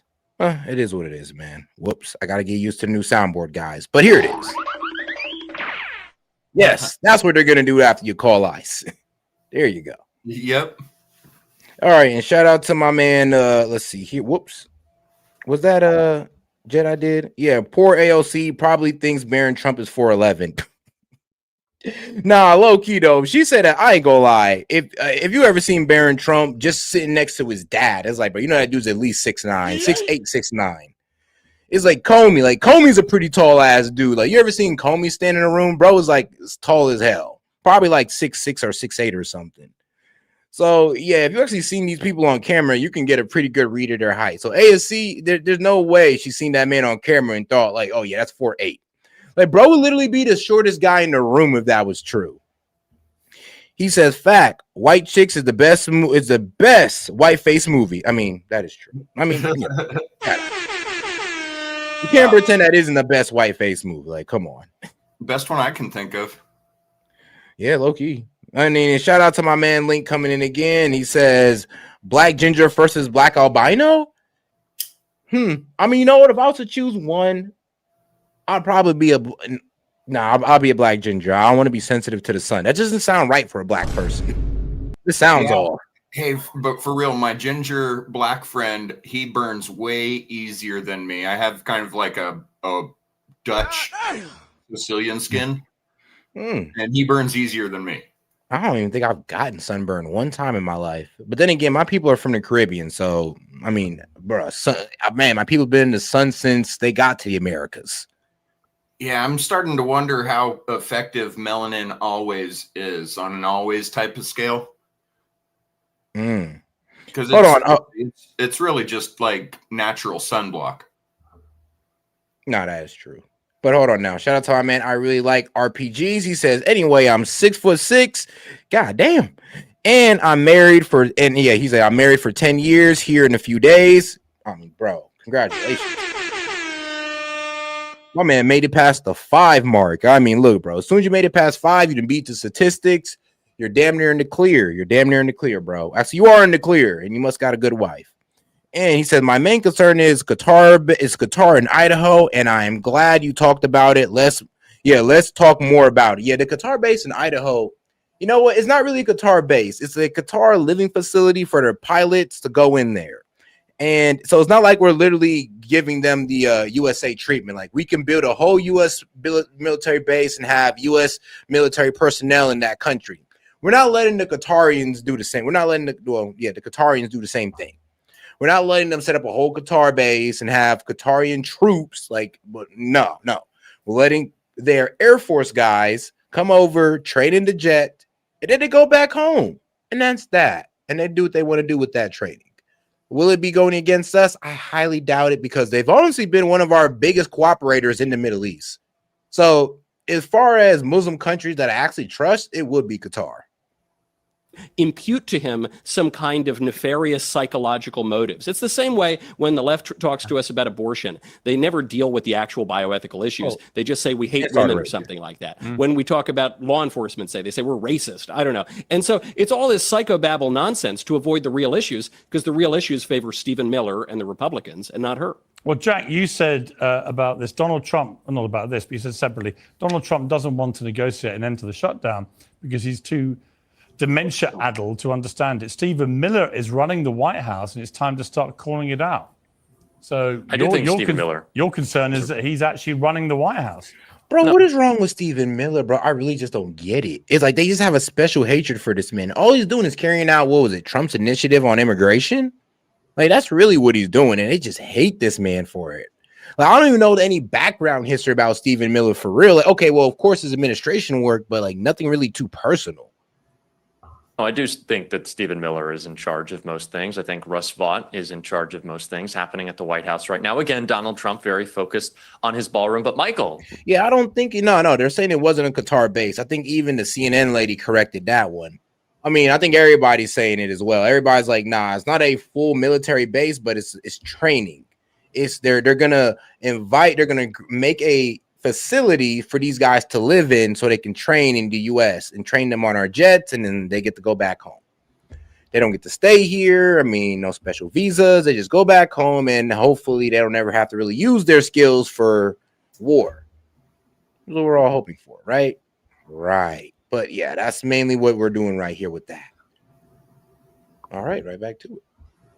Little snowflakey of you. What day are we on of this AOC story, this non-story? I thought that the right liked comedy. I thought that we could make jokes again. Everyone's in their feelings. We saw Stephen Miller on Fox. He's like rubbing his eye. Verge of tears. She said that I was short and I'm bald too. Stephen Miller. Like, is that what happened? That's not what I saw happen at all. Does he have more important things to concern himself with? His buddy Jesse Waters seems to think that he's a pretty swell guy. Oh, guys, and about the Qatar thing, it is common practice. Like when we sell these new jets to these guys, when they buy it, because the Qataris bought these jets from us. So when we let these guys buy it, we also let them come over here, retrain them in using the jet, and then we send them back. And we did this with multiple countries. So this is just common practice. I don't know why he needs to listen to what AOC has to say. The problem is it got the outrages because it's a bunch of Muslims. Let's be honest. respond to it. That is all that Fox was talking about. But yeah, Pierce, I do think that Stephen Miller is running things in the White House right now. I don't really think that Donald Trump is all too concerned with anything. Project 2025 was laid out for him because Trump has. And shout out to my man Link. He says, I'm 5'11 and 3/4. Link, just say you're 6 feet. But shout out Link. And he said, and once dated someone for 6 days in middle school. My main concern, people aren't more proactively positive to other people as we should. I mean, I'll be real with you. People do date people with a bad outcome. Like, they don't not really, like, let's be real. Usually when you walk into a relationship, you don't got that same magic. Like, oh, I'm going to be together with this girl for the rest of my life. Or I'm going to get married. It's not that same magic you tackled it with. But now it's like, all right, I'm getting with her. I'll be sleeping with her, but for how long? What, 6 months, a year, 2 years? There's a time limit on this. I know it is. So we do have a more negative perspective, and we do tackle it from that negative perspective of, well, oh yeah, this is going to end one day, and it's not going to end in marriage. It's not going to end in a year-long marriage of any significance. But hey, though, I'll be smashing, and we'll be doing cute dates for probably about the first year and a half, and then it's going to be bullshit for probably the next 6 months, and then break up. And that's usually the process that hopefully not all of us is going through. Like, Lord, no, I don't wish this on nobody, but that does seem to be the common reporting from what I'm hearing, is that most of your relationships is about 2 years plus, and then things go downhill.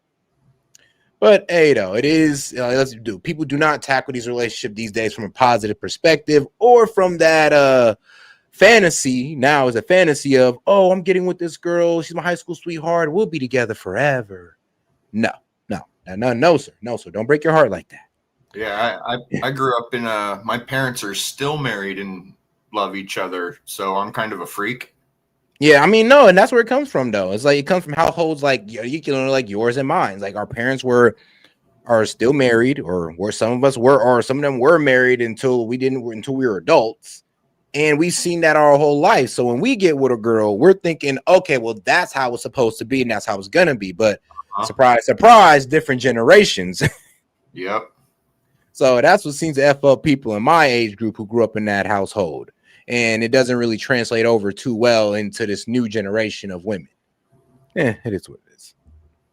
But he shout out to Hellbat. He said 5'10" here, and fuck positivity like that too much. He like that too much. Yeah, he said fuck positivity like that too much. I get what you're saying. Bro. Hey, don't be a negative Nancy about getting in a relationship. I say tackle everything with a positive perspective and try to be positive. Because if you're going to be negative about relationships, you're always going to get negative results. You can't blame nobody but yourself. And but Seth, you just sat here and said that's what's going to happen. I know. But guess what? Sometimes you can't help things. But at least you can do is tackle it from a positive perspective. At least you know you did everything you could. But when you attack it from a negative perspective and if it fails, well, come on, man. You kind of foretold the future on that one. He's like, might be 5'11", never checked since junior year. I'm crying. He said, hey, man, if I know I might have grown in it. Bro, you definitely might have grown in it since then, bro.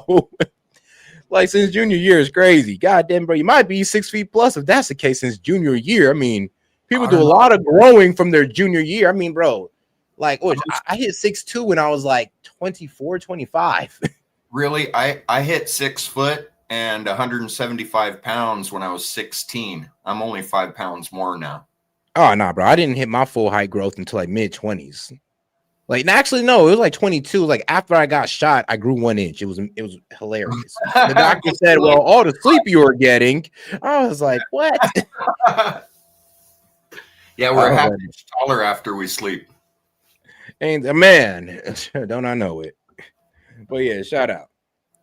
It's funny how we got to dating. Y'all about to make me play one of those dating things, but it is what it is. Let's get back to politics. No interest in negotiating or governing or doing anything that isn't putting billions of dollars in his pocket through a crypto scam. That is what Trump is ultimately interested in. So he'll have his goons take care of the rest, and he'll do his Spotify playlist and I guess make the Rose Garden look uglier. And what in between, he's just trying to forge peace in the Middle East. It's a busy old time for him. Michael, what do I end on a story that I think in I'm done. He said, push X to doubt, but nah, I'ma stay fishing. He's like, nah, it's all good. Said it's like, I ain't chasing no woman. I'm gonna chase these fishes in the river, man. I respect it. It's a way more peaceful lifestyle. I'll tell you that. I ain't gonna sit here and act like you ain't walking away from drama, because you are. And when things as much as exciting, you like go it. ahead. Say that again. And when things get exciting, you like it. Yeah, ain't that the truth? Page me. Amazon airbrushing James Bond's gun out of thumbnails for the movies on Prime. Let's take a look at this. I mean, they've just taken the guns off, and I've got to be honest, they've left Bond in these pictures looking, well, just a little bit effeminate. So it's like a double whammy, isn't it? What's going on here? Is he tickling himself now? Is Sean Connery giving himself a little pinch on the what? So they have to take away the gun because that's politically incorrect. They probably have to take away the womanizing, right? There's no way that's kosher. Yeah, low key. I think they have to take away. You're not allowed to, be violent. So the karate chopping and all that. You got to take away the booze. That's no good. If you were smoking pot, that'd be one thing, but you got to take away the booze. So I think basically, you just have to take away James Bond. That's going to be the new sanitized version. James Bond is too masculine of a character for the libs. Let's be quite honest. Nothing works anymore. I think non-binary. But no, honestly though, we need to bring back characters like James Bond. Like, make different ones, of course, but we need to bring back masculine characters. Bond's the best. I mean, honestly, like, come on.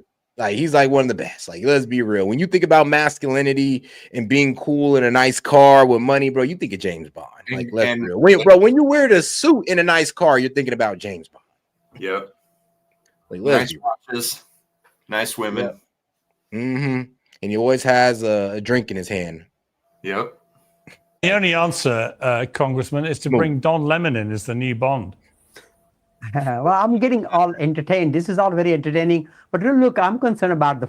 And shout out, he's like, what the fuck? They trying to turn Sean Connery's Bond woke? I mean, bro, Sean Connery was a savage. Yeah. Bro, do you remember that comment he made about hitting his wife or whatever, or hitting a woman? And he says, hey man, if a woman look, I don't believe in hitting a woman all the time, but hey man, if she don't want to drop a situation, she gonna catch one. I was like, hey, bro, that's an old school thinking right there. He said, hey, it ain't the first thing I'm gonna go to, but hey, if she keeps bringing it up, she gonna catch it. I was like, damn, okay. And that's why people say Sean Connery. Have you seen the clip from when Ronald Reagan was an actor and he slapped his girlfriend or wife or whoever? Hey man, back in the day, that was common practice. Hey bro, if you didn't slap your girl for talking crazy to you, you were seen as less as a man. Nowadays, you're seen as being tolerant or having reserve, which is honestly true. Because let's be real, I'd never be down with hitting women. But back in the day, though, they made it seem like what it was. Like, it was just such a common practice. Like, what do you mean? Like, what do you mean you don't hit your girl when she talk crazy? Nowadays, you just leave the house, you go take a walk. But back in the day, man, you slapped your girl and she took a break in the room, which is not a good thing. I'm not saying it's a good thing. I'm just highlighting the realities of that time. 4 million people who are losing health care. I'm looking at, millions of people not able to get their insulin, get treatment for their children. Right now, we need to get this government going. The two parties need to come together, negotiate, take care of the American people. I know this is all. Congressman, would you agree to a clean CR? Because the Democrats obviously shut it down. They wanted to change the fund. But would you agree to a clean CR to just keep the government going? What is with this victim complex? Not continuation of the same old. Not continuation of the same old. We need to. So you don't want to get those people insulin and all the health care you talked to? Just a clean CR. Just keep it going just like it was. It was working okay. You wouldn't agree to that. You're going to keep the government shut down. Okay. Look, we got to. Who's in charge? We got to address that. Healthcare is a big, huge issue. People's premiums are going to double. Their co-pays are going to double, triple in some cases. In fact, the top 10 red states will have premiums tripling and quadrupling. Yes, and Obamacare was dreadful for healthcare premiums. I agree. I don't disagree. This is all important, but I do think we should focus right now on James Bond and his gun. Jack, should Amazon be neutralizing bond like this? And we did dissolve into the government shutdown, like, again. And here's the thing, though, like, the Dems don't really have nothing good to go off of, because the Obamacare health subsidies, that wasn't going to end until October. Well, not October, but December 31st. So that, like, they didn't even have to bring that up now, and they're shutting the government down pretty much. If that's their case, then they're doing it for no reason. But the Republicans came out, they said, look, we'll give you the extension you want, just go ahead and sign on already. And they said, no, now we want it to be permanent. So, like I said, I really don't know what the Dems really want at this point. Honestly, I know what they want. And it was never about healthcare premiums. It was about adding more spending to Medicaid. Messages that send the world. I didn't even see this as a story. Should they be taken? And shout out, I really like RPGs. He says, America first. I know the base. I am in the I'm in the PNW. Young Patriot Flex. Your second A. This foreign occupation will end. Yeah, will end. Trump works for the U.S. people. Imagine if we all stop paying taxes. Like F round find out. 1776. And I ain't gonna lie, I'm all for that one. Because you know what's crazy? I always do say I have more faith in the American people. I don't think Dems do, though. Because Dems don't think that if Trump turns into a dictator that we won't like flip this whole government on its head and take him out. Like there's a whole reason for the Second Amendment and the right to militia. I mean, here's the thing, that the same amendment that you guys think that we should revise is the same amendment that would stop a dictator. You guys know this, right? Like there ain't no stopping Trump if we ain't got no guns. If he was ever become a dictator in this far off scenario that he becomes a dictator. Now, let's say another president comes in and they want to become a dictator. Is like, yeah, that's why we need the right to militia and to carry guns. Because if we ain't got no guns, they can damn near do whatever they want. I mean, and look at other countries. Look how they're getting treated. So, yeah, this whole Second Amendment, and you guys are crying about fascism. It's hilarious how you want to get rid of the Second Amendment, which would be used to fight the fascists. But, hey, y'all don't know history like that. Away his gun. I don't know if the original poster works. Maybe keep it. If this new one doesn't, maybe don't. I don't know. You, Piers, I'm sure on your show, y'all beta test your thumbnails and they're doing the A/B and seeing which one is better. Oh, we'll be doing some great ones with you. Don't worry. Oh, thank you very much, Piers. I appreciate it. Make sure my hair doesn't look too bad. Well, you'll be pleased to know. Actually, Michael will be most pleased to know they have, after a backlash, Amazon have restored. Hey, shout out to my man CN, man. Hey, I'm always glad to see you, dog. He be taking his breaks, but he come back around every now and then. But he's been in America for 12 months, so man, that's basically the year. Hey, that's a whole year. So that's my man CN. He says, "Wish you all a wonderful day. Really enjoying tonight with you all." Hey, shout out. The guns. That is good because when they took the gun away, that was the beta test. I don't know what they've done. They've done something, but they haven't restored the guns. I don't know quite what they've done. Doesn't make any sense that, but they'll figure it out. They've done something anyway. So we'll see if we can get the guns back. I mean, because James Bond without a gun, kind of pointless. Low key. Kind of. What's the point? Kind of gay. I've got to leave it there. Panel, great debate. Thank you very much. Eric Trump is the executive vice president of the Trump Organization, a multi-billion-dollar enterprise which manages the president's sprawling business empire. That responsibility placed Eric Trump squarely in the sights of those who sought to block the president's comeback using the courts and the law. Eric is officially the most subpoenaed man in American history. In his new book, Under Siege, tells the inside story of how a political campaign took its toll on the family who bear the most famous name in the world. And he joins me now. Eric, welcome back to Uncensored. Good to be on, Piers. You know, it's an extraordinary book about an extraordinary period in modern times, really, which was the kind of war against your dad, against you and your family, seemingly a war designed with one motivation, which was to prevent him ever getting back to the White House. And of course, we know how it ended. You know, when you finished the book, what was your kind of overview about what you'd all been through? Well, I think, Piers, the irony is your book would not have been able to be written, right? Woke is dead, had it not been for ours, right? Had it not been through the battle that we were, right? I call it Under Siege for a very simple reason. They tried to impeach my father multiple times, right? They raided Mar-a-Lago. They wrote the Dirty Steele dossier paid for by Hillary Clinton. You know, they made up the Russia lies. They deplatformed us off of Twitter and Instagram and Facebook, right? They took my father off the ballot in Maine and Colorado. They went after Supreme Court justices. I became the most subpoenaed man ever. They raided Melania's closet and Barron's room. I mean, they weaponized every attorney general in the United States, every. Hey, nah. He said that dude gonna fly away with those ears. So, well, Man, they are sticking out. Shout out Hellbat. District attorney in far blue areas of the United States to go after my father. 91 indictments. We've gotten every single one of them overturned. They debanked us. They deplatformed us. They wanted to see us in jail. They wanted to see us arrested. They wanted to see my father behind bars. They wanted me to be right next to him. They wanted to see our family bankrupt. They wanted to see the MAGA movement dead. And then if that wasn't enough, and I spent a lot of time talking about that in Under Siege, then they tried to kill my father in Butler, not the first time when they took off part of his ear, but then they tried to kill him at his golf course in Palm Beach. And then, a couple weeks, literally this book, Piers, came out 3 days before Charlie Kirk's assassination. They've done everything they could to take us out, and we prevailed in the long run. They put every arrow in our back that they possibly could, but we won. And this is the inside account to that war and that story and my fight and behind the scenes within our family, of kind of those trials and tribulations. You knew Charlie Kirk very well. I interviewed Charlie a few times. There was a hideous irony that there was somebody who purposefully went into the lion's den, if you like, of people who instinctively didn't like him, didn't agree with him, and invited open dialogue, invited respectful debate. And I've seen so many clips of him since, many of which are taken out of context, but where his general demeanor around people that really hated him was to say, come on, let's have a proper debate here. You're entitled to your view. I'm entitled to mine.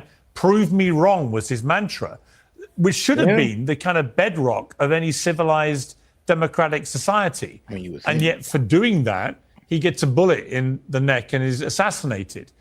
What does that say about where we've got to in public discourse? Well, I think that's right. I mean, the First Amendment, which is freedom of speech, freedom of religion, is a bedrock principle of the United States of America, right? By the way, I see a lot of the UK not doing well with that principle right now, and I know it bothers you, and it bothers a lot of people. It bothers a lot of people over here, but that's right. I mean, you had a guy called Charlie Kirk a fascist. That guy proceeded to dress up in all black and go 200 yards away on a rooftop with a sniper rifle and shoot Charlie Kirk in the neck.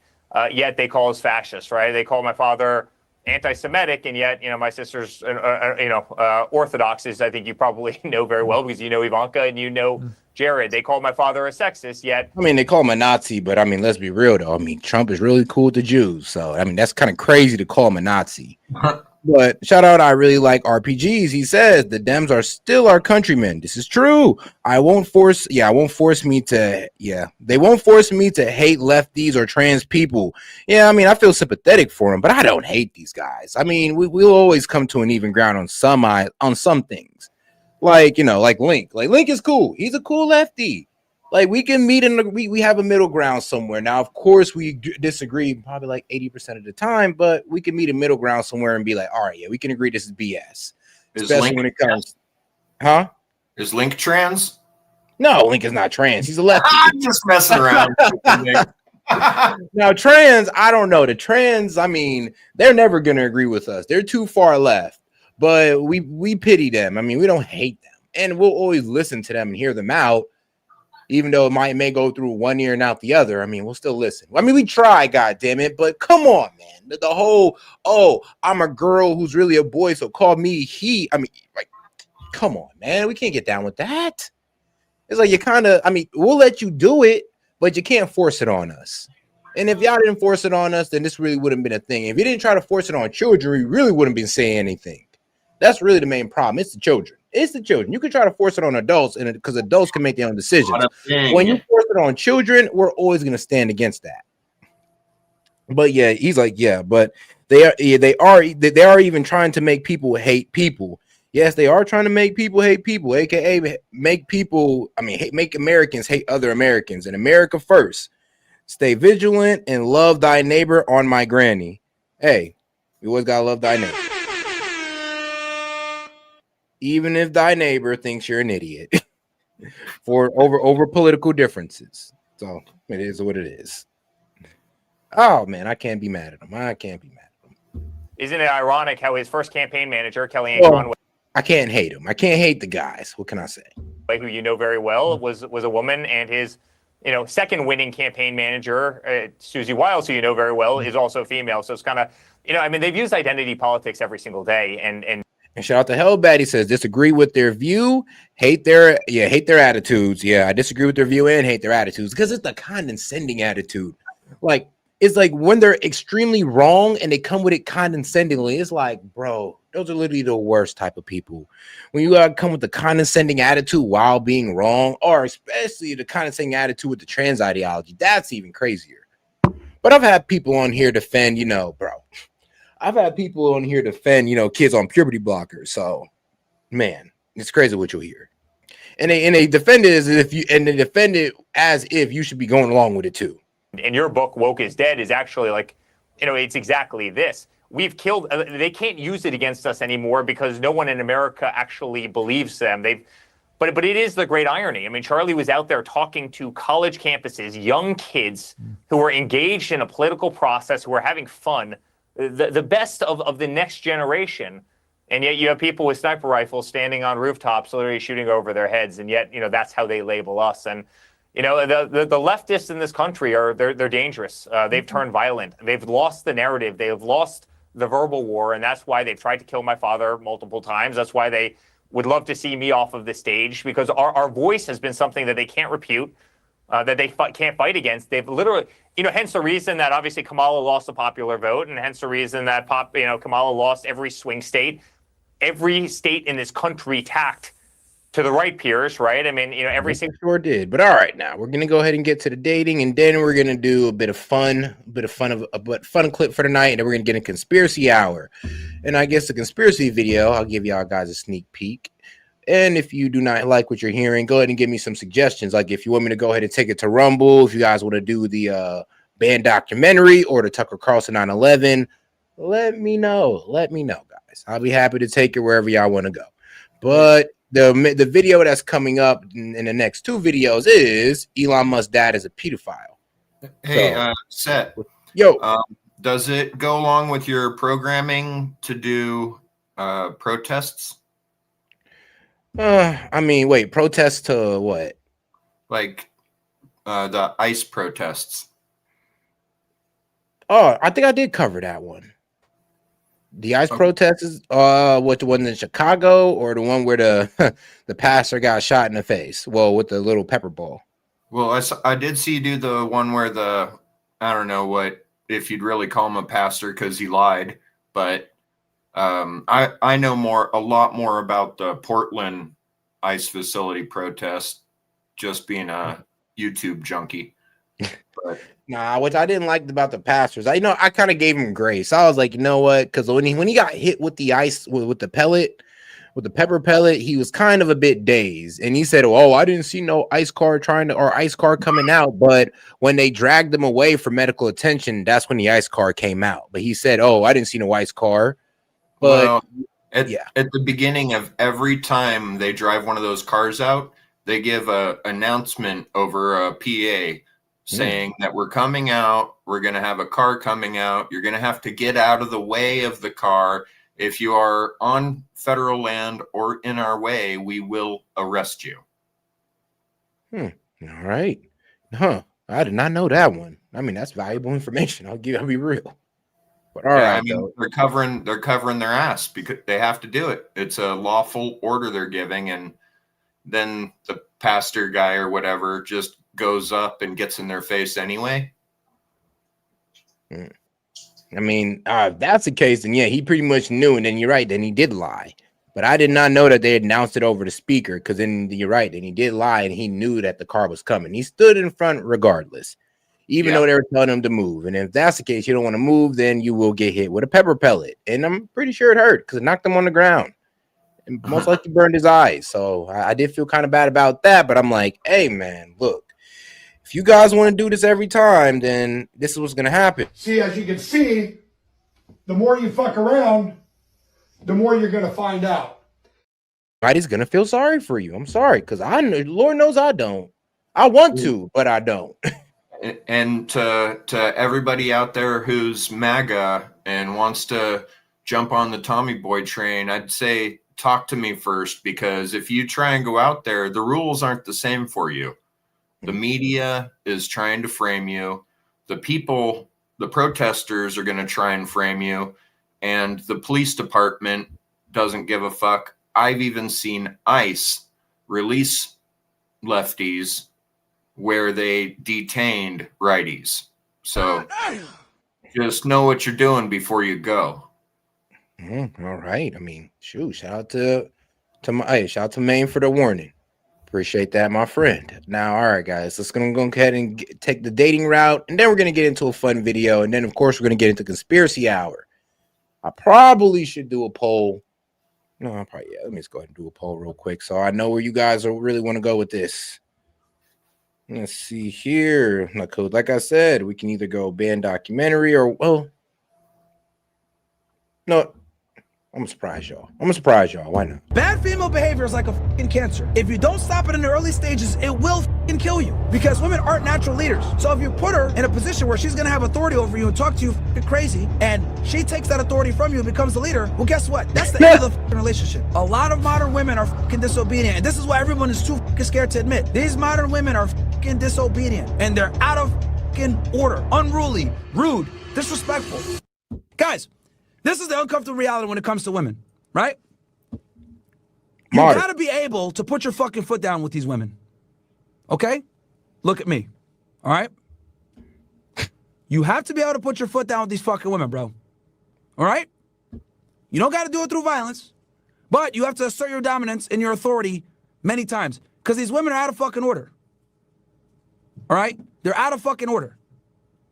They'll sit there and fucking backtalk you, insult you, talk shit to you, etc. You got to nip that shit in the butt immediately. All right? And I know this is a foreign concept for a lot of you pussies out there. Oh, Myron. I mean, matter of fact, bro, there's some of you guys watching me probably right now with your bitch next to you. If you told her to make you a sandwich, she'll say, make yourself a sandwich. Ooh. That's a problem, chat. Some of y'all right fucking now are watching this stream with your girl. I want y'all niggas to do a test right now. Tell her, make me a sandwich. Or if you're too pussy, I'll tell her for you. Hey, bitch. Make that nigga a sandwich. Some dudes just got if some she look. hasn't gotten up to make you the sandwich right now, I mean, you probably should break up. I'm weak as hell. I don't know if that's direct action. Like, yo, make me a sandwich. Like, damn, can you have a please in there? Like, he throw a please, make me a sandwich in there. Bro, some dudes didn't even ask and just got in trouble. I'm crying. It's like, bro didn't even ask. He just hates like, bro. It's just girl probably looking like you gonna let that man talk to me like that on the screen? Like, you better turn this shit off. Oh man, like guys, if you try this right now, make sure to add a please in there, please, and make sure to add a please, please and thank you. Shout out to my man Hellbat. He's like, I vote to skip dating shit. It's only 11 minutes, Hellbat. We'll see if everybody else voting it, then sure. Up with her. Dead ass, just helping you guys out. But that's what I'm talking about. You guys need to be able to stand up to your woman and tell her, shut the fuck up. Okay? Gotta be able to do that shit sometimes. But we live in this cucked fucking society where we let women just like run shit. We let them run rampant. Let them talk to us crazy. Let them fucking embarrass us. Like, nah, man. Guys got to step up and fucking grow a pair, man. Some of y'all right now are probably breaking up with your girl as we speak. I'm telling you, man, if she didn't get up to make you the sandwich after I just told her, like, bro, you might need to reconsider your relationship, bro. I probably just started a fight with some of y'all niggas. I don't fucking know. Damn. I might have just fucked some of y'all relationships up. But thank me later, motherfuckers. Okay? Thank me Nah, later. because can you imagine though the atmosphere in the room if you like you just side eye your girl, she's looking at you like, you got something to tell me? I'm like, don't look at me. It's like, I don't know. But all right, though. Let's see. Put a 1 in the chat to skip. All right. He says we got 1, 2, 3. We got 3. All right. Now, what about the rest of y'all? Y'all want to skip the video? But dude, I ain't got no problem doing it. Like, I ain't got no problem. But let's see here. All right, until then. Because I'll tell you this, if she won't get up and make you a fucking sandwich as I'm talking about her needing to make you a goddamn sandwich, that's a problem. Probably just saved you a lot of fucking heartache. But I digress. The main point I'm trying to get at here, guys, is dealing with women is not all glitz and glamour. There's going to be a lot of shit behind the scenes where you are going to have to constantly assert your authority and remind her that you are the boss. And women instinctively do this. It's called the shit test. Okay? I don't want to make this a fucking whole red pill podcast, but I guess we have to in this case because of the subject matter. But women, guys, will start fights with you often to see how you respond. They need the drama. They need the emotional stimuli. Okay? No, it can't be me. They need that shit. So sometimes they'll start shit with you or start a problem so that they can go ahead and get a reaction and get that emotional stimuli. Or they just want to see if you're going to stand up to them and tell them, shut up. Why do you guys think you always get the best sex when you fight with your girl? Because you've emotionally stimulated her. Especially if you check her and put her in her place. Women need that shit. Okay? All right, though. Well, now I know you guys want to skip this. So while I go ahead and look through the options, I'll go ahead and play this quick video real quick. Nice little interesting little history thing.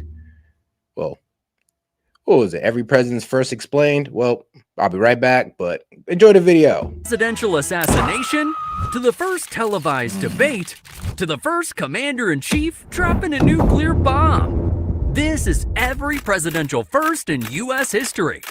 And you might want to grab some popcorn, because these only get crazier with each president. Like George Washington, who was not only the first U.S. president, but the first and only president unanimously elected. Twice. Because Washington wasn't just another politician. He was a general who led a ragtag army against the most powerful empire on earth and won. His reputation was so massive, he could have crowned himself king. No, seriously, people offered. But Washington shocked the world when he said no to power. And this solidified him as a legend. However, when it came time to pick America's first president, the decision was automatic, because the nation dragged him back into public service and gave him back-to-back unanimous election wins. Sorry, John Adams, but at least you were the first president to live in the White House. Because in 1800, John and Abigail Adams moved into the White House, and it was kind of a construction zone. Workers hammering, dust everywhere, and half the rooms were unfinished. But the Adams made it work. Because Abigail famously hung laundry in the East Room, because nothing else was in it. But the move to D.C. didn't stop with the Adams. It rolled right into Thomas Jefferson, the first president inaugurated in Washington, D.C.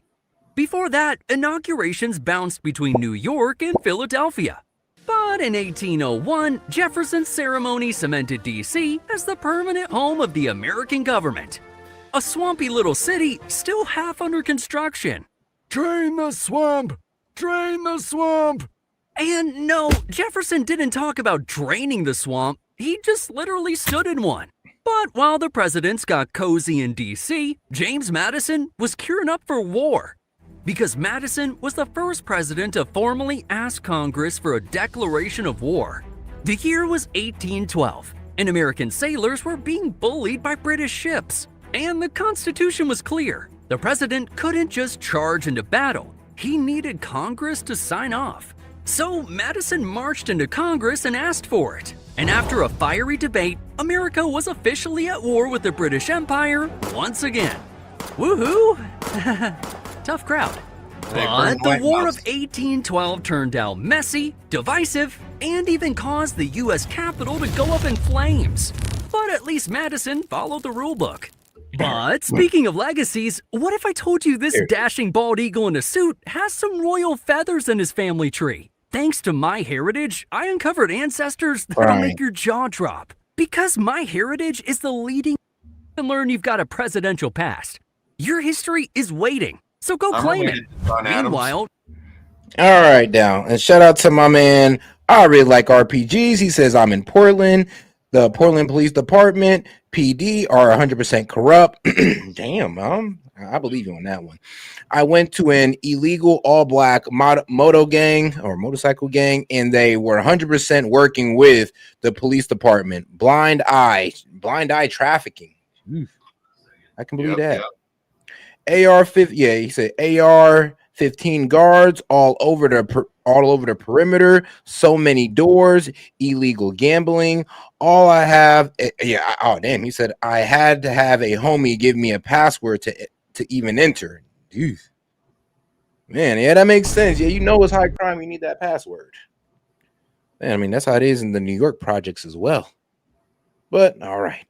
And wait, was that it? All right, perfect. Okay, I caught up. I was hoping I get too far behind, and he said I vote this. Okay, good. Yep. James Monroe was the first president to ride a steamboat. And although it was a short trip down the Potomac, it symbolized something bigger.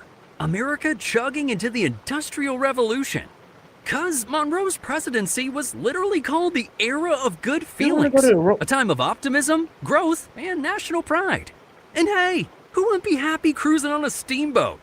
But the cool inventions kept rolling with John Quincy Adams, who was the first president ever photographed. I can do it. Because in 1843, years after his presidency, Quincy Adams posed for a daguerreotype, a new experimental photographic process. And it resulted in this photo, a stern old John Quincy Adams mean mug in the camera. Looking sharp, sir. But the fun times didn't last forever, because Andrew Jackson was the first president to face an assassination attempt. In 1835, Jackson was leaving a funeral when a man named Richard Lawrence pulled out a pistol, aimed, and misfired. He quickly pulled out a second pistol and misfired again. That's when Old Hickory lived up to his nickname. Cause the 70-year-old Jackson beat Lawrence with a cane until bystanders dragged the guy away. What a legend! On the other hand, Martin Van Buren was unique in his own way, because he was the first president to speak English as a second language. Now, I do want to warn y'all, for the Ben documentary, I would have to transfer the stream just to Rumble and Kick only, because that Ben documentary is a lot. So just want to let y'all know that off the rip. Born into a Dutch community in New York, little Martin grew up speaking Dutch at home, then picked up English later. See the documentary, see And why I can't although it play it didn't on play a YouTube. major role in his political life, it did reflect just how diverse some early pockets of America already were. Meanwhile, William Henry Harrison loved speaking English because his inauguration address went on for nearly 2 hours, one of the longest yap fests in presidential history.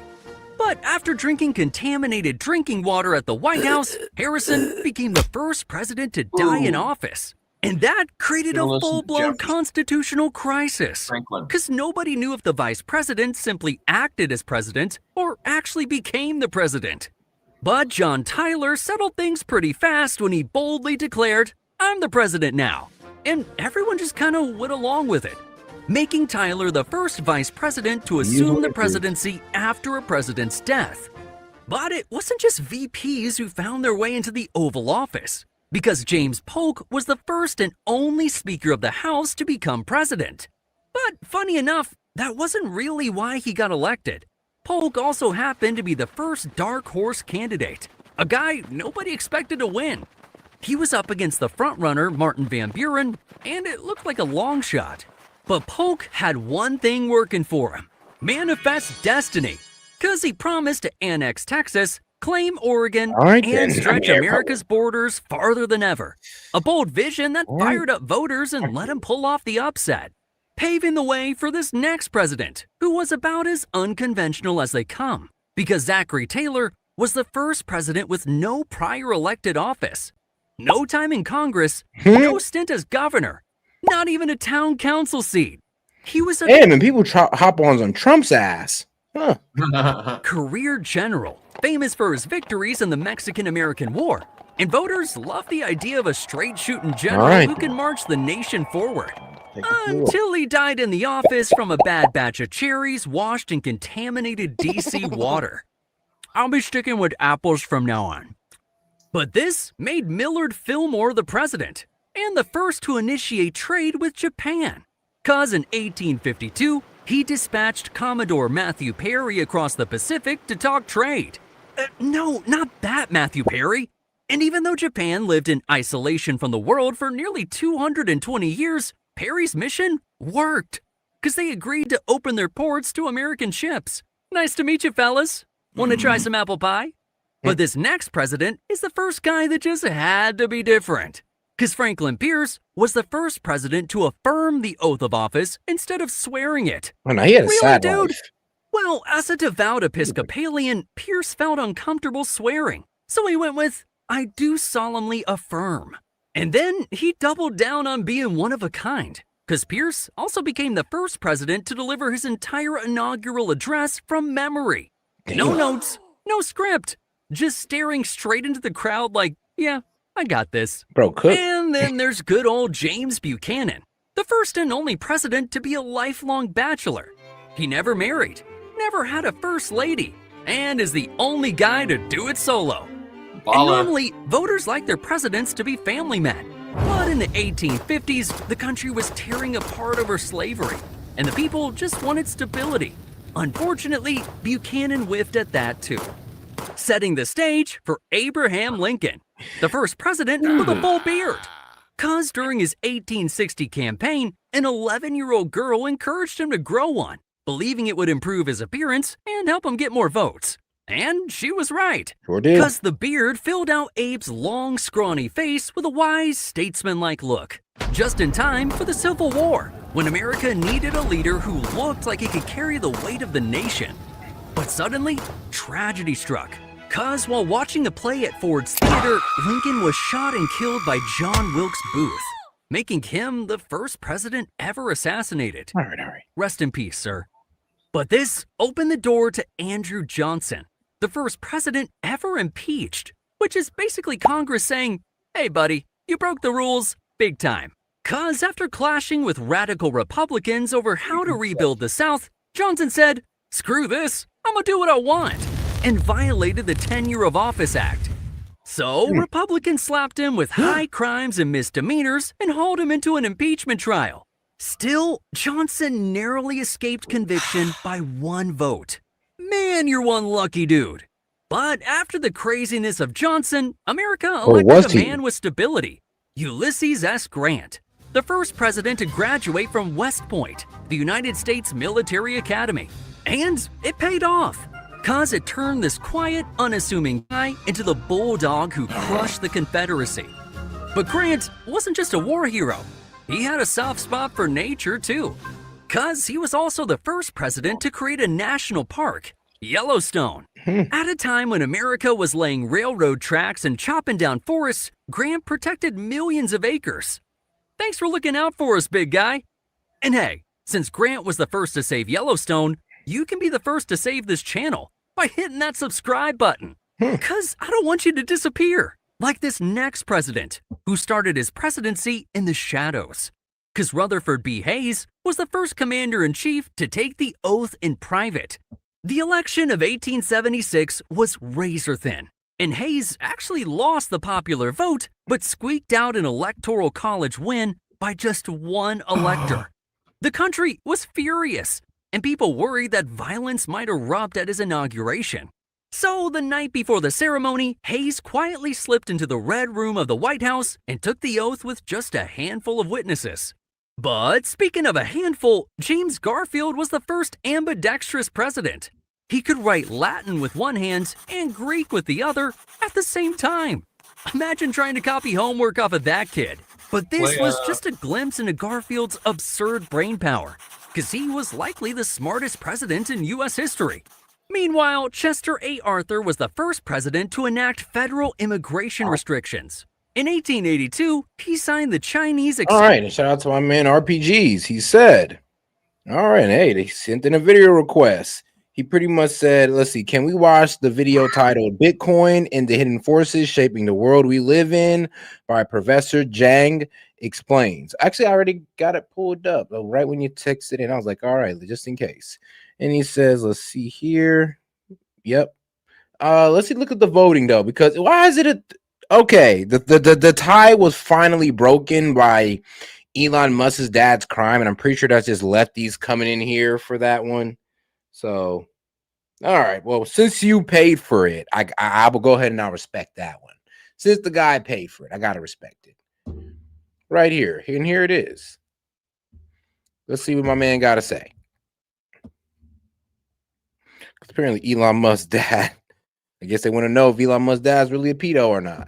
Bitcoin is introduced, and it's introduced on like this random like email and by a man I can't remember the name of. Okay, but like no one knows who this guy is. He says, "Oh, you know what? I create this, blockchain, and it's all open and transparent, and maybe you guys can use it." Okay, and slowly became more popular, but no one's asking the hard questions.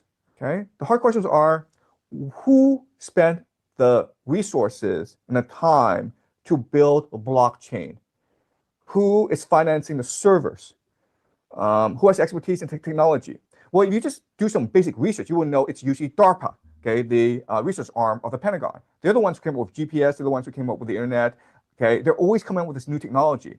Then the question then is, okay, why would the Pentagon want to give the Bitcoin out for free? And the answer is the same reason why they give the internet out for free, because the internet is the ultimate surveillance tool.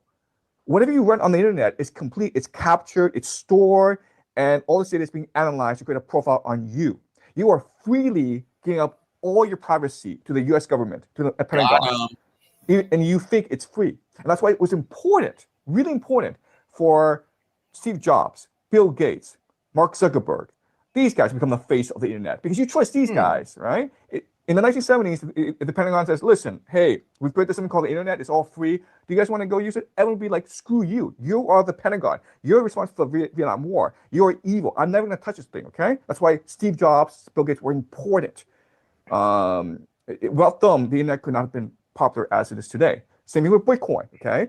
Bitcoin is designed as the ultimate surveillance technology. Who's going to use Bitcoin? Drug dealers, terrorist groups. True. And who's financing these terrorists and drug dealers? The CIA, okay? So the Bitcoin becomes a mechanism for the CIA to finance all its illicit activities around the world, sponsoring, terrorism, sponsoring drug dealing, sponsoring all these coup d'etats around the world. Let me give you another example. Google this. So the Winklevoss twins, they had this huge dispute with Mark Zuckerberg about who founded Facebook. Okay, they were classmates at Harvard, and the Winklevoss twins, the father's a hedge fund manager. They hired Mark Zuckerberg to write the code for Facebook, what will become Facebook, and Mark Zuckerberg sold the idea and created Facebook. And the Winklevoss twins sued Mark Zuckerberg, and I think they got like $100 million settlement, which is nothing. Okay, like Facebook is worth tens of billions of dollars today. $100 million is worth not that much. Do you know what they did? They spent every single cent of that settlement on Bitcoin, and now they're billionaires. Who the hell does that? Who the hell spends every single cent? People who know. On something, on an investment. Well, they would if they knew exactly what Bitcoin was, what it was designed to do, and who owns Bitcoin. Okay, so Bitcoin is the biggest scam out there. It's run by the Pentagon. You don't have to trust me. Just do some basic research, okay? All right? And ask yourself, hey, who funded this thing? Who has the expertise, the technology to fund this thing? Who is financing the hardware to run Bitcoin? Who benefits from Bitcoin? Why would they want Bitcoin around? Right? And the answer is the CIA and the Pentagon. And that's the only answer. So all that I do is engage in intellectual speculation. Okay? I'm trying to create predictive models that allow us to foretell events. Right? So I'm perfectly open to the possibility that this is all nonsense. But what I'm saying is, fine, if this is nonsense, let's just figure out what this nonsense leads us to. Okay? So if you just assume that the world is run by this cabal of secret societies that want to fulfill biblical prophecy. Well, what do they want to do? Well, they want to destroy the Al-Aqsa Mosque in order to build a third temple. That's fundamental to their fulfillment of biblical prophecy. They want Israel to anger the whole world and force the whole world to attack Israel because that's part of the prophecy. They want anti-Semitism to surge all around the world.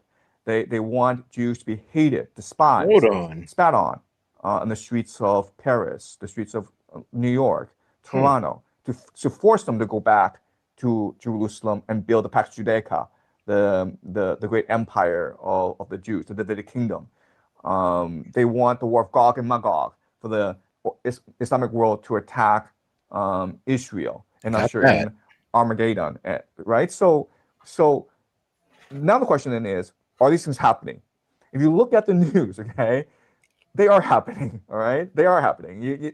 So I'm not sure if you know about the red heifers, but Israel imported 5 red heifers from Texas, and these 5 red heifers, they were genetically modified to be perfect. The Bible requires them to be perfect, and now they're in Israel, they're in Jerusalem, And why they're important is that biblical prophecy requires them to be sacrificed in order to consecrate the land in order to build the third temple. So the only reason why you would go to all this trouble, spending years and millions of dollars to breed these red heifers and then transport them to Israel is because you want to build the third temple.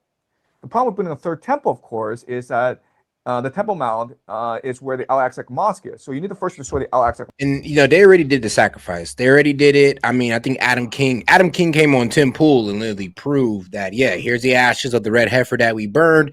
It's supposed to have healing properties, bro. It literally sounds like witchcraft. It literally sounds like witchcraft, guys. They burned the ashes of the red heifer, which is pretty much the red cow, and then they sprinkle sprinkle the ashes along the temple, and then that's supposed to bring along their Messiah and the third temple as well. But also the ashes are meant to be have healing properties because they do this ritual. And bro, what's also another weird part about this ritual is that the kid or the Jew who slits the cow's throat, who kills the cow, cannot have seen death, right? So they literally have kids that they keep up in a high up building for all their life to do this ritual that have never experienced death, never seen death. I've actually heard of worse. Yeah, well, I heard a Jewish guy flat out just say it. So I've heard of people that live in India that are kind of nomadic wanderers, and they spread the ashes of not alive humans all over their body. Makes sense. Mosque to build the third temple. The Al-Aqsa Mosque is the third holiest site in the Islamic world, which would, and if they were to do that, then every Muslim in the world would be compelled to seek vengeance against the nation of Israel. And if you are just a geopolitical strategist, if you're just like a politician in Israel, why would you want to submit your people to such tribulation?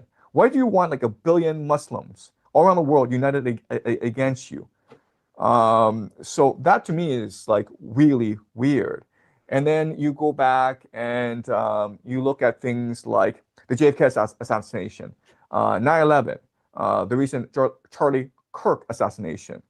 If you look at them very closely, there are all these occult elements to all these assassinations, as though they were almost like ritual sacrifices. So an example is JFK. JFK was assassinated November 22nd, 1963. That's 11/22. Guess what? 11/22, 33 are the three sacred numbers of the Masonic order. JFK was assassinated near Delaney Plaza, which was formerly the site of the first Freemason temple in Texas. Then you go to the Charlie Kirk assassination. Number 33 appears all over the place. It took 33 hours for the FBI to track down Tyler Robinson. When Charlie Kirk was sitting, he sat beside a table with 3 hats, white hats with number 47 on all 3 hats. Okay, and 47, of course, is Donald Trump is the 47th president of the United States. But look, 4 plus 7 is 11. 11 times 3 is 33. Okay, and also September 10th is the 33rd week after Trump's inauguration. September 10th is 34 days before Charlie Kirk's 32nd birthday. And some people said that Jesus died when he was 32 or 33. And in many ways, Charlie Kirk is being presented as this Messiah figure. So if all this is conspiracy bunk, then why are there these coincidences? They could be coincidences, but I mean the likelihood is very, very low. So I raise these questions, okay? And so all I'm saying is this is all intellectual speculation. Let's see what happens next year or 2 years. If they do destroy the Al-Aqsa Mosque, if they do declare war against Iran, if they do build a third temple, then this is going to force us to ask ourselves, why is this happening? And then the solution I propose is it's because of a religious eschatology. It's because of this cabal of secret societies. And that to me is the only explanation for why this could happen. So I understand that for a lot of people, this is conspiracy theory. For me, it's intellectual speculation. I'm trying to figure out how the world works. So I'm trying to create this prediction model. I mean, there's some where I do see that this is some wild speculation, but there's some of this that actually lines up. Now, I didn't think he was going to connect the whole Bitcoin into the whole red heifer sacrifice. That was unexpected, but it does line up. I will admit. And let's be real, they already did the sacrifice. So right now, guys, I guess we're waiting on the Jewish Messiah to show up. This prediction model works out. If my predictions work out, then I would argue that it's because my analytical model is true, and it is true that this world is being run by this cabal of secret societies. One thing that people don't understand is that it's humans who drive history, but not only that, it's certain humans who drive history. So I think in school we believe that in school we're taught that it's logic that drives policymaking. So policymakers, they come together in a room and they debate, they argue, and then they come up with the most logical, the most rational, the most economic decision, and then implement it in policy. And that's what we're trained to believe. That's what we used to do. And given the reality that we live in today, given the wealth inequality, given the fact that you have these destructive immigration policies, given the fact that you have all these wars overseas, clearly decision making is not driven by a rational perspective. And so what I'm trying to figure out is how power is manifested, how it expresses itself, and who has real power in this world. And so I've been focusing a lot on the power of religion, on how certain religious groups, through certain religious rituals, they're able to develop a very coherent framework for the understanding of the world. And this framework is almost like a script for them to implement. And they do that subconsciously in different corridors of power. And because they're able to secretly coordinate, they're able to wield tremendous power in the world. And so it's my theory that it is certain religious secret societies that have real power in the world. And so I'm slowly trying to untangle who holds real power in the world. Looking forward, what I will say is that it's really ideas that have true power. And we can metaphorically express these ideas, right? And people have metaphorically expressed these ideas. I mean, some people use the term Satan to describe these ideas. David Icke would use the term, interdimensional lizard people. The 13 families. So there are different names for these ideas, but I think the main idea that creates the reality we live in is that matter is fundamental. It's matter that is the end all and be all. And this is counterintuitive, or this has not been consistent with how humans have traditionally understood themselves and their world. For most of human history, look at all these ancient traditions, whether it's a Native American tradition, whether it's the Hindu tradition, whether it's a Buddhist tradition, whether, like all these different traditions, they all say that it's consciousness that creates reality. And as a result, there's like a divine spark in us. It's almost as though God manifests itself through our imagination. And as such, we have agency and control over the reality we live in. And for most of human history, this is true. We live in pretty egalitarian, free, yes, dude, love this one. Societies without a sense of property, without a hierarchy, without war. But as human societies continue to develop, we had wars, which creates hierarchy, which creates the idea of private property. And now the elite have an interest in transforming the way we perceive the world. And now they're going to use new ideas that really didn't exist before in order to essentially enslave us, because if we're able to remember that the divine spark in us. Now, if we remember, he's not saying that like we are God. He's pretty much saying that God's divine spark is in with all of us. Not saying that we're God, but we do contain a bit of God within us as God's creation, just like you contain a bit of your parents within you because you're your parents' creation. Well, and go ahead.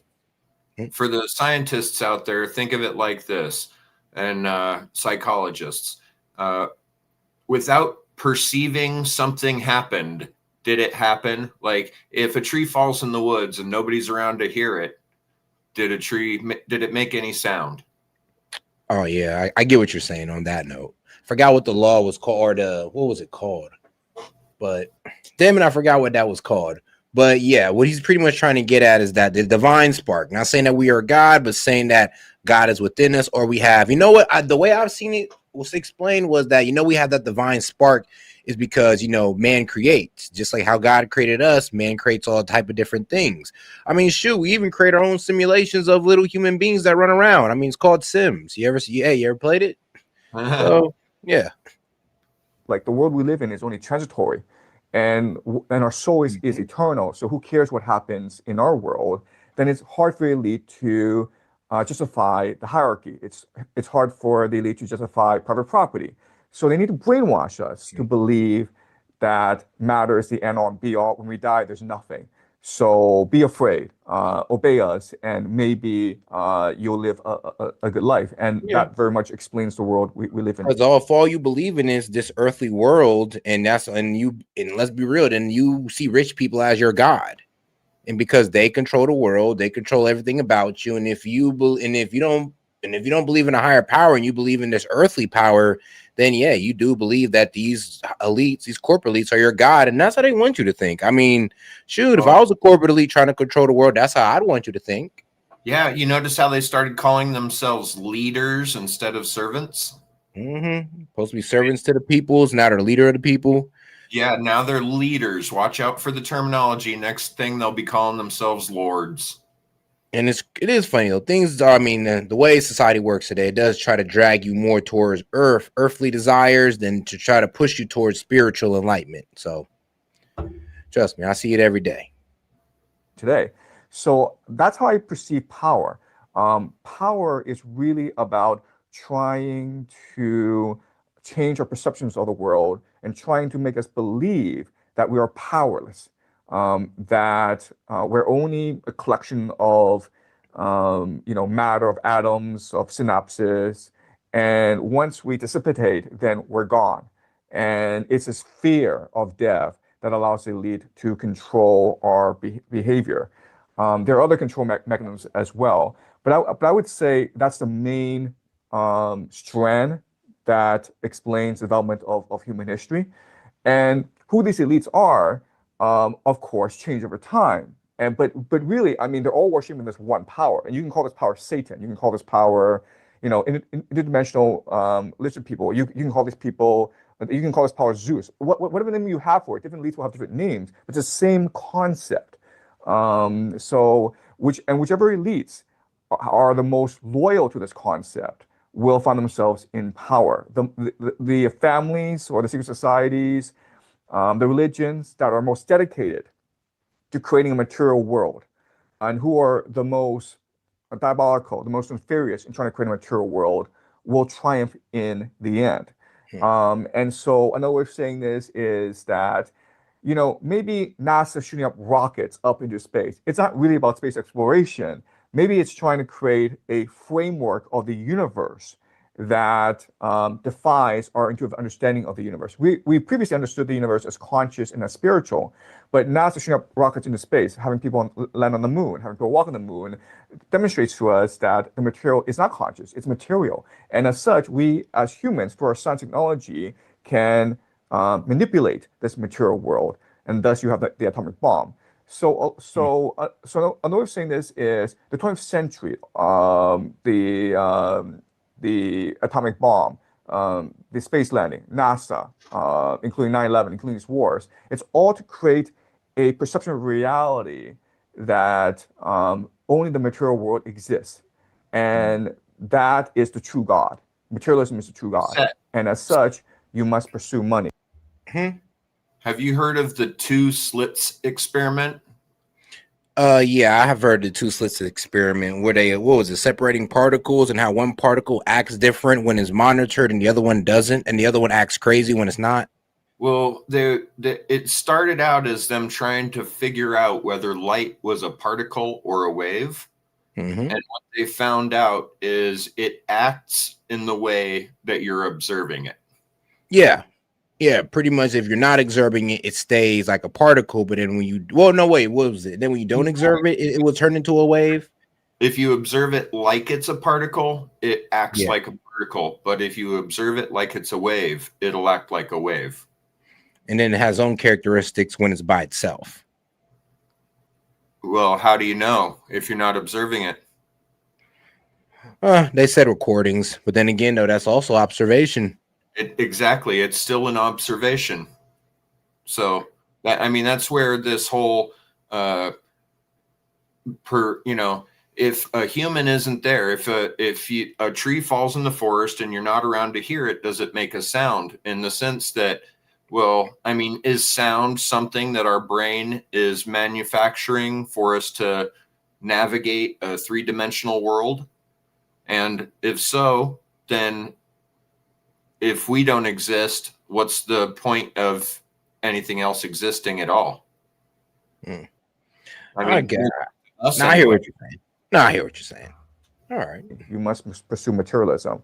And that's what's led to, I would say, tremendous unhappiness. And to the gist of what this guy was saying, he's pretty much saying, yo, if you can see it, if you can imagine it, it's possible. Like, let's be real. I mean, people was doubting Ford when he was saying, I want a combustible engine, or I want a 7-cylinder engine. People were doubting him. They're like, we don't know. But hey, this man imagined it. He thought in his head and he manifested and it happened. I mean, you could say a lot of technology was thought about first, and then it was manifest into reality. Now you use it today, and that person made billions of dollars off it, or at least they should have. Mental depression is on an all-time high. It leads to tremendous inequality, tremendous suffering. So I would say that's the world where we're living in today. So if we just go with a framework that human history, it's really about this war between matter and mind, between God and Satan. We have to ask ourselves, what is it that people who believe in Satan, what is it they want to do? Well, the ultimate objective is inversion, to invert the world, right? Because in the existing model of the universe, there are different dimensions, and the higher frequencies are the high dimensions, and the lower frequencies are the low dimension, right? So spirit is up there, matter is down here. And if they really want to control the world, they need to invert this order, making matter the dominant force and spirituality like a lower force. So you invert the world. You make God, Lucifer, God. And so that's the ultimate objective. And I'm saying this is a conscious thing. I'm saying this is a subconscious thing. And I'm not saying that these, interdimensional lizard people exist. All I'm saying is, let's assume that they exist. What is it that they really want to do? And so my argument is that they're really interested in the idea of inversion. So then the question then is, how do you create inversion? Well, the previous model was to create a dialectic. Okay, so it's pretty well known that communism was a creation, in many ways, of the Anglo-American Empire, right? So Karl Marx wrote his books in the British Museum in London, supported by the British. The Bolsheviks were funded by Wall Street and the city of London. So Trotsky, Lenin, these were all figures that spent a lot of time in the Anglo-American Empire, and certainly the intelligence apparatus knew that they existed. In many ways, they cultivated them and supported them. Okay, then the question is, well, why would capitalists want to create communism? And the answer is because a dialectic changes the way you perceive the world. Before, people ask the question, do we need property? Is property sanctioned by God? And now with the dialectic between capitalism and communism, the debate is, should property be private or public? Okay, and that's what your mind thinks all the time. But what this dialectic has done is it's forced you to believe that property is intrinsically valuable when it's not, when it's just a made up concept. Okay, so now we move towards the internet. Socialist. And what the powers that be want to do is wed ourselves to this world. Because as long as we believe this world has power, as long as we believe this world has value, then it has power and value. Reality, it's all just perception. Okay, reality, it's a mass hallucination. So their objective is to control the way we perceive the world. And that's why, they sent a man up to the moon, even though, you could argue they didn't really succeed. they really didn't get past the Van Allen belt. Okay, I'm not going to go into that, but you can make the argument, like NASA, it was just a big spectacle to make us believe that matter is the end all and be all, and also artificial intelligence is the same concept. Okay, so the very idea of transhumanism is part of this project of inversion, where we sink even lower, okay? Where it's like transhumanism is trying to channel these demonic forces and trying to trap us in our world forever.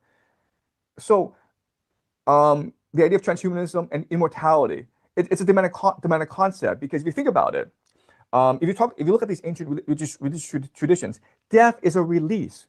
You know, like on this earth, you know, you feel pain, you feel trauma, and then you start embracing these demonic forces. Well, death allows your soul to escape this world and then reflect on what's happened, understand that these are demonic forces, and to choose more of a divine life. Okay? So death is really important for our own education. But if you don't die, okay, or your soul can't leave, then the demonic force becomes the one and all and be all. And this is important. Why? Because the reason why you need to corrupt human beings, the reason why transhumanism is important is if the divine spark is within us, if you corrupt the divine spark in us, then you corrupt the divine, you corrupt divinity itself. You corrupt every divine force in the universe. So this is going to be shocking, but the war of good and evil, it's not out there between these nation states. The war of good and evil is inside your heart every single day.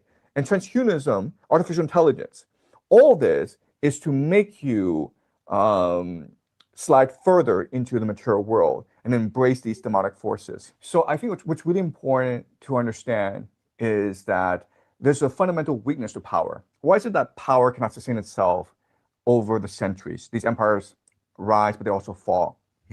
And so the problem with power is that it is unimaginative. It lacks the capacity for self-reflection. It lacks the capacity for innovation.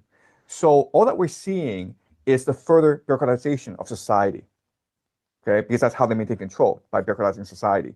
So even though it sounds scary, all that we're seeing, okay, the Great Reset, it's just the logical extension or logical combination of all these trends that have been in society for the past few decades, mainly the over-bureaucratization of society. So I think eventually they'll start to want to implant microchips in us, and that'll be the mark of the beast. But again, and I say this, the problem with power is that it lacks imagination. It does not appreciate how spontaneous, how imaginative people are, and how people will rebel against these trends, against these policies, so that eventually these policies will blow up in the face of the elite. So a couple examples are immigration. So I know, like, people believe that immigration is the white replacement theory or whatever. But just from a bureaucratic perspective, this guy's doesn't make sense, because you're bringing young people to replenish aging society. Okay, so it was a bureaucratic solution, and now what has happened is it's blown up in the face of the elite, in that you have this massive discontent in these societies, and they're much more ungovernable than before. Another example would be digital currency, where digital currency will be implemented in order to cover up the financial corruption or the financial bankruptcy in these societies. But again, I think it's going to blow up in their face. So you can say it's intentional, but I would say it's just that power lacks imagination. And the great power that we as individuals have is the capacity to imagine a new future for ourselves. So yeah, I do understand, like, they have all these plans, and it does seem as though plans are going, like, it seems as though these plans are being pushed in the UK with, digital ID. Eventually in Canada they'll have microchips and digital currency. I think digital currency will first appear in Canada at scale because of Mark Carney. But I think these things are blow up in their face, and I think, like, the world that we're heading towards will be one of anarchy, one of chaos, but it'll be one of regeneration as well. Anarcho-socialist is what he is. That's guess, dude. Yeah, but at the same time, guys like him make guest dude puke. Yeah. He's like he trained lefty and was a lefty for a very long time, but he has actually some really game-changing ideas if they have math to back them up. As for physics, but I don't know. Guest dude is an anarcho, but I don't know what. I think he's an anarcho-socialist, I believe. I don't know. We'll have to. I don't know. I'll ask him later though. But No, I'm me too. almost sure. But all right, guys. All right. To lean toward the way of anarcho-capitalism, where anarcho-socialism, nobody owns property. Yeah, that's true. No, that's true. But all right, guys. We're gonna go ahead and rich guys will always keep control of that scenario. Yeah, I mean, ain't that the truth, man? I ain't gonna lie. Socialism, I mean, if it's done today, let's be real, it's just gonna it's gonna bottleneck the people at the top. Then they're gonna cut off the access to be rich. Now they'll only be current rich people. They think rich people gonna disappear? Nope, they'll just be less of them, and they'll be harder to be rich or to make it or to go from the bottom to the top. The thing they'll remove is the middle class.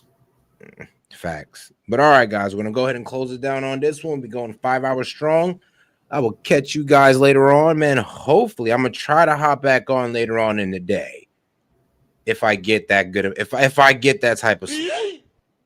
But all right, guys, I'm gonna go ahead and close it out on this one with the jazz. Appreciate you guys for tuning in. Make sure y'all have a good night.